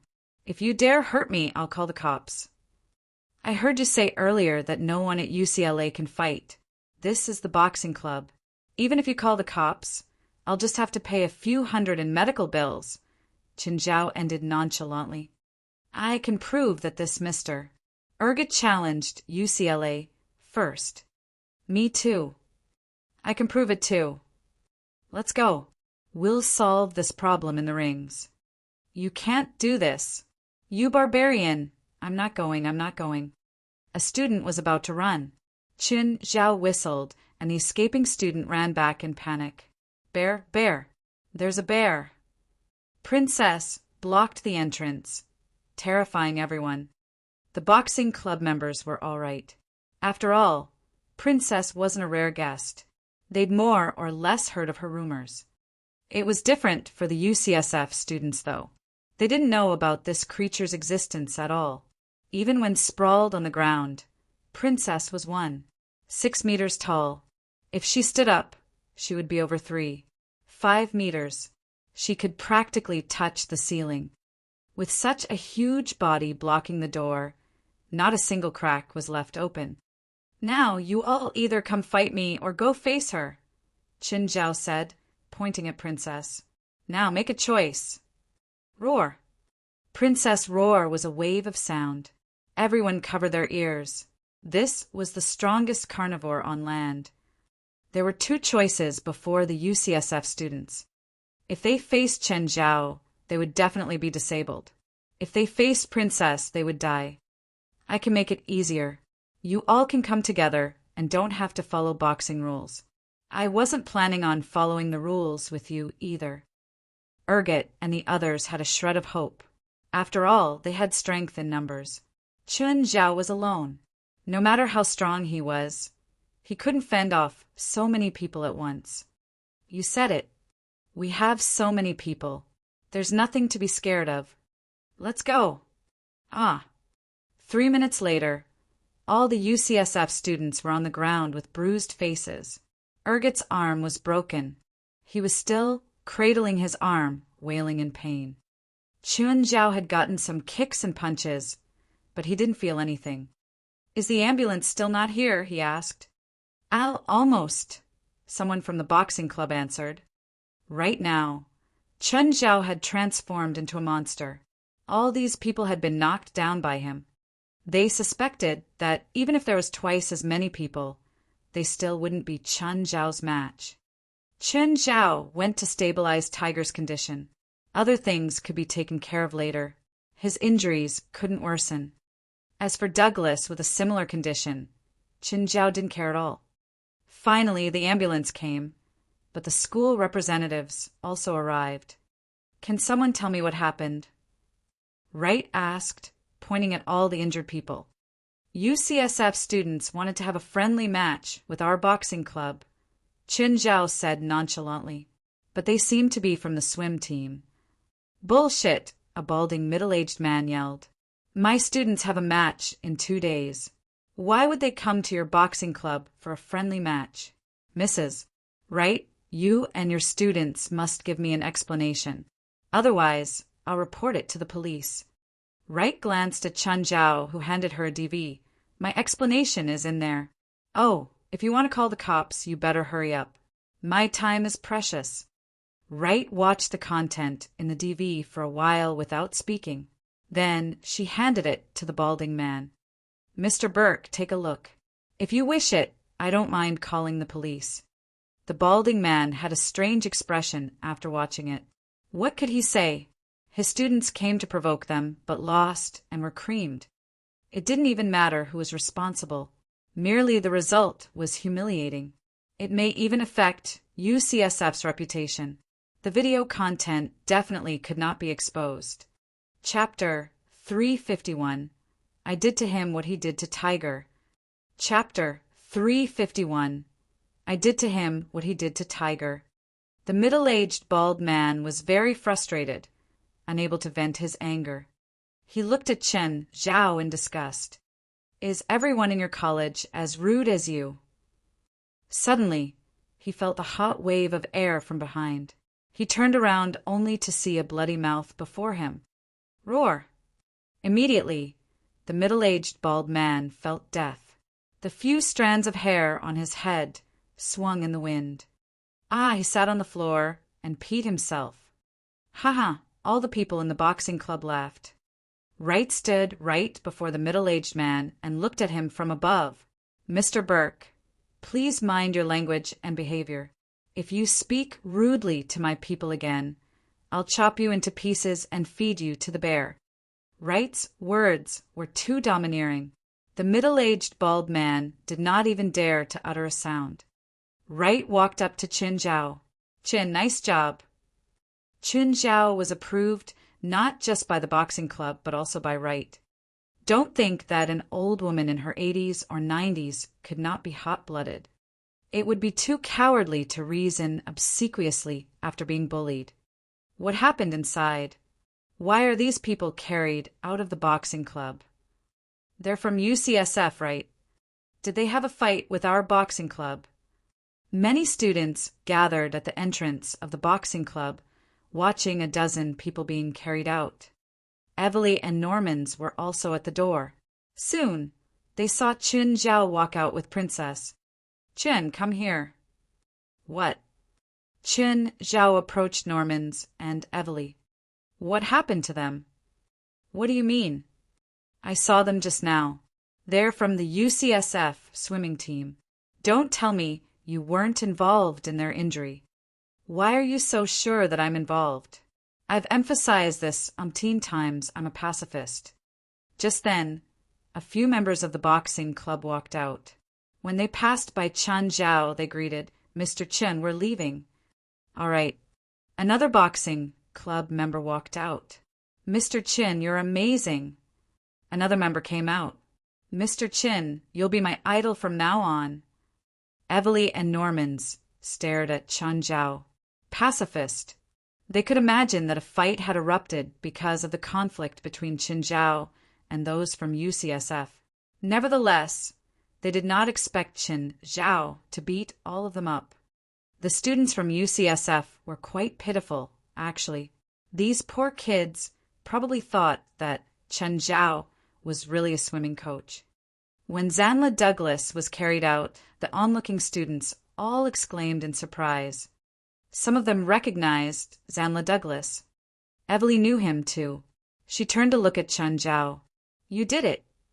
Zanla Douglas' arms were distorted in an unnatural way, and half of his face was swollen. One of his eyes had almost burst, and blood was continuously oozing out from his eye and mouth. Qin Zhao shrugged. He made me angry. What did he do? I did to him what he did to Tiger, Qin Zhao replied. Zanla Douglas was the only one more injured than Tiger. Tiger was sent to Chantilly Hospital. Qin Zhao planned to check on him. Just as Chen Zhao alighted from the vehicle, he heard someone call him. He turned his head and realized that it was Tim Waltz. "Hi, Mr. Tim." "Hi, Mr. Qin." Tim Waltz did not expect to meet Chen Zhao here again. He was very grateful to Chen Zhao for saving Hoffman. Of course, he also admired Chen Zhao. After all, Hoffman's vital signs had almost disappeared completely. Only Chen Zhao believed firmly that Hoffman was still alive. He not only insisted on his judgment, but also completed an operation that a few surgeons together could not. Tim Waltz had asked a few experts about the situation. Almost all of them described the outcome as being unbelievable. A person pushed out of the operating room after a failed surgery was dead for sure. But Chen Zhao could save such a dead person. He even corrected the failed surgery and completed the entire process. It was truly unimaginable. "Mr. Chen, I have a question to ask you. Are you free?" "What question?" "I've asked a few experts, and they said that Hoffman shouldn't exercise, but you asked Hoffman to exercise suitably. Is it?" "Yes." "Can you tell me who is correct?" "Arrange a checkup for Hoffman and then give the report to those experts," Qin Zhao said.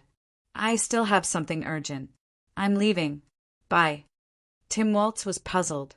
Were there any changes to Hoffman's body? Why did he need another checkup? Qin Zhao entered the hospital and found for right away. "Qin, why are you here again? To see WAT leaders?" "No, my student is hospitalized. Help me to find his medical report." "What's his name?" For searched on the computer in her office. "Tiger, 21 years old." For opened his medical report. "Take a look yourself. Why is your student so badly injured?" "He fell down while drunk." Chen Zhao turned the computer monitor. When he saw the injury report, his heart sank. Although he did not cause Tiger's injury directly, he was definitely part of the cause. Left eye retinal detachment, vitreous hemorrhage, destructive corneal damage. Can't be repaired. Lens necrosis, don't think a fall can cause those. And also comminuted fracture in both arms. Was he hit by a car? For looked at Qin Zhao. "Are you going to treat him?" "Yes."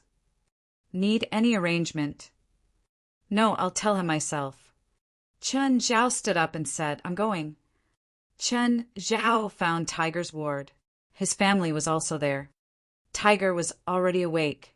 When he saw Chen Zhao, deep, indescribable sorrow appeared on his face. Today, he finally understood how big the difference between him and a professional boxer was. Anyway, he had already woken up on the ambulance. The accompanying boxing club member told him what had happened. Tiger also got to know Chen Zhao again. Zanla Douglas, whom Tiger could not even fight back, was defeated by Chen Zhao like a kid. Chapter 352, Choice. Chapter 352, Choice. "Tiger, I said this before. Stop boxing. Can't you just go to class and study? Look at you now." Tiger's mom wiped at her tears. "The doctor said that you need at least 2 to 3 years to recover." "Excuse me." Qin Zhao walked up. "Tiger, I have good news for you. A management company wants to sign you as their athlete." Tiger looked at him blankly. "Mr. Qin, do you think I can still box now?" "Miss, can I talk to Tiger alone?" Tiger's mom turned toward Qin Zhao. She didn't know how she should reply.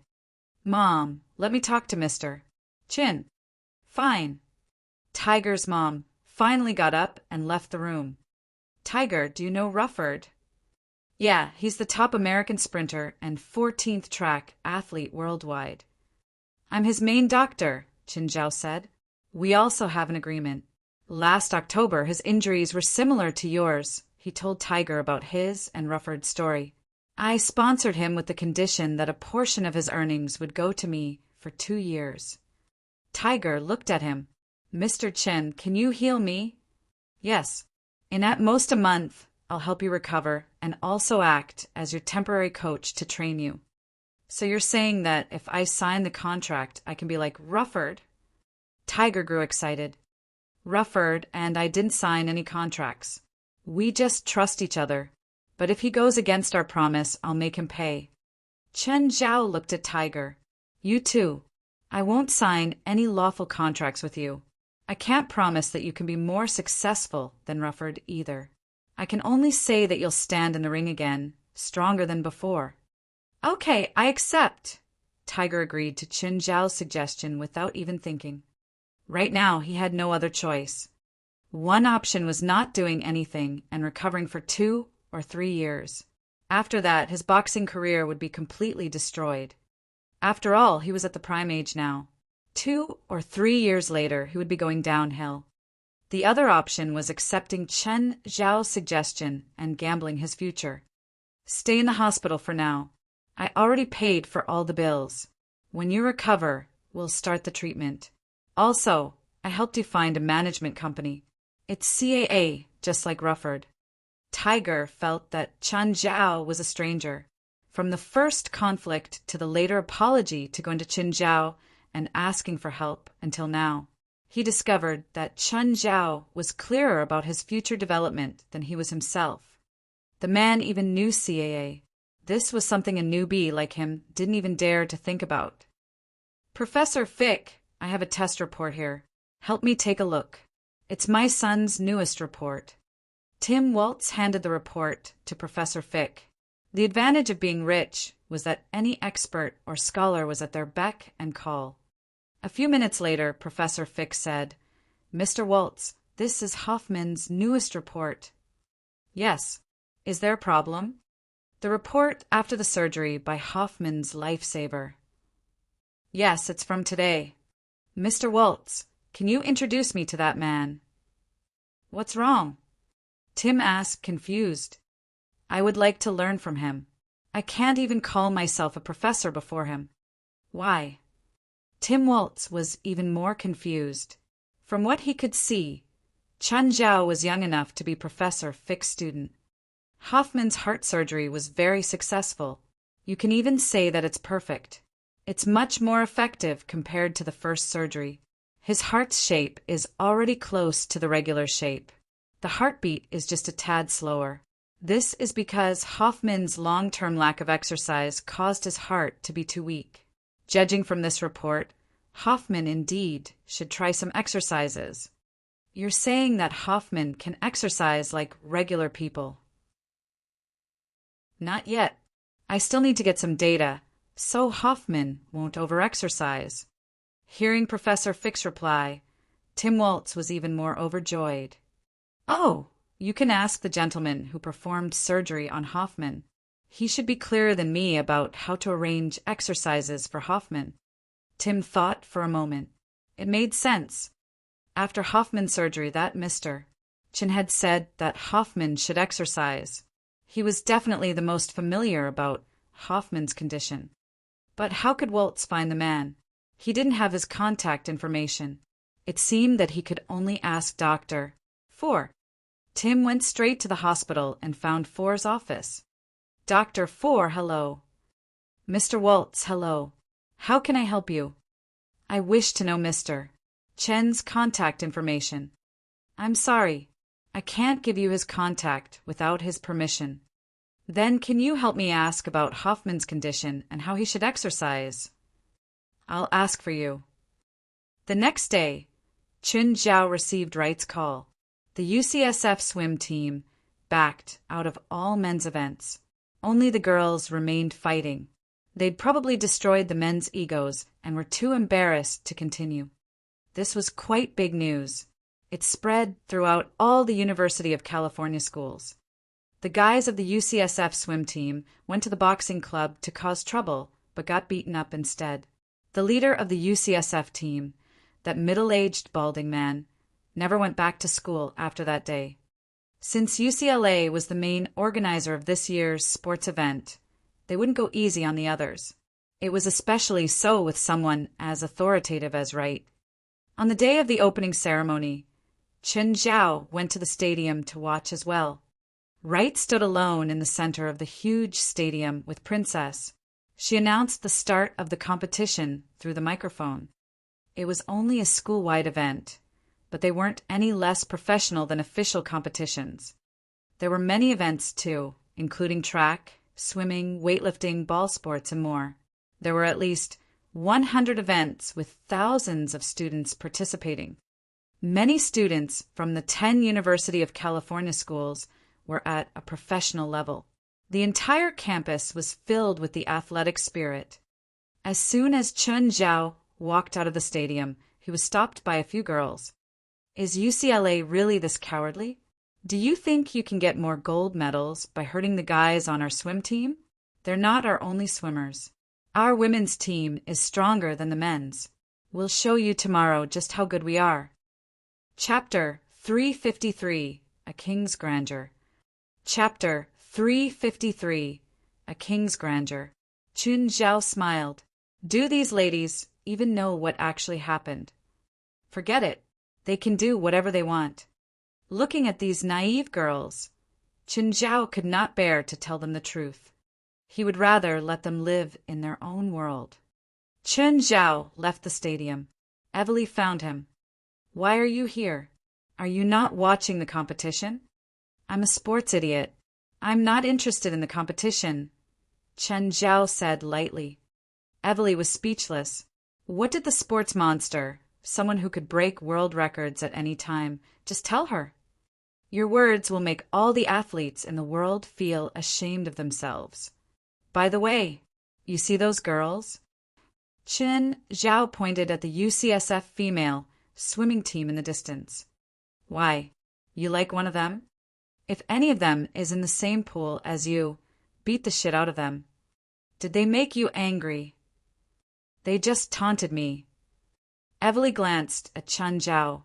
What a narrow-minded person you are. Meow, meow. Evely lowered her head. The little cat that Chun Zhao would usually carry ran to his feet with a sausage in his mouth. Why did you just leave him on campus? Aren't you afraid that he'll go missing? I really hope that he'll go missing, Chun Zhao said, unconcerned. Unless Chun Zhao threw Samuel into outer space, it was almost impossible to get rid of Samuel. I'm leaving. Bye. Chun Zhao lifted Samuel up, who wiggled in his arms. I've just got myself another believer. Do you see it? It's an offering from my believer. Do you see it? How many believers do you have here? 7. No, it's 8. It seems like you need to work harder. You've taken another big step toward ruling the world. What's this thing called? Samuel asked, pointing to the sausage in his mouth. Sausage. Add this to our deal earlier. When will you summon me to hell? I need some time to prepare. Prepare what? It wasn't this troublesome when Abito's father summoned me to hell. He could do it any time. Abito's father is just a great lord, but I'm a demon king. Of course, I need my grandeur. Don't tell me you're going to welcome me with a demon army. No, it's just building a castle. Building a castle? For what? As my palace, of course. Where do you normally stay? The dark forest. It'll be too embarrassing to summon you there.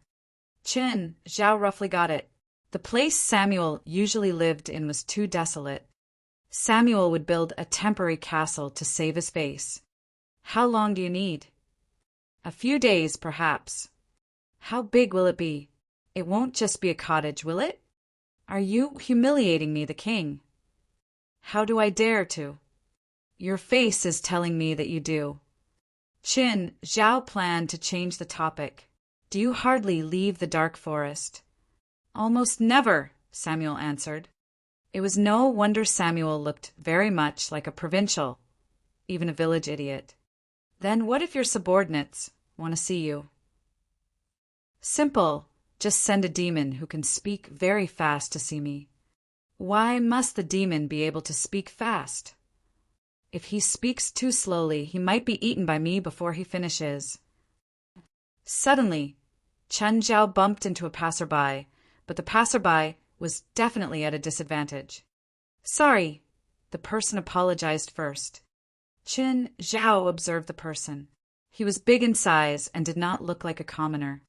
Qin Zhao inspected him because the person who last bumped into Qin Zhao had caused him a whole lot of trouble. The road was wide and empty. Either both of them were not looking in front or the man wanted to do something. Meow. Qin Zhao suddenly pulled the person. Return my wallet to me. The man's face changed. Who took your wallet? Just then, he moved his arm and seized Qin Zhao's hands instead, wanting to lock his hands.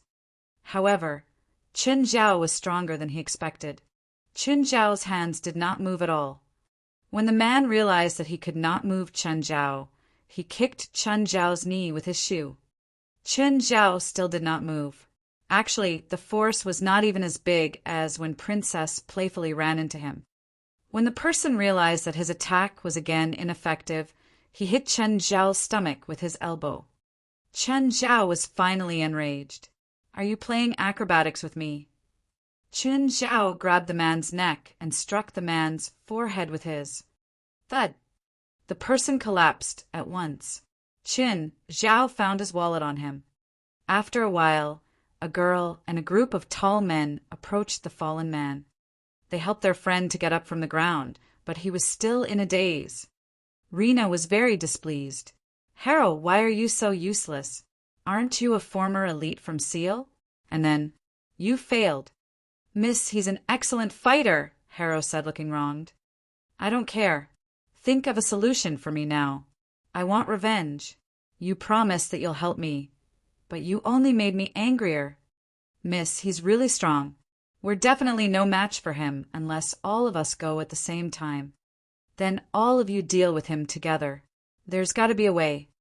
Miss, if we fight in the city, it'll cause a lot of trouble for you. Then how? Wait for him to go somewhere deserted? I don't have that much time. Miss, according to our findings, he appears to be a UCLA lecturer, but he's actually an illegal doctor. So what? Are we going to collect evidence and then send him to the police station? No, we can use his intermediary to trick him out of the city. By then, we can deal with him in whatever way we please. Great, very good idea. Go and do it, quick. Miss, where should we bring him to? The sea. Isn't he a swimming coach? I'll let him swim all he wants. Harrow, prepare me a yacht. Miss, you should not show up. If he sees you, he might sue you. No, I want to see him beg me. Chapter 354, Phalai's Special Taste. Chapter 354, Phalai's Special Taste. Do you want this? Yes. What about this? This too. Samuel looked at the stock shelves. He barely had time to look at everything. As a country bumpkin demon lord, he'd never seen so many items before. Even the same thing had countless different brands. How could you make a demon lord happy? Take him to the supermarket. This must be expensive. Samuel looked at the cart of stuff. It was all for him, so he was surprisingly a bit shy. In his view, his followers gave him these things as offerings. Since his followers used these as offerings, it meant that these things were precious. Qin Zhao bought so many things today. He must have paid a great cost. Good that you know. Qin Zhao pushed the cart to the cash register. Just then for called. Chen, are you busy? No, I'm grocery shopping. What's wrong? Do you remember the kid named Hoffman? The one with an abnormal heart. Yes, him, for said. His father found me today, hoping I could ask you about how much Hoffman should exercise and how. Oh, send me his test report. I'll make a plan for him when I'm free. Exiting the supermarket, Qin Zhao put everything he'd bring to hell into his spatial ring. Anything else you want to buy? Qin Zhao asked, holding Samuel. I want a bed that you and the madam sleep in. My spatial ring is almost full. I've already put so much wyvern meat into it. I can't fit a bed in it. If you want wyvern meat, I'll give you the 10 biggest wyverns when we get to hell. I'll expand the spatial ring for you too. You can expand a spatial ring. It's not hard for my true form. Then wait a few days for me to finish eating the meat. Chen Zhao really didn't want to throw it out. After all, it was a delicacy from hell. The big and small pets at home definitely couldn't finish it. Even Princess couldn't finish it if she ate her fill. Chen Zhao had to go to sea and feed the meat to Amon. That low-level wyvern meat is meaningless for your pets, especially Princess. They'll only grow in size, but their magic power won't grow at all. Then what should they eat? Chen Zhao asked, curious. I have a subordinate who specializes in feeding my pets. He's the expert. You can ask him. Chen Zhao put this on his mind. He was getting more and more pets. It was okay if they were demon incarnations like Beelzebub, but Princess family was much more troublesome. They were smart, but they still couldn't really understand some things. For example, flushing the toilet was obvious for humans. Princess didn't think so, though. Every time, Chen Zhao wanted to give her a spanking, but he couldn't bear to do so. If he had the chance, Chen Zhao indeed wanted to talk to this expert. At home, Chen Zhao started preparing dinner. Fei Lai came back a while later and joined to help in the kitchen. After making dinner, Chen Zhao and Fei Lai sat by the side. Leaning against Princess, they drank beer and ate dinner. Fei Lai, I'm going there again in 2 days, Chen Zhao said. Is there anything you want? I don't even know what stuff they have. How do I know if you can bring it back? Just say whatever. I'll try my best to bring it back if they have it. Fei Lai thought for a long while and drank some beer. Our home is almost finished, right? Yeah. They're installing the management system. Bant's workshop is working on the furniture too. What about decorations? What style do you want? Isn't our basement empty? I want to put the skeleton of some creature there. Chen Zhao was shocked by Fei Lai's weird idea. Fei Lai, are you serious? The bigger, the better. Okay, I'll do my best. They should have it. Since Fei Lai requested it, Chen Zhao felt that he had to try his hardest to fulfill her wishes. Even if the spatial ring couldn't fit at all, he'd just have to take a few trips. Anything else? For yourself? Oh, how about you bring a present for Dad? Fei Lai suggested. What does he like? I don't know. Bring whatever you think is suitable. I'll think about it. Just then Ethan called. Hey, Chen, there's a client.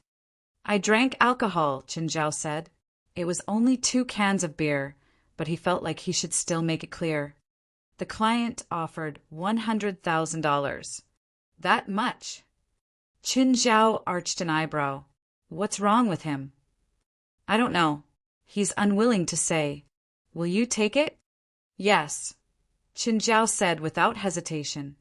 He's at Rolmar Pier. Chen Zhao knew that Rolmar Pier was all for yachts. He couldn't figure out why the client would be there. Okay, got it. Chen Zhao shoveled food into his mouth. Fei Lai, I have a client. I gotta go. Don't drive. You drank beer. Call a cab. Fei Lai also drank beer, so she couldn't drive him. Yeah. Chen Zhao wiped his mouth. He changed his clothes, kissed Fei Lai goodbye, got his toolkit, and left hurriedly. The 2 beers didn't affect his condition at all. He arrived at Rolmar Pier half an hour later. Ethan, I'm at the pier. Notify the client. A while later, a man walked over from afar. He had short hair, sharp features, and wore a black suit. It looked like he had a concealed gun. After coming to America, Chen Zhao had experienced many shootings. He was more and more skilled in dealing with these things. He wouldn't freak out when a gun was to his head anymore. The client looked like a bodyguard-type person. It wasn't weird for him to have a gun. Hello, are you Mr. Chen? Yes. Chen Zhao nodded. Follow me. Can I know your name? Chen Zhao asked, following the man. You can call me Jarl. Okay, Mr. Jarl. Where are we going? Chen Zhao saw that he'd already followed Jarl to the end of the pier. Jarl pointed to the end. There was a speedboat stopped there. Qin Zhao glanced at it. We're going out to sea. Yes. Jarl looked at him. It's a bit far. Is that okay? For $100,000, it was obviously okay. I'm pretty good at swimming. Great. Then let's go. Chapter 355. How about a truce? Chapter 355. How about a truce? Jarl operated the speedboat and they advanced quickly out to sea. After almost an hour, Qin Zhao saw a yacht in front of them. Qin Zhao guessed that it was their destination. Who was his client? A rich person who had played too much in a yacht party. Or a rich person who had accidentally injured someone. The speedboat approached the yacht slowly.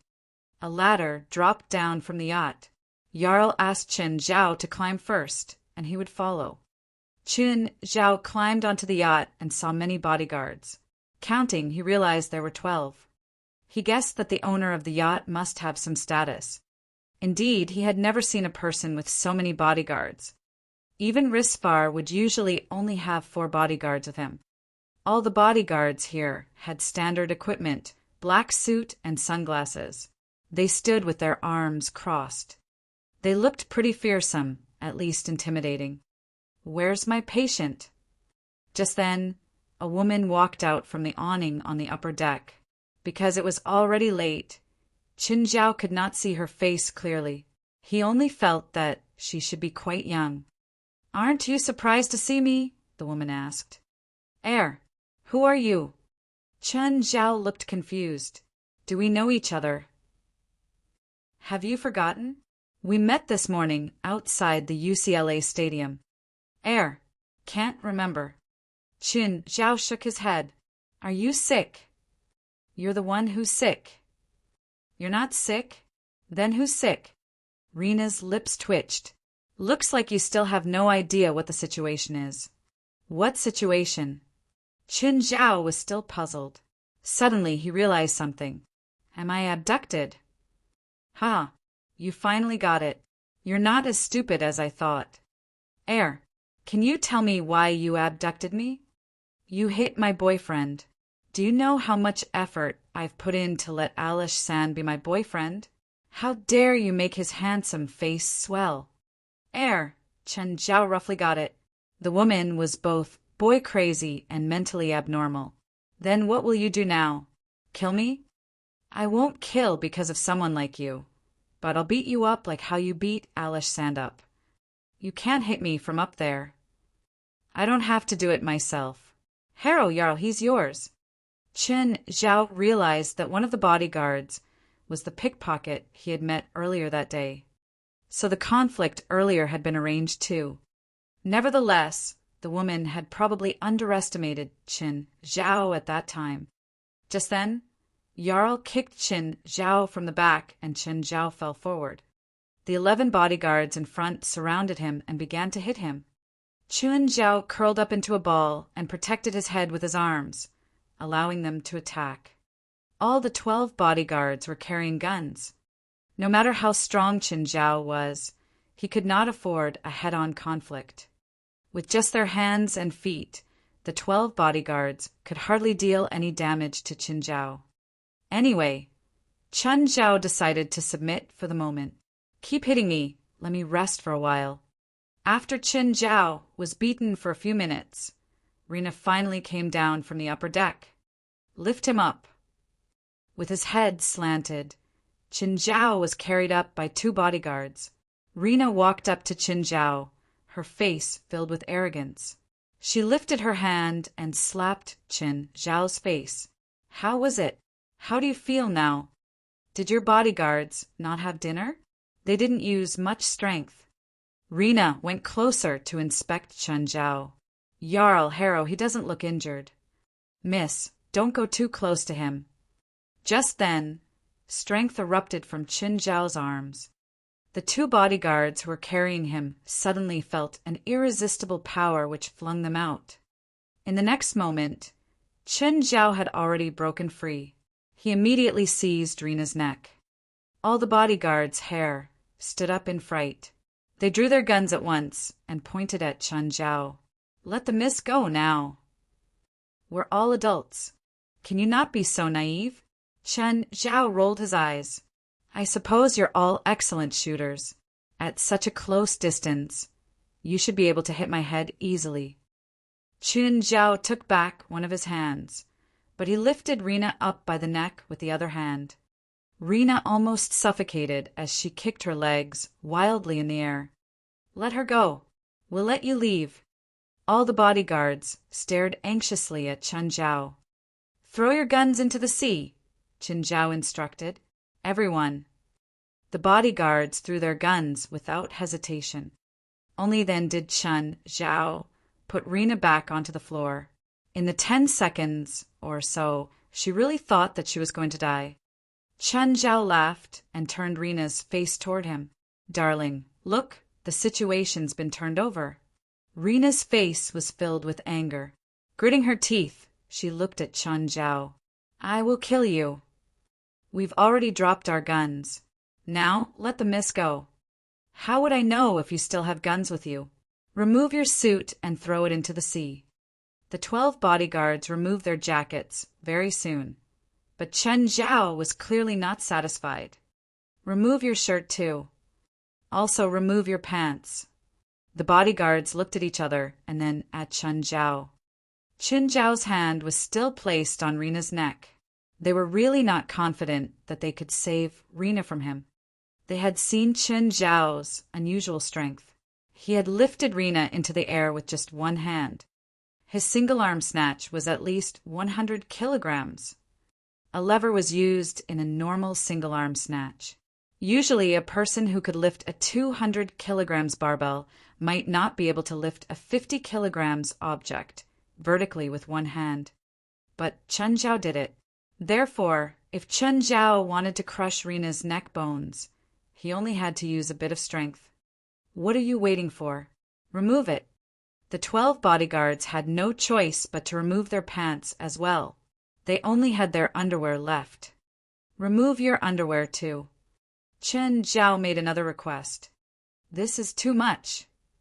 Fine. Chen Zhao also did not want to see 12 naked men. If they were to wear red cloaks now, they would become Spartans. Forget it. Give me a dance. Suddenly, Jarl charged forward and pulled Rena's arm. Chen Zhao wanted to pull Rena back, but another bodyguard bolted forward and kicked Chen Zhao. He had to let Rena go and blocked the kick, taking 2 steps back. Rena returned to her bodyguards. After regaining her safety, her eyes were burning with fury. In fact, the 12 bodyguards, after being teased, were also mad. How about a truce? Chapter 356. Why does the rabid dog bite people? Chapter 356. Why does the rabid dog bite people? Kill him. Rena yelled in fury. Finally, Harrow moved first. He was probably the angriest of them all. He'd been humiliated by Chen Zhao twice today. However, Chen Zhao took advantage of his impulsiveness. He grabbed Harrow's arm, his other hand going for Harrow's waist. He lifted the man up and slammed him on the deck. Harrow coughed out blood. He couldn't get back up anymore. Chen Zhao rolled his neck. Thanks for helping me warm up earlier. It won't be just warm up later, Jarl said coldly. You better get ready for staying in the hospital for half a year. The 2 bodyguards attacked Chen Zhao from the left and right. Chen Zhao could only block them. Real fighting wasn't like in action movies. He couldn't fend off attacks from 2 men, especially if they were fighting experts. Chen Zhao could only choose to block one side. He did that, and someone behind him put him in a chokehold. He also got punched in the stomach. However, the bodyguard behind him obviously miscalculated Chen Zhao's strength. He pried the arm off his neck. He also broke that arm with a crack and tossed the man away. Arg! The guard got a metal pole out of nowhere and slammed it down at Chen Zhao. Chen Zhao blocked it with his right arm. The pole bent, but Chen Zhao's arm was totally unharmed. The bodyguard's face was written with shock. This could only happen in movies. He blocked the metal pole with his body and broke the pole instead. Rena was dumbfounded too. Was he human? You better get something sturdier. This time, Qin Zhao was no longer on defense. Instead, he was the attacker. He was still too conservative with the fighting earlier. After all, the other side had the advantage in numbers. It was impossible for him not to get hit. Even Gaia wouldn't be completely unharmed in a situation like this. Instead of passively waiting for them to attack and then finding a chance to fight back, it was better to get it over with. Exchanging blow for blow, it seemed that Qin Zhao was attacked more, but the bodyguards could only enact limited damage. Ah! Another bodyguard was punched by Qin Zhao. He fell to the floor, grabbing his shoulder. Qin Zhao spun around, punching again. His fist landed heavily on a guard's face. At the same time, he was hit in the face too. By now, 6 of the 12 guards had fallen. The scene looked a bit bloody. The corners of Qin Zhao's lips and eyes were broken. One ear was bleeding. But the bodyguards on the ground were in much worse shape. It was pure luck no one had died yet. Thud! Yet another guard fell down. There were more and more guards on the ground, but Qin Zhao was still lively. Rena's bodyguards were all injured. Finally, the last guard was punched in the chin. He spun 360 degrees and couldn't get up again. Qin Zhao looked at Rena. She was curled up in a corner, staring at him in horror. After the fight, Qin Zhao was honestly tired. He hurt all over. This was different from the fight with the swim team a few days ago. He was completely tired. These bodyguards were all skilled fighters. Their techniques weren't any weaker than Qin Zhao. They only lacked in the ability to take hits and force. For every man that Qin Zhao sent down, he had to get hit many times. He smiled at Rena. Isn't it surprising? Isn't it exciting? If you dare. Crack! Qin Zhao slapped Rena, making a side of her face swell up immediately. Feel good. I'm going to tell my dad. Here's your phone. Call your dad. Rena indeed picked up her phone and called someone. Qin Zhao snatched it over. A deep voice came from the other end. Who is it? Who are you? You called me, but you don't know who I am, the other person asked, confused. Okay, I'll get straight to it. Your daughter is suspected of illegal imprisonment, personal injury, hiring assassins, and attempted murder. What do you think we should do? What are you talking about? Qin Zhao handed the phone to Rena, who immediately started crying. Dad, I got beaten by this asshole. He hit me. Rena, what's wrong? Where's Jarl? What happened to him? Jarl's on the ground. Your bodyguards are all on the ground. What? I don't want these failures anymore. Do they have a lot of people? Just one, Rena sobbed. Dad, I want to kill this asshole. Kill him for me. Where are you right now? A boat. Give him the phone. Gritting her teeth, Rena looked at Qin Zhao and unwillingly handed the phone over. Hello, sir. What can I call you by? If you can hire 12 bodyguards for your daughter, you can definitely find out who I am. I'm asking you how to take care of this, or I'll just throw your daughter into the sea to feed the sharks. Fine, how much do you want? $500,000. Qin Zhao didn't know the other party's bottom line. He wouldn't be satisfied if he asked for too little. But if he asked for too much, it could go from asking for compensation to kidnapping for ransom. Rena and her bodyguards weren't a gang. He wouldn't be able to keep it under wraps if he killed them all. After all, he'd come because of Ethan. If he killed these people, Qin Zhao's life would be ruined too. Qin Zhao was mostly logical. No problem. Qin Zhao received an answer quickly. The man didn't hesitate, as if $500,000 wasn't any money. Qin Zhao kind of regretted asking for so little. But I don't wish my daughter to have any injuries. I slapped her. Thanks for teaching Rena a lesson. Qin Zhao couldn't tell if this was genuine or sarcasm. He was physically and mentally exhausted after the fight. He sat on the deck, applying ointment onto his face. Rena sat in the corner, hugging her legs and crying. The boat landed, and someone was already at the pier for Rena. It was a tall and sexy woman with 2 bodyguards before her. "Sister." Rena jumped straight into the woman's arms. The woman studied Chan Zhao, who'd just gotten off the boat with cold eyes. She handed him a check. "This is yours." "Thanks." Chan Zhao took the money and started to leave. Just then the woman said, "The Floy family isn't so easy to bully." Chan Zhao glanced back at her. "Do you know why dogs with rabies bite people randomly?" The woman's eye twitched. "Because it can feel death coming and wants people to die with it. Seems like you understand this too." Chapter 357. You aren't going to kill me, are you? Chapter 357. You aren't going to kill me, are you? "Sis, are we just going to let that jerk off?" Rena roared. "His words are clear enough. Our family isn't big. If we enrage him, he'll surely kill our people," Rhea said. "Our family is rich. Why should we be scared of him? We can kill him, but he can kill one of our people. It's not worth it." Rhea looked at Rena. "So this is over?" Rena asked, not willing to give up. "Yes, it ends now. Why would you provoke such an insane person?" "I'm tired. I'm going back to sleep." Rena turned around and left. Unlike the young Rena, Rhea was much more rational. Given that Chan Zhao could defeat Rena's 12 bodyguards, he could certainly kill anyone he wanted. Perhaps they could kill Chan Zhao with their clan's power, but what would happen before that?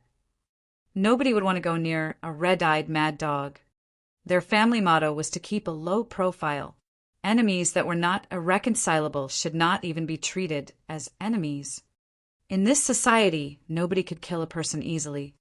Even illegal gangs might not dare to, because killing a person required careful handling.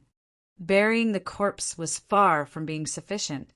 If the clues were not all removed, they would be discovered without difficulty.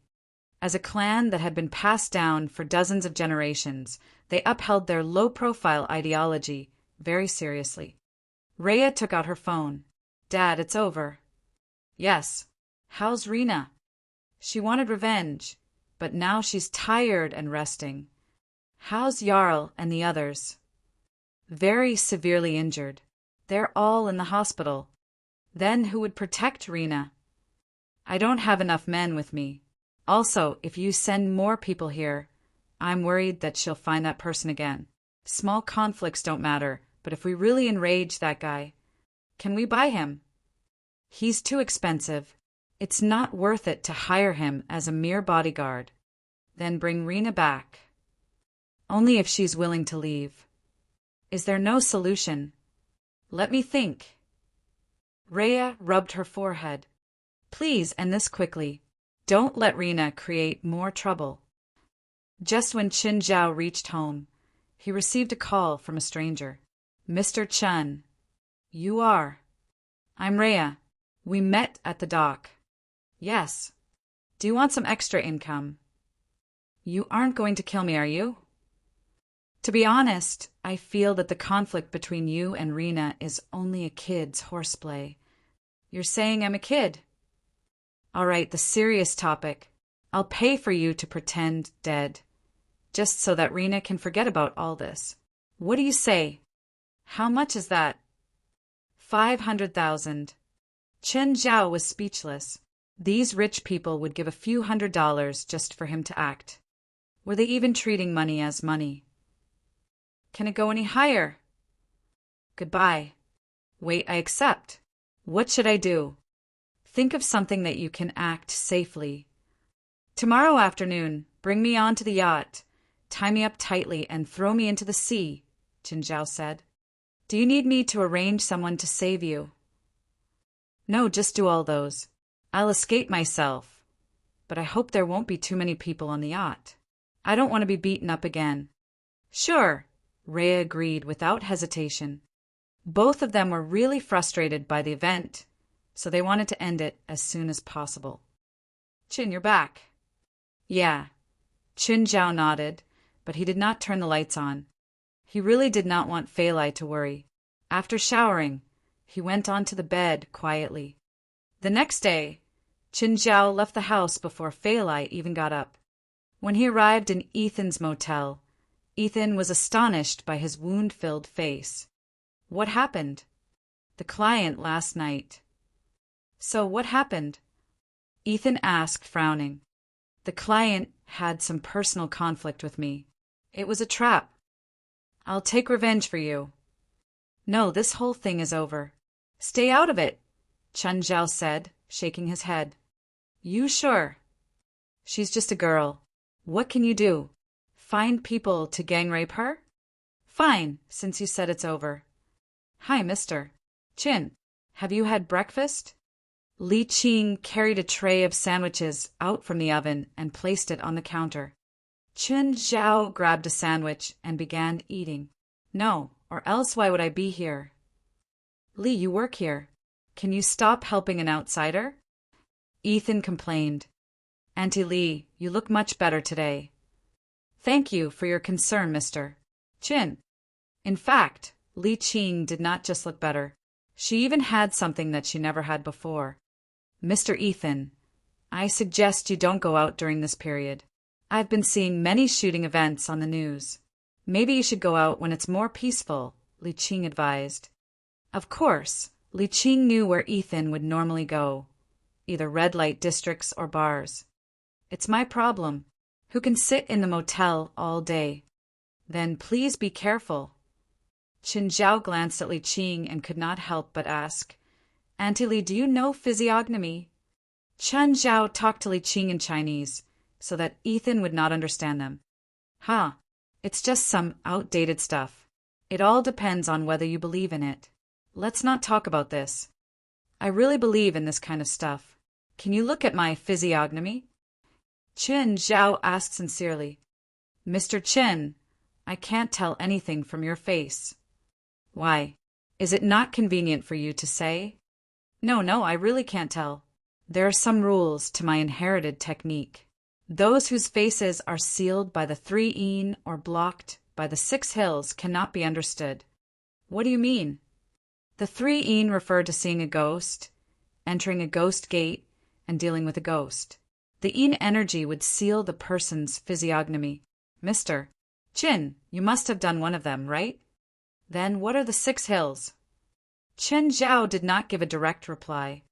True self, those who have experienced major ups and downs, those who have an unshakable will, those who have returned from death, those who possess supernatural skills, and those who do not believe in it. Apart from true self, the other 5 are unpredictable, not within the control of destiny, and therefore cannot be understood. Did you see something on Ethan? Mr. Ethan's face has been covered in evil recently. His luck is dissipating, and he also has no house to shelter him outside. So he'll surely run into trouble. When a person is out of luck, even a small event may cause death. That's why I suggest he stay in the motel, where he'll be protected. He can go out when his luck regathers. Chapter 358, Evely's Debut. Chapter 358, Evely's Debut. After listening to Li Qing, Qin Zhao glanced at Ethan. What are you two talking about? Can you not speak in Chinese? Ethan complained. Qin Zhao turned toward him. Are you sure you want to know what we're talking about? Bullshit. If you speak Chinese before me again, we're over. You're sick, Qin Zhao said. I'm sick? With what? Why don't I feel anything? Did you not use protection? Ethan's expression grew uncomfortable. Most of the time, he stammered. That means you sometimes don't use condoms, right? What did I get? I'll prescribe some medicine, and you'll be fine in a few days, Qin Zhao said. But if you run out to play before I say you're better, you can be limp for the rest of your life. Okay. Give me the medicine. Ethan might not listen to Li Qing, but he would definitely listen to Qin Zhao. Auntie Li, if this asshole runs around before he's better, remember to tell me. I'll make sure he can't get hard ever again. Qin, why are you so evil? Can I go out to buy something? Who knows if you're really going out to buy something or mess around? Do you want to infect other people after getting sick? Fine. I'll stay in the motel obediently. Chen Zhao still wasn't reassured. Auntie Li, call me no matter where he goes. I got it. Li Qing was very grateful towards Chen Zhao and Ethan. After all, they were the ones who gave her hope when she was most hopeless. I'm busy these 2 days, Chen Zhao said. If there are clients, don't come looking for me. Then he prescribed some Chinese medicine for Ethan. In the afternoon, A's temperature rose. It was only February, but it still reached more than 70 degrees. When Chen Zhao got to UCLA, the entire campus was heated up. Many students from the other schools came to cheer on their schoolmates. Evely already found Chen Zhao in the crowd. It wasn't because he was eye-catching, but he stood out. After all, he had so many pets with him. Princess was even more attention-grabbing. You got beaten up? Evely looked at Chen Zhao's face in surprise.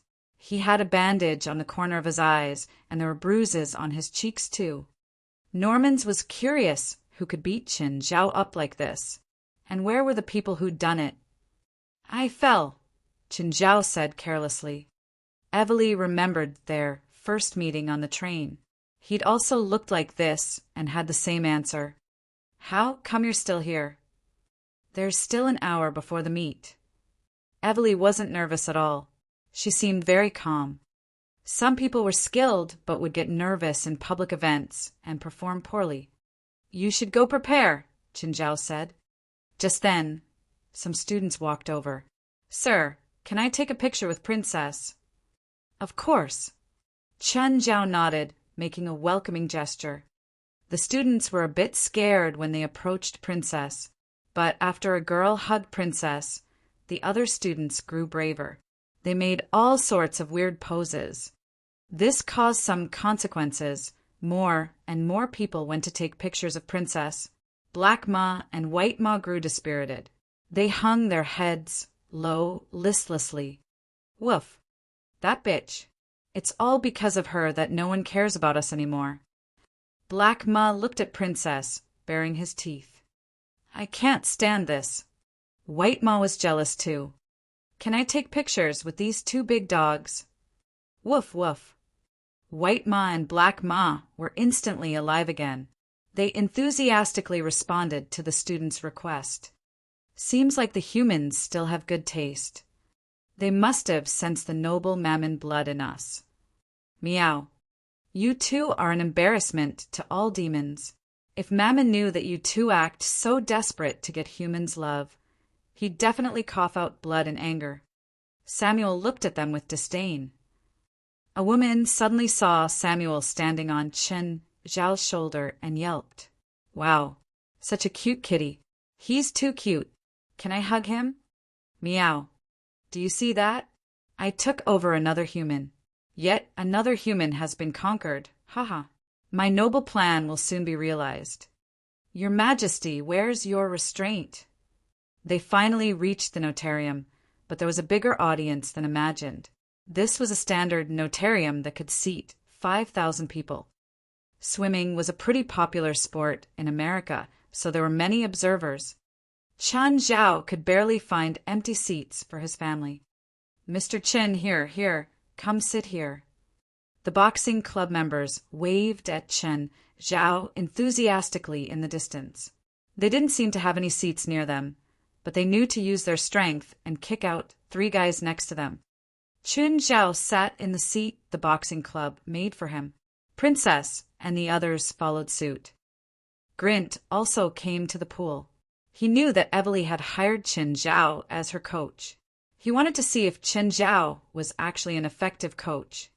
UCLA's swim team was average. They weren't in last place, but they couldn't reach the top either. Earlier, they'd already done the 50-meter and 100-meter freestyle. Their best result was 3rd place, managing to score a bronze medal. Next was Gina Lisby. She was the closest to a professional athlete in the team, but she didn't even get a medal in the 1,000 500-meter swim. She'd faced even stronger opponents, including a true Olympic candidate. Gina performed poorly. Of course, she was also affected by the other swimmers' water currents. Up until now, UCLA only had a bronze medal for swimming. Most of the UCLA students had already lost. No one wanted to see their athletes lose tragically. Round after round of failure made them lose interest. Finally, it was time for the women's 800-meter freestyle. The swimmers from every school entered the notarium. Evely scanned the audience for Chen Zhao. She finally found Chen Zhao in the center of the crowd. She waved at him. Chen Zhao nodded too. Chapter 359, World Record in an Unofficial Competition. Chapter 359, World Record in an Unofficial Competition. Ready, the judge instructed. All the contestants stood on the platform. When the gun was fired, the 10 contestants jumped into the water simultaneously. Grint looked at Evely. Swimming in the 6th lane, she was the fastest. As a long-distance runner, Grint knew about mid- and long-distance swimming too. Mid- and long-distance swimming were similar to long-distance running in that they all needed appropriate tactics. An athlete should not swim too quickly at the start, or he or she would very likely run out of stamina halfway. But Evely was too fast. It was clearly not the correct stamina distribution for this swimming competition. Very soon, Evely was at least 10 meters ahead of the rest. At the first 50-meter turning point, she was at least 3 seconds ahead, which was increased to 10 seconds at the second turning point. The referee team had also been watching the competition. Because the contest was half official, there was an electronic timer. The girl in lane 6 used 26 seconds for 50 meters. It's a sprint. She won't have enough stamina to sprint at the end. What did her coach tell her? It's so amateur. Racing at the beginning until she's out of strength. Could it be some kind of tactic? No way. Swimming has developed over so many years. Almost all tactics have been discovered. In the early stages, some people indeed tried to sprint at the start so as to get ahead of the rest, but they lost eventually. Using all strength at the start just isn't the right rhythm for 800-meter freestyle. First 50 meters, 26 seconds, turning 1 seconds. Second, 50 meters, 27. 45 seconds, turning 0, 99 seconds. Third 50 meters, 27. 35 seconds. She's already swum 400 meters. She's still maintaining this speed. Her stamina is really good. By then, Evely was already at least 50 meters ahead of the other contestants. She slowed down.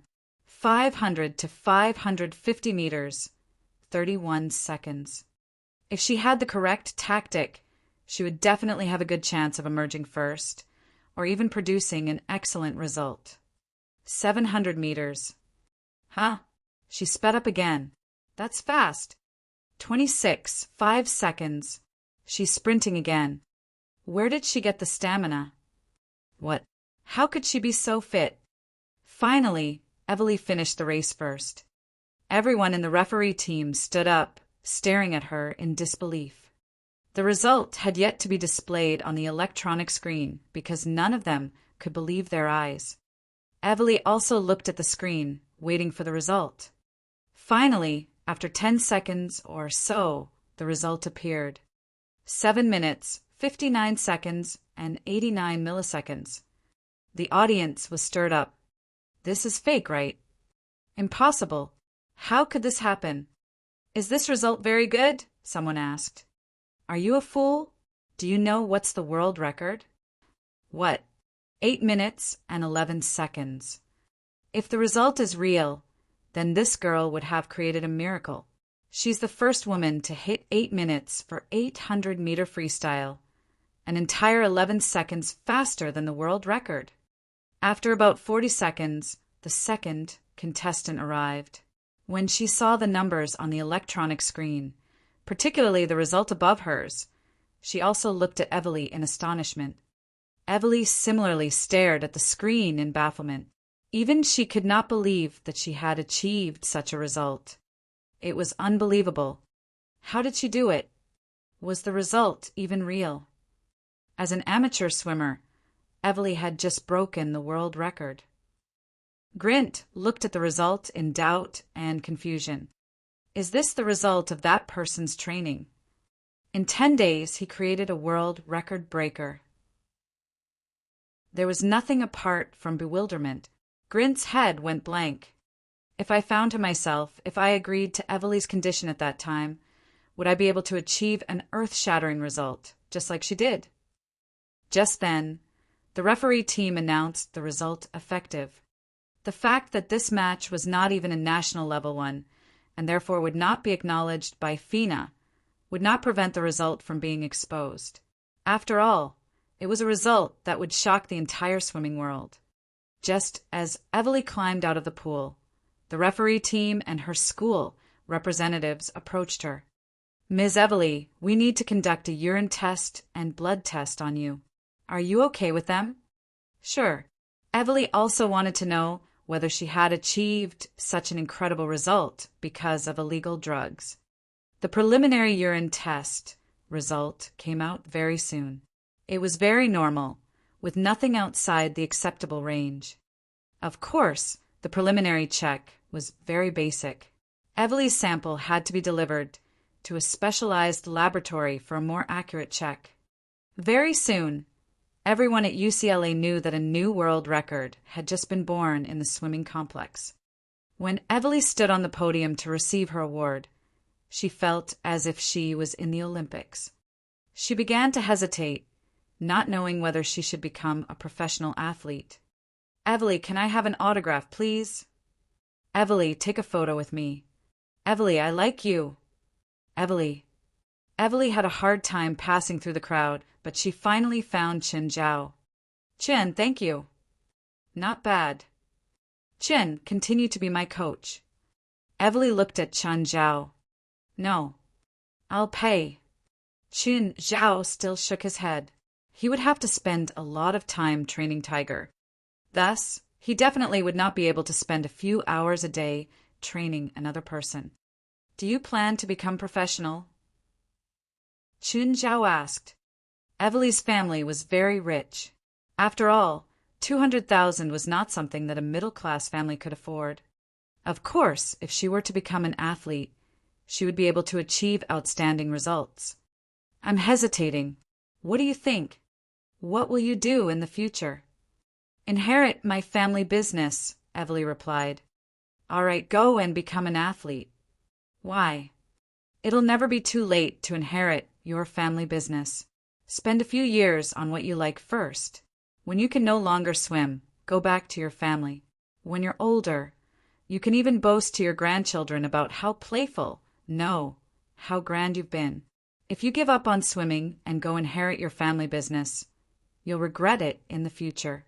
Instead of that, you might as well be more decisive now. Chapter 360 Dead? Chapter 360 Dead. Del, come to UCLA.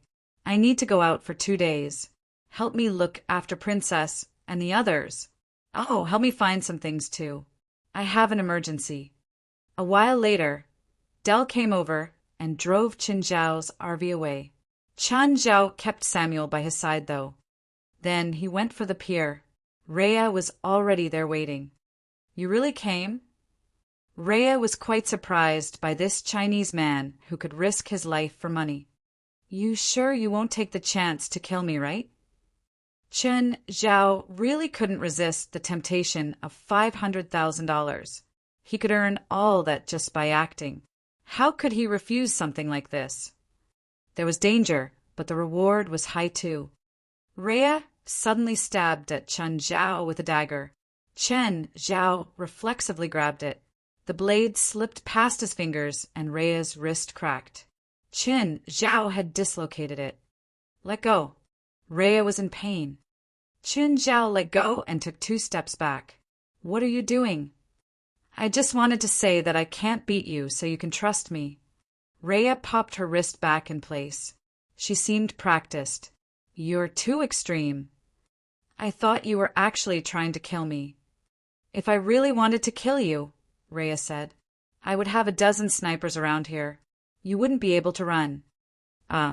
Is your wrist okay? I can heal it for you. It's okay. Let's go. Rhea led Qin Zhao onto the boat and they set sail. She looked at the cat in Chen Zhao's arms. You sure you want to bring it? Chen Zhao brought Samuel because he wanted to go directly into hell. It was also to be guarded against Rhea. If she really wanted to kill Qin Zhao, he wouldn't show any mercy. He'd have Samuel activate his territory pollution directly. He's my guardian angel. Qin Zhao petted Samuel's head. Are you ready? I'll tie you up later. Sure, just don't use chains. If he struggled, he could break regular hemp or nylon rope. But if he was actually chained up, he'd be fucked. Act realistically when my sister comes up later. If she sees through it, I'm not going to pay. Of course. I'll make sure everyone thinks I'm dead. Another boat approached from the distance. Rhea tied Qin Zhao up. See if this is tight enough. It's good. To be honest, Rhea wanted to see how Qin Zhao would escape too. She'd prepared and tied the rope herself. It was different than those escape artists. It seemed like Qin Zhao wasn't worried at all. Rhea couldn't figure out where his confidence came from. The two boats met. Rena and some bodyguards boarded Rhea's boat. Why is he here? Rena was taken aback when she saw Qin Zhao tied up on the deck. So you can take your anger out on him, Rhea said. With your order, I'll throw him into the sea. Rena hesitated. Wait, I want to talk to him. Qin Zhao looked up coldly at her. I don't want to talk to you. Do you want to live or die? Rena looked at him, still unable to suppress the angry fire in her eyes. Thinking of the humiliation she endured last night, she was furious. Even though she'd caused it herself, she was still angry. Qin Zhao was the first person who hit her in her entire life. What do you want now? Be my swim coach, and I'll let you go, Rena said. Behind her, Rhea froze. She never imagined that Rena would make this request. How could he be a coach? Rhea had investigated. He seemed to be a doctor. Rhea didn't know, but as a swimmer, Rena had participated in today's meet and even the same event as Evely. How could she not know? Qin Zhao's student not only won first place, but she'd also created such a shocking record. Rena looked at Qin Zhao with blazing eyes. If Qin Zhao could be her coach, she'd also be the one watched by thousands. The entire world would know her name. She would be the brightest star of the swimming circle. Every girl had their own dream, and Rena wasn't an exception. She'd once thought that she was good enough. She was the most popular girl at UCSF and thought that she was the center of the swim team. She anticipated becoming the center of attention again in today's meet. But the result was completely different. She didn't become the focus. She was only in the background to make the star more obvious. She was under Evely and her record. Evely was the first woman in the world to swim under 8 minutes for this event. Rena was very jealous, and she asked around. Evely's swimming had always been average. She couldn't even reach a professional level, let alone break a world record. But 10 days ago, she hired Qin Zhao as her coach and had today's shocking result. Rena also wanted to enjoy this fame. After the meet, she looked for Qin Zhao. She didn't expect that her sister had captured Qin Zhao. How much did that Evely give you? I won't give you any less. Qin Zhao rolled his eyes. No matter how much money, it couldn't be easier than today's money. Don't even think about it, Qin Zhao said gravely. I'd rather die than be your coach. You really think I won't kill you? I don't need you to do it.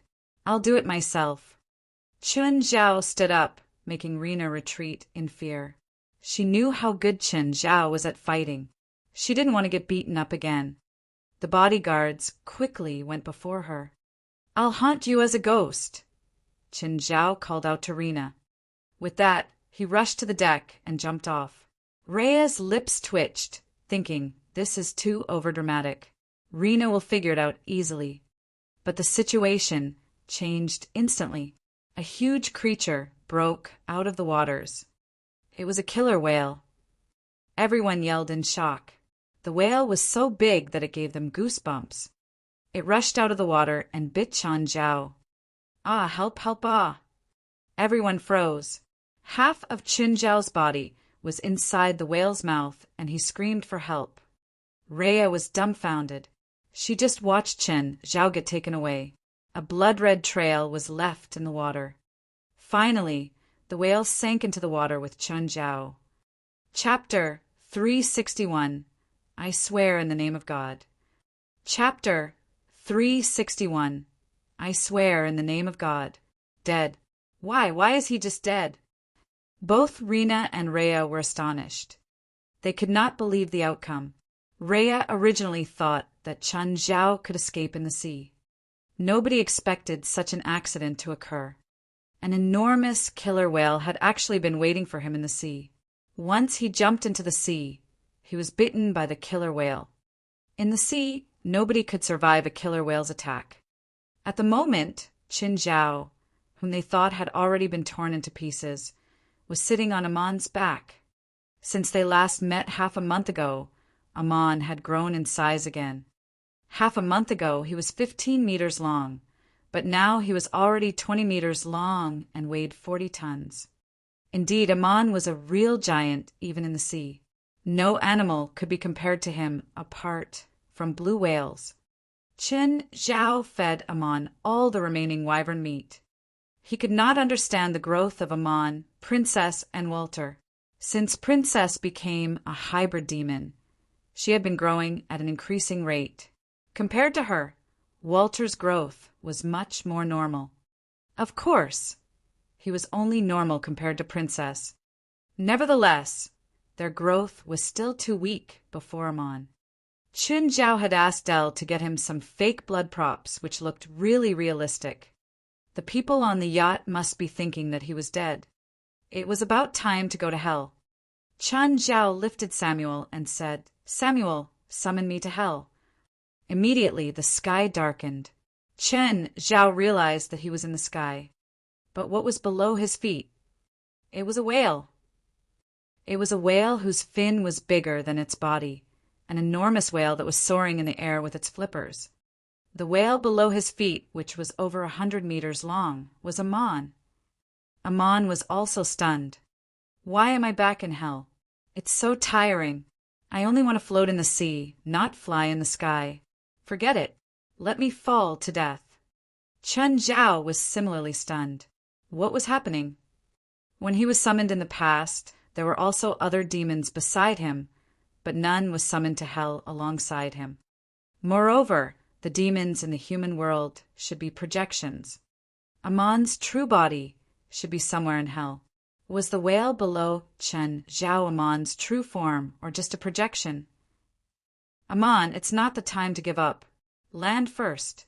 After I go down, you can fall to death yourself, Chen Zhao said gently. If it was Beelzebub or someone else, Chen Zhao would not be worried. However, it was Amon. Chen Zhao was really anxious about his own safety. But I don't want to move my wings. It's too tiring.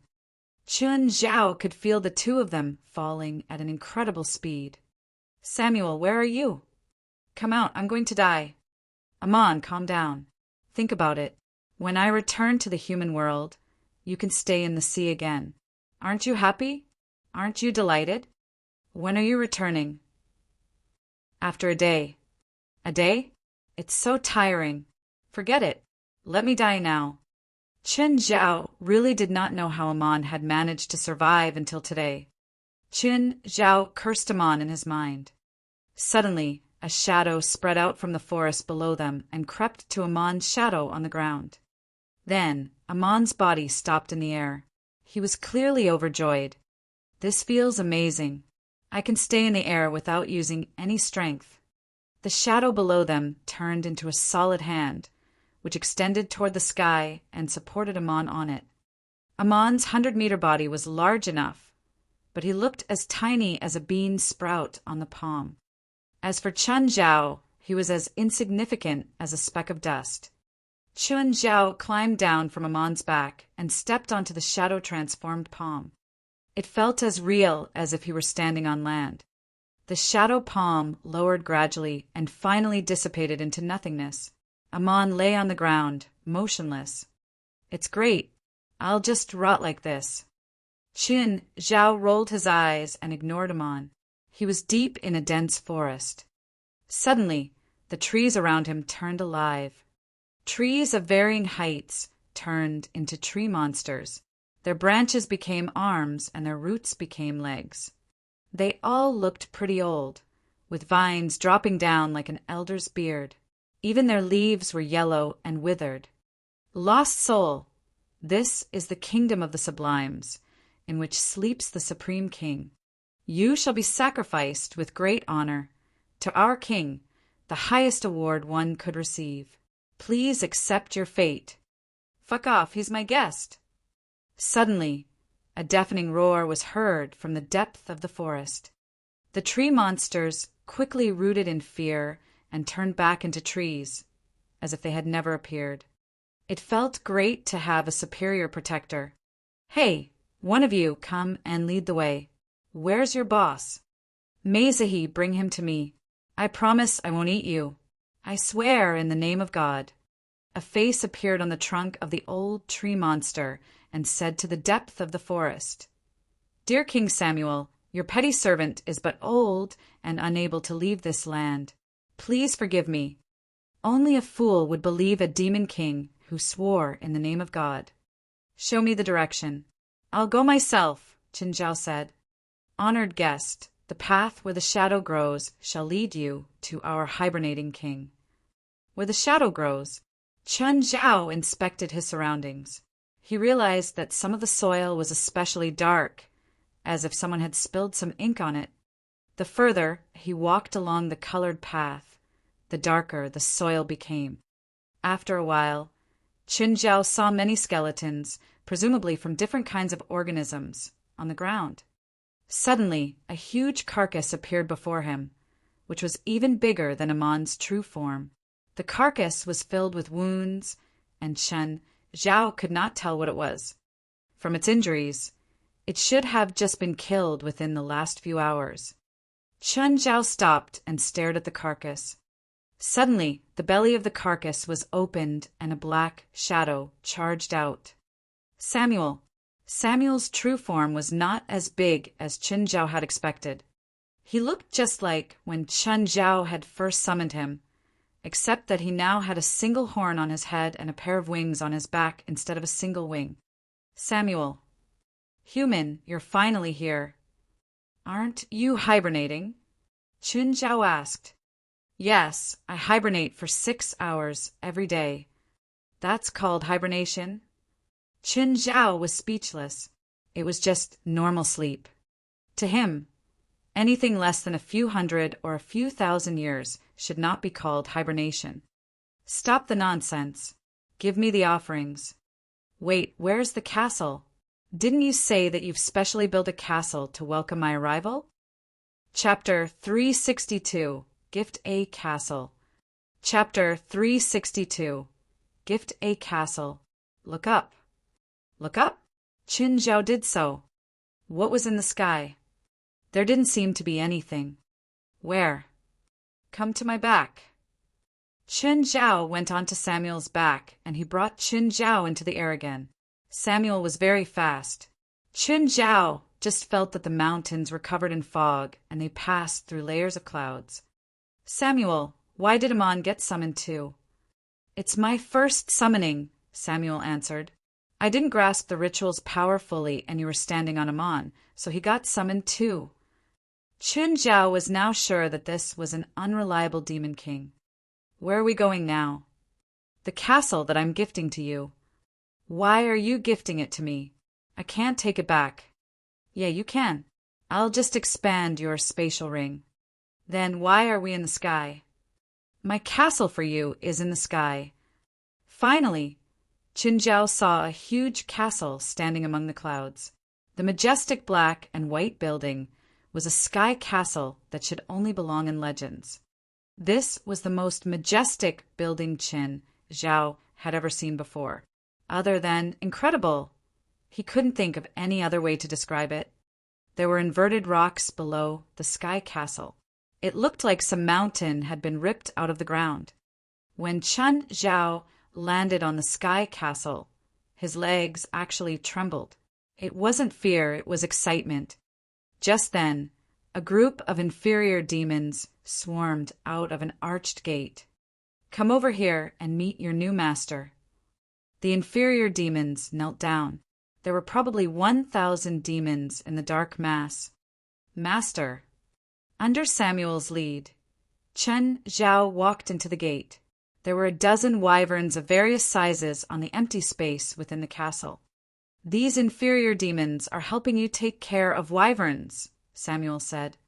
"I can't take care of so many wyverns and demons," Chen Zhao said. "It's okay. I gave them 10 years of food. If you still need them in 10 years, you can exchange things from the human world with me. This castle is huge. I won't have anywhere to put it even if I bring it to the human world. Right? You can put it in the space crevice." Chen Zhao's eyes brightened. Yes, he could let Blackie live in this castle. He handed over the things that he'd promised Samuel. To be honest, he felt like his gifts were too cheap. It was even a bit embarrassing. But even more embarrassingly, Samuel was actually sniffing the catnip with an expression of pleasure. "Fine, as long as you like it." "Right, where's your subordinate that knows the soul healing spell and the one that helps you raise pets?" "They're hurrying over right now." Samuel looked intoxicated after enjoying the catnip. Inferior demons and wyverns had a strange relationship. These tamed wyverns would eat the demons that accidentally got close. If inferior demons reached a certain number, they would also be fed to wyverns. However, they were also the ones taking care of wyverns. The latter were omnivores and ate everything. However, they were even less intelligent than dogs and could only be used as rides. They couldn't be trained to do anything else. Chen Zhao didn't even dare to get close to them, lest he gets bitten. It took a few hours just to explore the entire castle. Just then, Samuel notified Chen Zhao that his subordinates had arrived. When he went downstairs, he saw 2 demons. One was in a soul state. It looked like a banshee. Banshees were all female, but this one was male and looked very ugly. The other demon was short and fat. He was only half of Chen Zhao's height and red with a pair of hooves and a round belly. He held a whip in his hands and had horns on his head. "You two introduce yourselves." "Hello, Living Lord. I am Mikoff, the Soul Master." "Living Lord, are you interested in lending me your soul to study?" Mikoff used an extremely gentle voice to talk about such a scary thing. Who would be introduced in lending him their soul? "Mikoff, he's my guest, not your lowly toy. You should show enough respect. Otherwise, I'll throw you out." "Yes, I'm sorry, respected Living Lord." Mikoff was apologizing, but his tone hadn't changed at all. It was still so eerie. "Hello, respected Living Lord. I am the shepherd Sun Lo." "Respected Living Lord," Mikoff asked, "how can we help you?" "I want to learn soul heal." "Then what will you pay?" "If it's your soul, I'd be happy to teach it to you." "What about this?" Chen Zhao took out a demonic crystal. Mikoff's eyes flashed, but he quickly shook his head. "Not enough." "Then give me a price." 10 years' worth of demonic crystals, Mikoff said. Chen Zhao thought he'd state an exorbitant price, but it was only 10 years. "Okay." He glanced at Sun Lo. "I have some pets, and I would like advice on how to make them listen." "Living Lord, I can teach you the wild beasts' language." "Oh, this skill is useful." Sun Lo was obviously more ethical than Mikoff. He only asked for 1 demonic crystal. Chen Zhao had thought that, as Samuel's subordinates, they'd be superior demons like Beelzebub, Sophie, and Oris. In reality, they were only mid-level demons, like Beelzebub, Raymond, and the others. Sun Lo didn't even know how to fight. He was a worker demon and only survived in hell because of Samuel's reputation. As for Mikov, he was a demon whose body had been ripped off. He had a cool title, Soul Master, but he actually wasn't much better at fighting than Sun Lo. They were both kind of failures. Mikov taught quite earnestly after getting paid. He even took out his treasure, an incomplete soul, to demonstrate to Chen Zhao personally. Soul recovery was an easy and basic spell. With Chen Zhao's current magic power, it wasn't hard at all. After learning it, he turned toward Sun Lo. Living Lord, this is a skill stone. If you eat it, you'll be able to learn the beast's language directly. Chen Zhao took the stone and studied it all over. This is edible. Of course. It's a stone, isn't it? The skill stone is a stone, but every creature can digest it. It won't harm you at all. Chen Zhao turned toward Samuel. Is that true? It's edible, Samuel said with confidence. Since Samuel said so, Chen Zhao would put it on the side for now. Chapter 363, Alive and Well. Chapter 363, Alive and Well. Have you found his corpse? Rhea asked. Miss, no. He's probably eaten whole. It's impossible to find him, the bodyguard beside Rhea replied. He was also a witness for the accident a day ago. He saw the entire tragedy. The killer whale was way too big. It only had to open its mouth slightly to swallow a person. Chen Zhao was bitten firmly by the killer whale and dragged for a few hundred meters, leaving a path of blood behind. Even if he was not swallowed, he would not have survived. Rhea did not have much hope either. After receiving her bodyguard's reply, she shook her head. Search for 6 more hours. If you still find nothing, ask all the ships to come back. Rhea sighed. How's Rena? She doesn't even dare to touch water now. She's probably shocked. After all, she had seen a living human being eaten by a killer whale right before her eyes. To the somewhat immature Rena, it was a horrifying sight. Because of this, Rhea really hoped that it was just a fake show arranged by Chen Zhao. She already regretted her plan. She originally wanted Chen Zhao to fake a show so that Rena could forget about what had happened 2 days ago. Nobody expected Chen Zhao to jump into a killer whale. Although killer whales would not usually assault humans, it could happen. The killer whale was truly enormous, a real giant in the sea. Therefore, Rena was now hydrophobic. She did not even dare to go near a swimming pool, not to mention the sea. Human, give me your spatial ring. Let me expand it. Chen Zhao passed the spatial ring to Samuel. The ring just floated before him. Just then, Samuel's single horn fired a beam of black light. A black lightning bolt appeared and zapped around, as if it was going to tear space apart before disappearing. Chen Zhao could not understand Samuel's spell, but it surely looked advanced. Many magical inscriptions appeared, interconnected, around the ring. It looked like those special effects in movies. Nonetheless, there was no screen at the moment. Everything was happening right before Chen Zhao. After a while, all the magical inscriptions landed on the ring and many imprints emerged. Done, Samuel said, as if he had just done something insignificant. The spatial ring landed on Chen Zhao's hand. He put the ring on, which felt somewhat different. But he could not tell how it was different. Amon's still in your territory. Can you get him here? Let him lie there. When the time's up, his true form and projection will both return to where they should be. Oh, I need a hell beast skeleton. I think you have a lot. Why do you need a skeleton? Decoration. 24 hours passed very quickly. Chen Zhao returned to the human world again. He was still in the sea, with Samuel's projection atop his head. Chen Zhao could feel that Amon was back as well, but they were not in the same place. Amon, where are you? Come and fetch me now. It's so far. I don't want to go there. Quickly. Chen Zhao was frustrated by his conversation with the lazy Amon. Chen Zhao was presumably very far away from the shore, and could not possibly swim back. Suddenly, a yacht appeared in the distance. A plan suddenly flashed across Chen Zhao's mind, and he shouted, "Help! Help! Miss, someone's calling for help in the sea." Stunned, Rhea asked, "Here? A drowning person?" "I don't know. It's too far away." "Drive the yacht there," Rhea said. As the yacht went closer, Rhea finally saw the person in the sea. It was actually Chen Zhao. How was he still alive? It was impossible. "It's you." "Huh.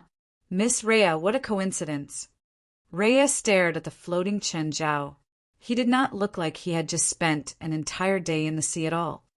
"Air, can you pull me onto your yacht?" Rhea squinted and looked at Chen Zhao. "Tell me how you escaped from the killer whale first."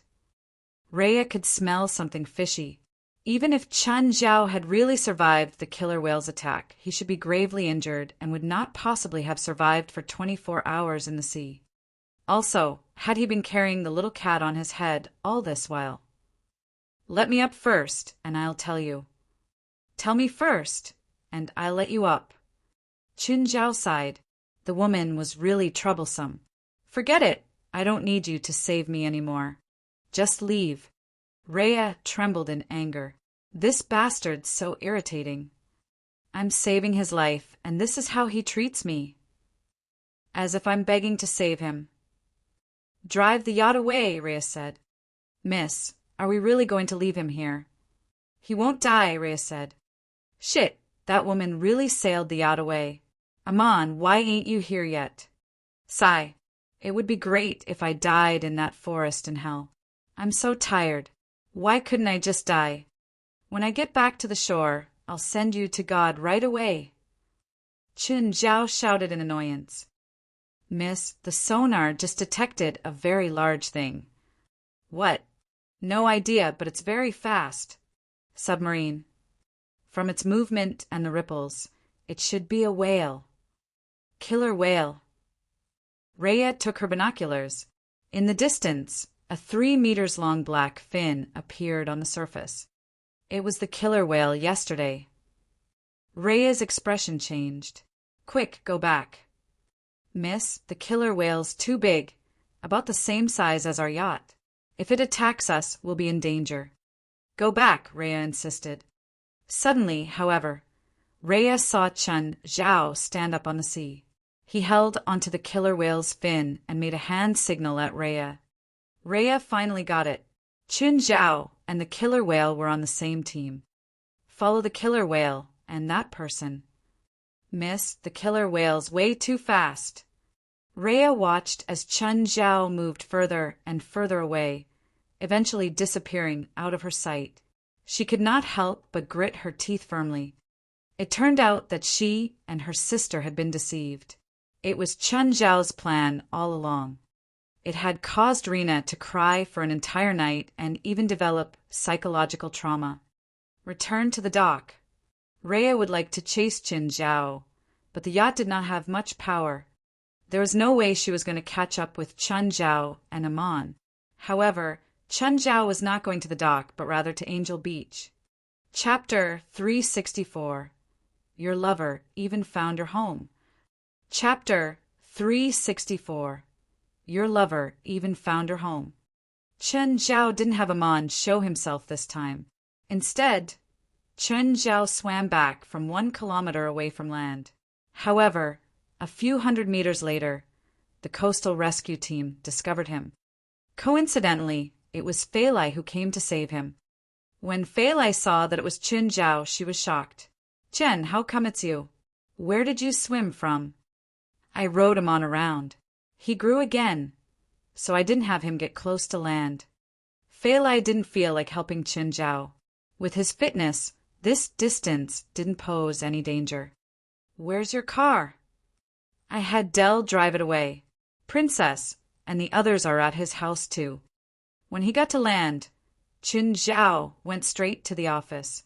He'd been busy the entire day and needed to rest. He waited for Fei Lai to get off work so they could go home together. The women on the team were extremely warm toward Chen Zhao, bringing him water and such. This made the guys stare at him coldly. Ignoring the fact that he'd taken Fei Lai, the prettiest woman there, he was flirting with the other women now too. This was too much. On the way back, Qin Zhao sat shotgun. Qin, did you bring a gift for Dad? Yes. What is it? A pot of flowers. Flowers? My dad doesn't like taking care of that. He doesn't have that kind of interest.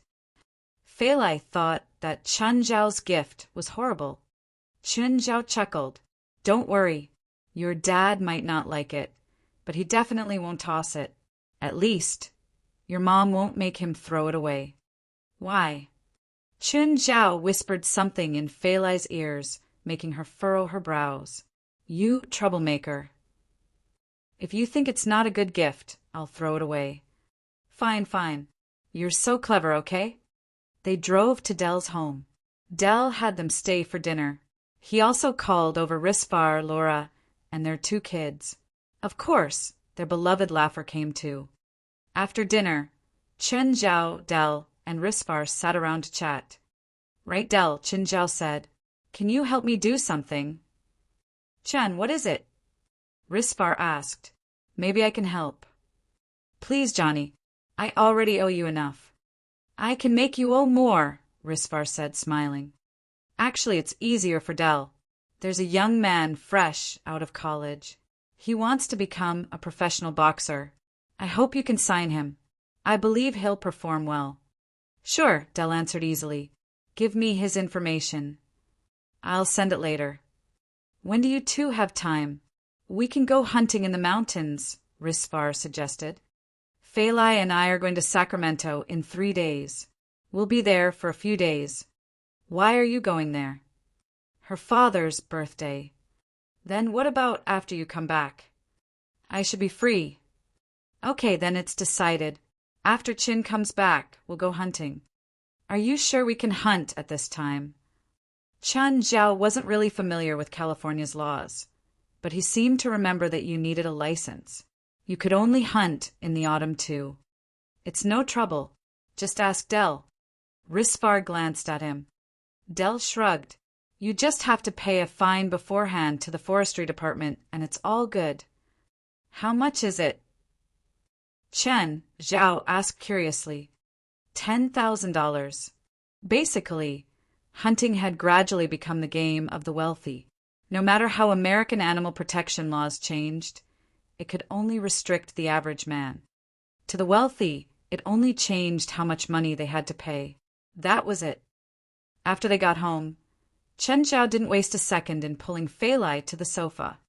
Fei Lai knew how Qin Zhao was. He would have sex every single day unless her period came. As soon as her period ended, Qin Zhao would come on even stronger. He hadn't touched her in 3 days now. As soon as they got home, his true nature showed. Qin, did you remember what I said when you went there? What did you say? I want the skeleton of a beast. Oh, yeah. Did you bring it back? Yeah. Where is it? You'll see it when we move into our new home, Qin Zhao said. I can't bring it out now. What is it like? Anticipation filled Fei Lai's face. She really couldn't wait anymore. Qin Zhao looked around. Princess, move the sofa a bit. Princess pushed the sofa aside, opening up empty space in the living room. Qin Zhao got up. He pointed at the space. The next moment, a huge skull appeared in the living room. Merely the skull was 2 meters long. It obviously wasn't from a regular creature either. There's a pair of horns on it, and 2 huge cuspids in the mouth. Wow, Fei Lai's eyes shone. What creature's skull is this? She wasn't afraid. After all, she'd experienced some supernatural things before. It wasn't surprising to see a weird skull with Qin Zhao anymore. She'd seen living ones before. A dead one was nothing.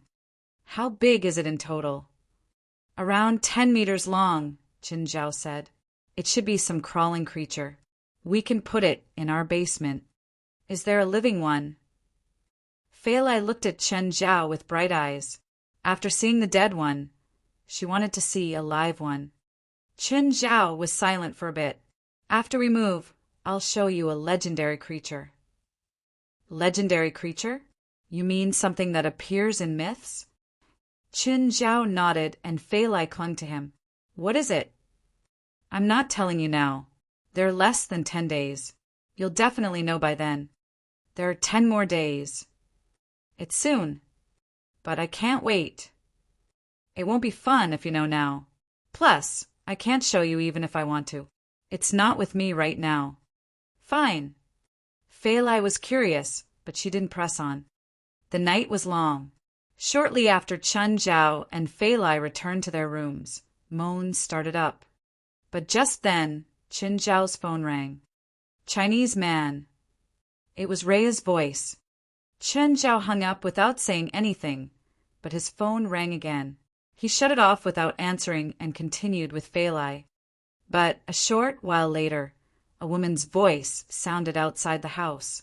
Rhea, your lover found your home. Fei Lai said, writing Qin Zhao. Princess. Qin Zhao called from inside the room. Chase the person away.